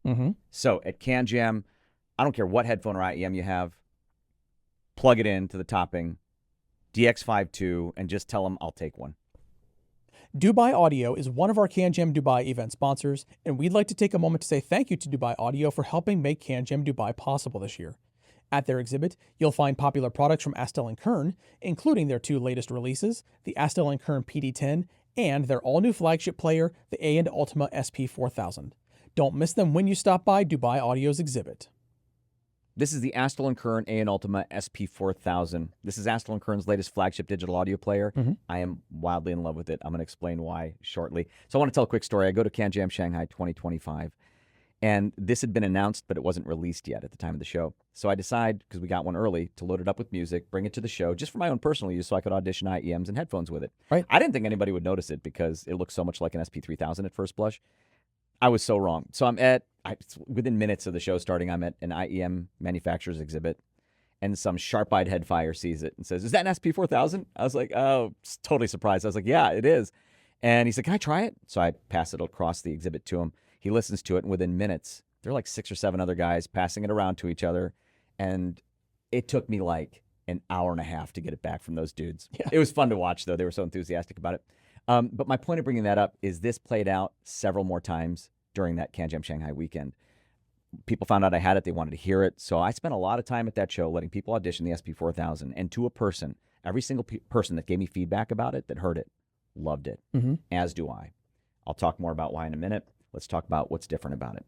So inside the SP4000, you'll find the AKM AK4191, AK4499EX combo. Yep. We've seen that combo before. What we haven't seen until the SP4000 is 4 of each of them in what Astell&Kern calls a real quad DAC configuration. It's the only I think it's the only device using that configuration right now. Yeah, I can't think of any others. I can't think of any either. The body is stainless steel, made of 904L stainless steel. It's a high-end stainless steel used like in very expensive watches. And it's beautiful. It is gorgeous. And they've used it before. Yeah. But what they've done here is they've softened the corners. I love that so much. The edges. Yeah, I agree. It looks more liquid and it's more comfortable in the hand. Yes. There's a 6-inch 2K display, 2160 by 1080 resolution. And it's beautiful. It's also big. Yeah. That's a big display for a digital audio player. Storage, 256 gigs built in with micro SD card expansion, of course. Bluetooth with all the high-res codecs I'd expect. The next feature I just want to introduce more than just talk about. Sure. Astell&Kern enthusiasts are familiar with that screen. Right. They're less familiar with that screen. Yeah. The Astell&Kern SP4000 is the first Astell&Kern device to support full open Android OS. Open Android, guys. We've been asking for this for a long time from Astell&Kern. We finally got it, and they've done it right, as you'd expect from Astell&Kern. They are bypassing any sample rate conversion limitations that Android can impart, so they've done it right. So we're good there. 10 hours of runtime from a 6,780 milliamp hour lithium polymer battery. It's a big battery. It's a huge battery. It needs it. Yeah, it does. For all the features I'm about to describe, and most specifically, there is something with the SP4000 I think that is very important called high driving mode. So the SP4000 features twice as many op amps arranged in parallel compared to previous models, which would have half the op amps arranged in series. As I understand it, this gives it quite a bit more current drive. Probably why we need that big old battery. Now, as far as the battery life goes, by the way, I get you can watch it in high driving mode, that battery life dwindle. Yeah. But it's enough battery that I have no issues in my typical use cases. I haven't run out of battery yet, Right. but I do have to charge it at the end of a day of use. The SP4000 also has something called Advanced DAR. That's their second generation digital audio remaster technology. It's a new 2-stage higher end version of digital audio remaster. I think that's important to it. ESA technology is something that they've incorporated that eliminates group delay or reduces group delay. They say eliminates it. The SP4000 incorporates a newly implemented LDO, low dropout regulator, that reduces noise by up to 97% compared to previous models. That's saying something, given that Astell&Kern players are pretty dead quiet in terms of self-noise. Yeah. I guess the SP4000 is dead quieter. I guess so. For the first time in Astell&Kern's lineup, the SP4000 employs a precision-engineered shield can made from 99.9% pure copper. Okay, there's a whole bunch of other improvements, but here's my point. They have put so much into this player that it is the biggest leap in a generation that they've had, in my opinion, and to my ears, and just based on the feedback, since like the AK240 a zillion years ago. What does it sound like? It sounds more like a desktop rig. Solidity, beautiful imaging, richness, resolution, all the things that I would expect from a really outstanding desktop rig in this. For anything that I would drive with a portable digital audio player, it's the best sounding digital audio player I've heard so far. Yeah. It's that good. It's a big deal. And even with some things I wouldn't normally drive with a portable player, like the Meze Audio Elite, drives it beautifully. I've been using it a lot with the SP4000. Tried the OG Susvara. Really? Unbelievably. Drives it. Wouldn't be my first choice for it, but the Susvara unveiled. Okay, we're talking. Utopia 2022, the ZMF Atrium. All right. Those are all things I don't usually drive a lot with a portable digital audio player. What do I usually use? IEMs. Even the most demanding IEMs should be no issue for the high driving mode of the SP4000. And with the really sensitive in-ears, like one of my references is a Visioneers VE10, very sensitive in-ear, I still use high driving mode with that, even though it's really sensitive. And it just sounds better in that mode. And of course, it's dead quiet. This is probably going to be immensely popular. And I know it'll be immensely popular. CanJam, there'll probably be a lineup to hear it. I think it'll end up being the most popular, best-selling, flagship class, flagship price digital audio player we've seen to date. It is that good. Now, I have no doubt that the And Ultima SP4000 is going to be incredibly popular at CanJam, but there's another DAP that I want to mention because I don't think this should be lost in the SP4000's shadow. I agree completely. Yeah, this is the Astell&Kern PD10. Now, the PD10 is not part of any other line of Astell&Kern, but it is part of the Astell&Kern family. It's kind of like the Con in that regard. Right. It's its own thing. Inside of this, there are 4 of AKM's AK4498EX DACs and 2 of the AK4191 EQs. Now, when this launched, Astell&Kern says that it was the world's first application of the AK4498EX in a digital audio player. And I love that because AK Astell&Kern, they're one of those companies that like to be at the forefront of DAC technology, and they incorporate them into their digital audio players, their flagship class players, and they do it well. Yeah, and they often do it first. Yeah, it's fantastic how they did that. They've also done something else that I think might be a first inside of this. This has an impedance adaptive dual amplification system. Now, I'm going to need to explain this because there are two amplification circuits inside, a normal gain circuit and a high gain circuit. Well, why would they split those up like that? Well, let me give you the answer in their words. Astell&Kern says that the normal gain amp reproduces delicate details and high purity sound quality, expressing the original sound faithfully. And for the high gain amp, it's specialized in handling complex and dynamic sounds, expressing audio signals more vividly and clearly. Basically, that one is specifically voiced for high impedance, high gain, driving, demanding headphones. Now, you've mentioned before that you actually listen to a lot of stuff in that high gain mode. I did. I do want to mention it is very quiet. So even if you're listening to IEMs, you're not going to run into an issue in the high gain mode. Yeah, I gravitated to that mode. And if you like that sound more, just stick with the high gain mode. But if you want to swap back and forth, you can do that manually, or they have what's called smart gain, which is basically an automatic amplifier matching mode. You plug in your headphones into the PD10 and it instantly checks the impedance upon plugging in your earphones or headphones, automatically setting the appropriate amp, which I think is very cool if you're not really interested in just messing around in menus all the time and you just want to pop one out, pop in a headphone, it'll change for you. It also has independent dual audio circuits for unbalanced and balanced outputs. There's so much going on the amplifier side of this that it's amazing they fit it all into a digital audio player that's this size. It does have a nice big 6-inch screen that's a touch screen, 2160 by 1080 resolution, and it's all within a lovely stainless steel body. But the body, it's kind of unorthodox for me because when I think flagship class Astell&Kern players, I think of knobs, I think of dials. Angles. Yeah, there are no knobs or dials on this at all, and it's very rectangular. Yeah. It's all button-based for the UI, and I actually kind of dig that it's a bit different. I actually love the design, and it's very sleek. Yes. Yeah. Yeah, it stands out on its own. It has a built-in memory. You get 256 gigabytes of storage built right into it. You can expand via microSD to, I think, 2 terabytes, if I'm not mistaken. It has a massive battery, 5,770 milliamp, 3.8 volt lithium polymer battery, which Astell&Kern says delivers a battery life up to 15 hours. And when you think about Astell&Kern's players, that's rather generous. I can't think of too many that have that kind of battery life from them. That's pretty generous for any DAC. Yeah, it really is. There's something else that's included in this bundle that I want to mention as well. On the table here, we have a dock.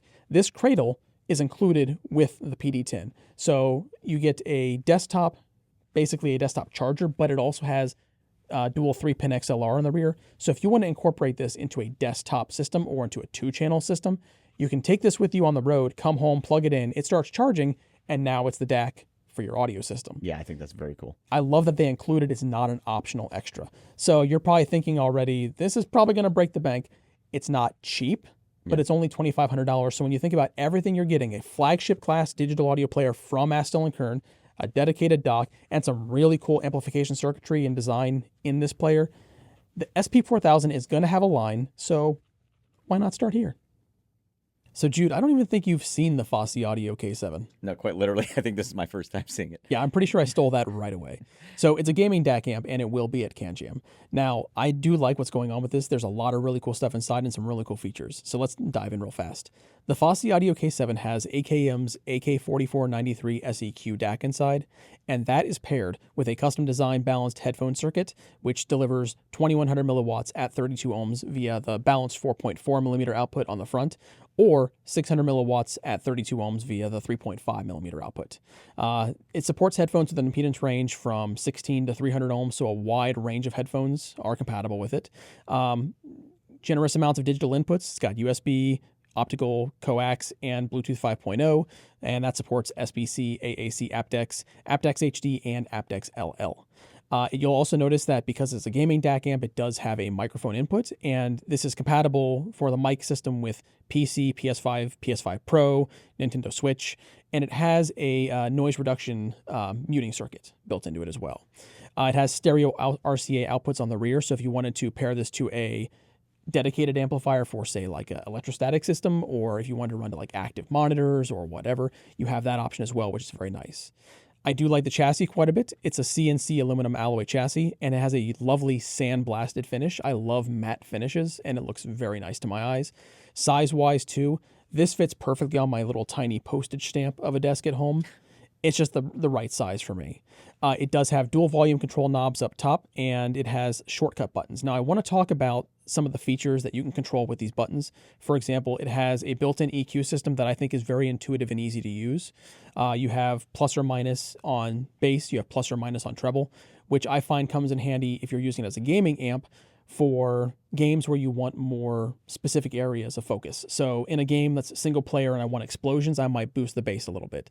If it's more competitive and I want to potentially get a little competitive edge, boost the treble, kind of get, clearer footsteps or bullet sounds, that sort of stuff. And it has a quick bypass mode. So if you're at the desk and you're listening, for a game, you have it in one mode. The second you want to switch to music, just hit that bypass, switches right over. All in all, it's a very well thought out system. And I think, once we're done filming this, I'm taking it back home and putting it on my desk again. And I probably still won't see it. Yeah, exactly. So on the table right now is the Golden Wave HIFIMAN GA10. It is a desktop tube amplifier. And the fact that tubes are involved explains why I really haven't seen this around the office, because you stole this pretty much the second it came in. Yeah. Like I said a zillion times in other videos, I am a big tube amp enthusiast. I have been since I was, since a kid. I mean, since as long as I've been an audiophile. Now, unlike some of the members of our community who seem to have limitless budgets for like the highest end tube amps, and I'm sure those guys are shopping very carefully for the best value for their high end buck. Right. I don't tend to shop in that range. It's not usually my budget range. So I'm looking for more affordable stuff, more reasonably priced stuff that performs at a really high level. Mm-hmm. The Golden Wave HIFIMAN GA10 absolutely fits the bill. We'll get to the sound signature in a second. Let's talk about what it is. Like you said, it's a desktop tube amp, obviously. Inside, 4 ECC83 or 12AX7 tubes and 4 6P14 or EL84 tubes. Mm-hmm. They call it a SEP architecture, SEPP architecture, which I believe stands for single-ended push-pull architecture. I believe so. Inputs, XLR and stereo RCA. Headphone outputs, 4-pin XLR and 4.4 millimeter, which is nice. Mm-hmm. And also, of course, 6.35 millimeter or quarter-inch. Power. Yeah. It's a tube amp. So high impedance headphone enthusiasts are going to be pretty happy because it outputs 3,000 milliwatts into 300 ohms. Yep. So rejoice, high impedance headphone fans. But still, even if you have a like a lower impedance headphone, 600 milliwatts into 32 ohms. Mm-hmm. So it has juice. Yeah. I've been able to drive every one of the current HIFIMAN headphones with it without any issue at all. Beautifully driven, like the Aria Unveiled is gorgeous through it. Mm-hmm. The Susvara Unveiled is gorgeous through it. Yeah. I guess if you're going to use like a Susvara first generation, which is pretty power hungry, right? You're going to get good sound out of it, but it's probably not going to be the beast you might be looking for. So just keep that in mind. But for all other, I also used it with the Meze Elite a lot. Yeah. Another beautiful pairing. Anyway, the headphone outputs impedance switch. There's an impedance switch on the front. It lets the user select the best impedance match. So 32 ohms or under 32 ohms, you'd use low. 32 ohms or over 32 ohms, you'd use high. That's what they're recommending, I believe. Shielded 120-watt transformer, audiophile-grade components, given its HIFIMAN and Golden Wave. No big shocker there. I'm not going to break those parts down right now. Yeah. It's larger than we expected it, by the way. Oh, a lot larger. So in the pictures, which is what we'd seen first, yep.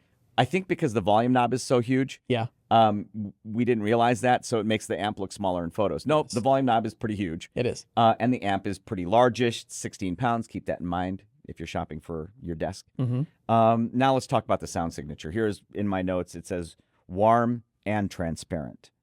It's still neutral, harmonically rich with crisp detail, solid bass extension. I love the sound of this amp. It is pretty much everything I want. Now, I'm not a tube roller. Right. So whatever the stock tubes are, work beautiful for me because I'm not really a tube roller anymore. I used to be. Whatever the stock tubes are going to be are probably what I'm going to be listening to, and I love the way it sounds with those tubes. I've already said what headphones I've used it with so far. Beautifully done. So if you're a tube audio enthusiast especially, make sure to audition the GA10 at CanJam. And if you're just curious about what a great tube amp sounds like for a reasonable price, make sure to audition the GA10. Now, as the founder of HeadFi, one might hope that I actually love headphone audio. Sure. And I do, as you know, love headphone audio. But even the most diehard headphone enthusiast, and I consider myself among them, has to admit that loudspeakers image better than headphones. Right. Headphones are great for inner detail. And, yeah. Yeah, but and they can image well, but loudspeakers image better. That is, take a recording, play it through a fantastic loudspeaker system, Take that same recording, play it through a fantastic headphone system. The loudspeaker will win in terms of imaging pretty much every time. Right. Why? Headphones introduce a bit of a problem, if you will. The right ear only hears the right channel, left ear only hears the left channel. With loudspeakers, your left ear still hears the right channel, albeit a little delayed. The right ear still hears the left channel, albeit a little delayed. Those tiny little delays, measured in milliseconds typically, because the human hearing system is so sensitive, the brain is such an incredible thing. Right. All those little differences mean a great deal. And I'm simplifying this grossly.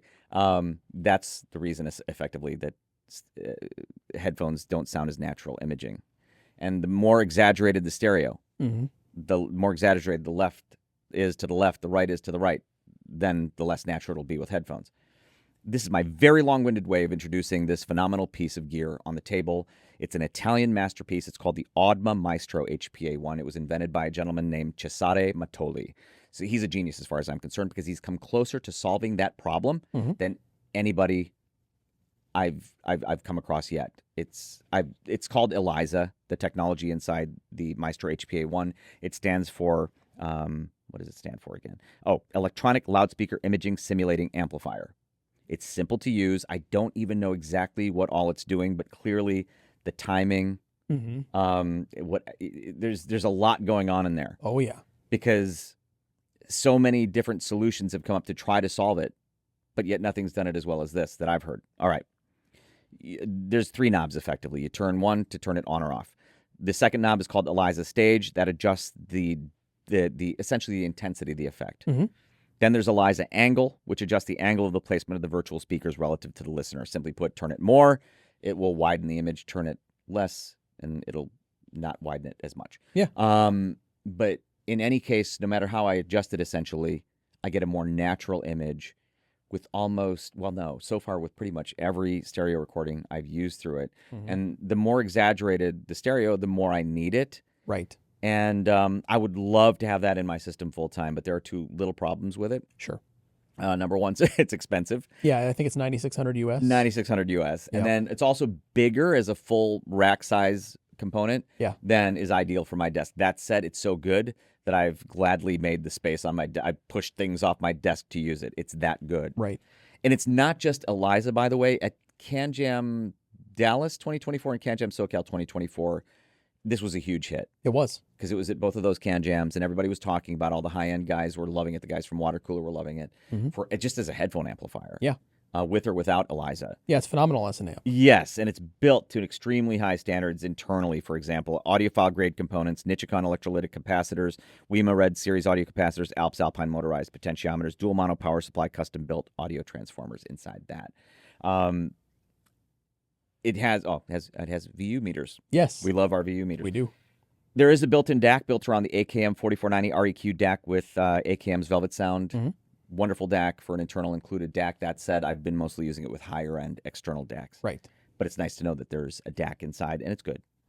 It is designed to drive any headphones over 6 ohms, dynamic headphones over 6 ohms. I used it with Susvara. Susvara Unveiled drives them beautifully. Used it with in-ears. Drives them beautifully. There are digital inputs. Like I said, there's a DAC, USB optical coax, analog input, stereo RCA balanced XLR, headphone outputs, 4-pin XLR, 6.35 millimeter and 4.4 millimeter balanced. Analog output, stereo RCA balanced XLR, because you can use it to pass through into your hi-fi system, right? Your loudspeaker system, and bypass the effects. Yeah, if you can't tell, and you know this already because you essentially live with me here at the office, I love this thing. Right. And I can understand completely why people were just going nuts about it at those 2 CanJams. It will be at CanJam again. And you absolutely cannot miss the Audma Maestro HPA-1. I love this thing. So, Jude, I think you know why I'm so excited about this, because this is an Audma amplifier that will finally fit on my small desk. Yeah. I don't know who's more excited about it, you or me. I am definitely excited, and I know you are as well. I know. So this is the Audma Brioso PHP-A1. I'm just going to call it the Brioso because that's so much easier. Now, the Brioso is a portable DAC and headphone amplifier, but because it comes from Audma, that means it is also equipped with their ELISA technology. Now, that stands for Electronic Loudspeaker Imaging Simulating Amplifier. Now, we'll talk more about that in a second here, but I also want to mention inside is the DAC. That's an AKM AK4499 EX EQ and AK4191 EQ DAC combo, and that's also paired with AKM's Velvet Sound. It supports PCM up to 32768 and DSD 256. Now, on the top, you have a number of controls here. So you have controls for turning on and off the Elise circuit, setting the stage, setting the angle. You also have bass adjustments. You have a digital input of USB Type-C, which is really nice. That's going to be for the DAC. And for the charging, there's two separate inputs there. Analog inputs, you have 3.5 millimeter and 4.4 millimeter. And for headphone outputs, you again have 3.5 millimeter and 4.4 millimeter. Now for power, this delivers a lot of juice. So per channel, at 32 ohms up to 2 watts, at 64 ohms up to 4 watts, and then at 150 ohms up to 2.7 watts. Again, that's per channel. It has multiple adjustable gain toggles, so you have 0, 8, 16, and 24 dB gains. And they say that it can be used with all dynamic headphones with an impedance of 6 ohms and above. Weight, it's only 240 grams, which makes it very pocketable, very portable for any kind of portable rig. Pair it with your phone, pair it with a laptop. Now, we don't know final price. This is still a pre-production unit, so it's not 100% finished, and the pricing has not yet been announced. But it is going to be at CanJam. It is, and I am so excited about this one because their large desktop HPA1 Maestro amplifier is one of my reference amplifiers, like high reference amplifiers. Yeah, it's fantastic. And the Elise circuit is so critically important to me, and to be able to take it with me now anywhere. Yeah. And it has all the capabilities in terms of the adjustments and everything else, plus the bass. So the adjustable bass boost, which is actually nice to also have on the go. That's a huge deal for me. Oh, yeah. Because the HPA1 Maestro is huge. Gigantic, yeah. That is not. Yes. So to me, the Brioso at CanJam is going to be a huge hit. I would not be surprised if there's a lineup to hear it. I can almost guarantee there will be. Make sure not to miss it. Before we move on, we want to mention a few more brands that you can discover at CanJam Dubai this year. Auris Audio will have a number of incredible tube amplifiers like the wildly popular Hedonia 300B. At Dubai Audio's exhibit, you'll be able to audition the latest offerings from DCS like the Lena DAC X. If you're looking for portables, don't miss iBasso's lineup at RAAL Music Store's exhibit. If you're looking to try one of the best sounding yet quirky portable amplifiers money can buy, stop by the Mascobo exhibit and check out their Model 475. And if you want a centerpiece amplifier that looks as striking as it sounds, don't miss the Viva Audio Egoista 845 at the HIFIMAN exhibit. Well, after all of that, I think it's safe to say that the first ever CanJam Dubai is going to be incredible, and we cannot wait to see you there. Again, CanJam Dubai is happening January 24th and 25th, 2026 at the Conrad Dubai Hotel. Before we go, we'd like to thank our CanJam Dubai event sponsors, BonHiFi, Dubai Audio, and Dr.Head for helping us make CanJam Dubai possible.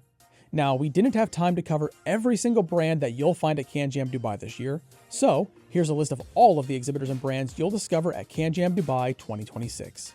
Thank you so much for sticking with us all the way to the end. Don't forget to like and subscribe to our YouTube channel for future CanJam and audio content. We'll see you in Dubai and on the forums at headfi.org.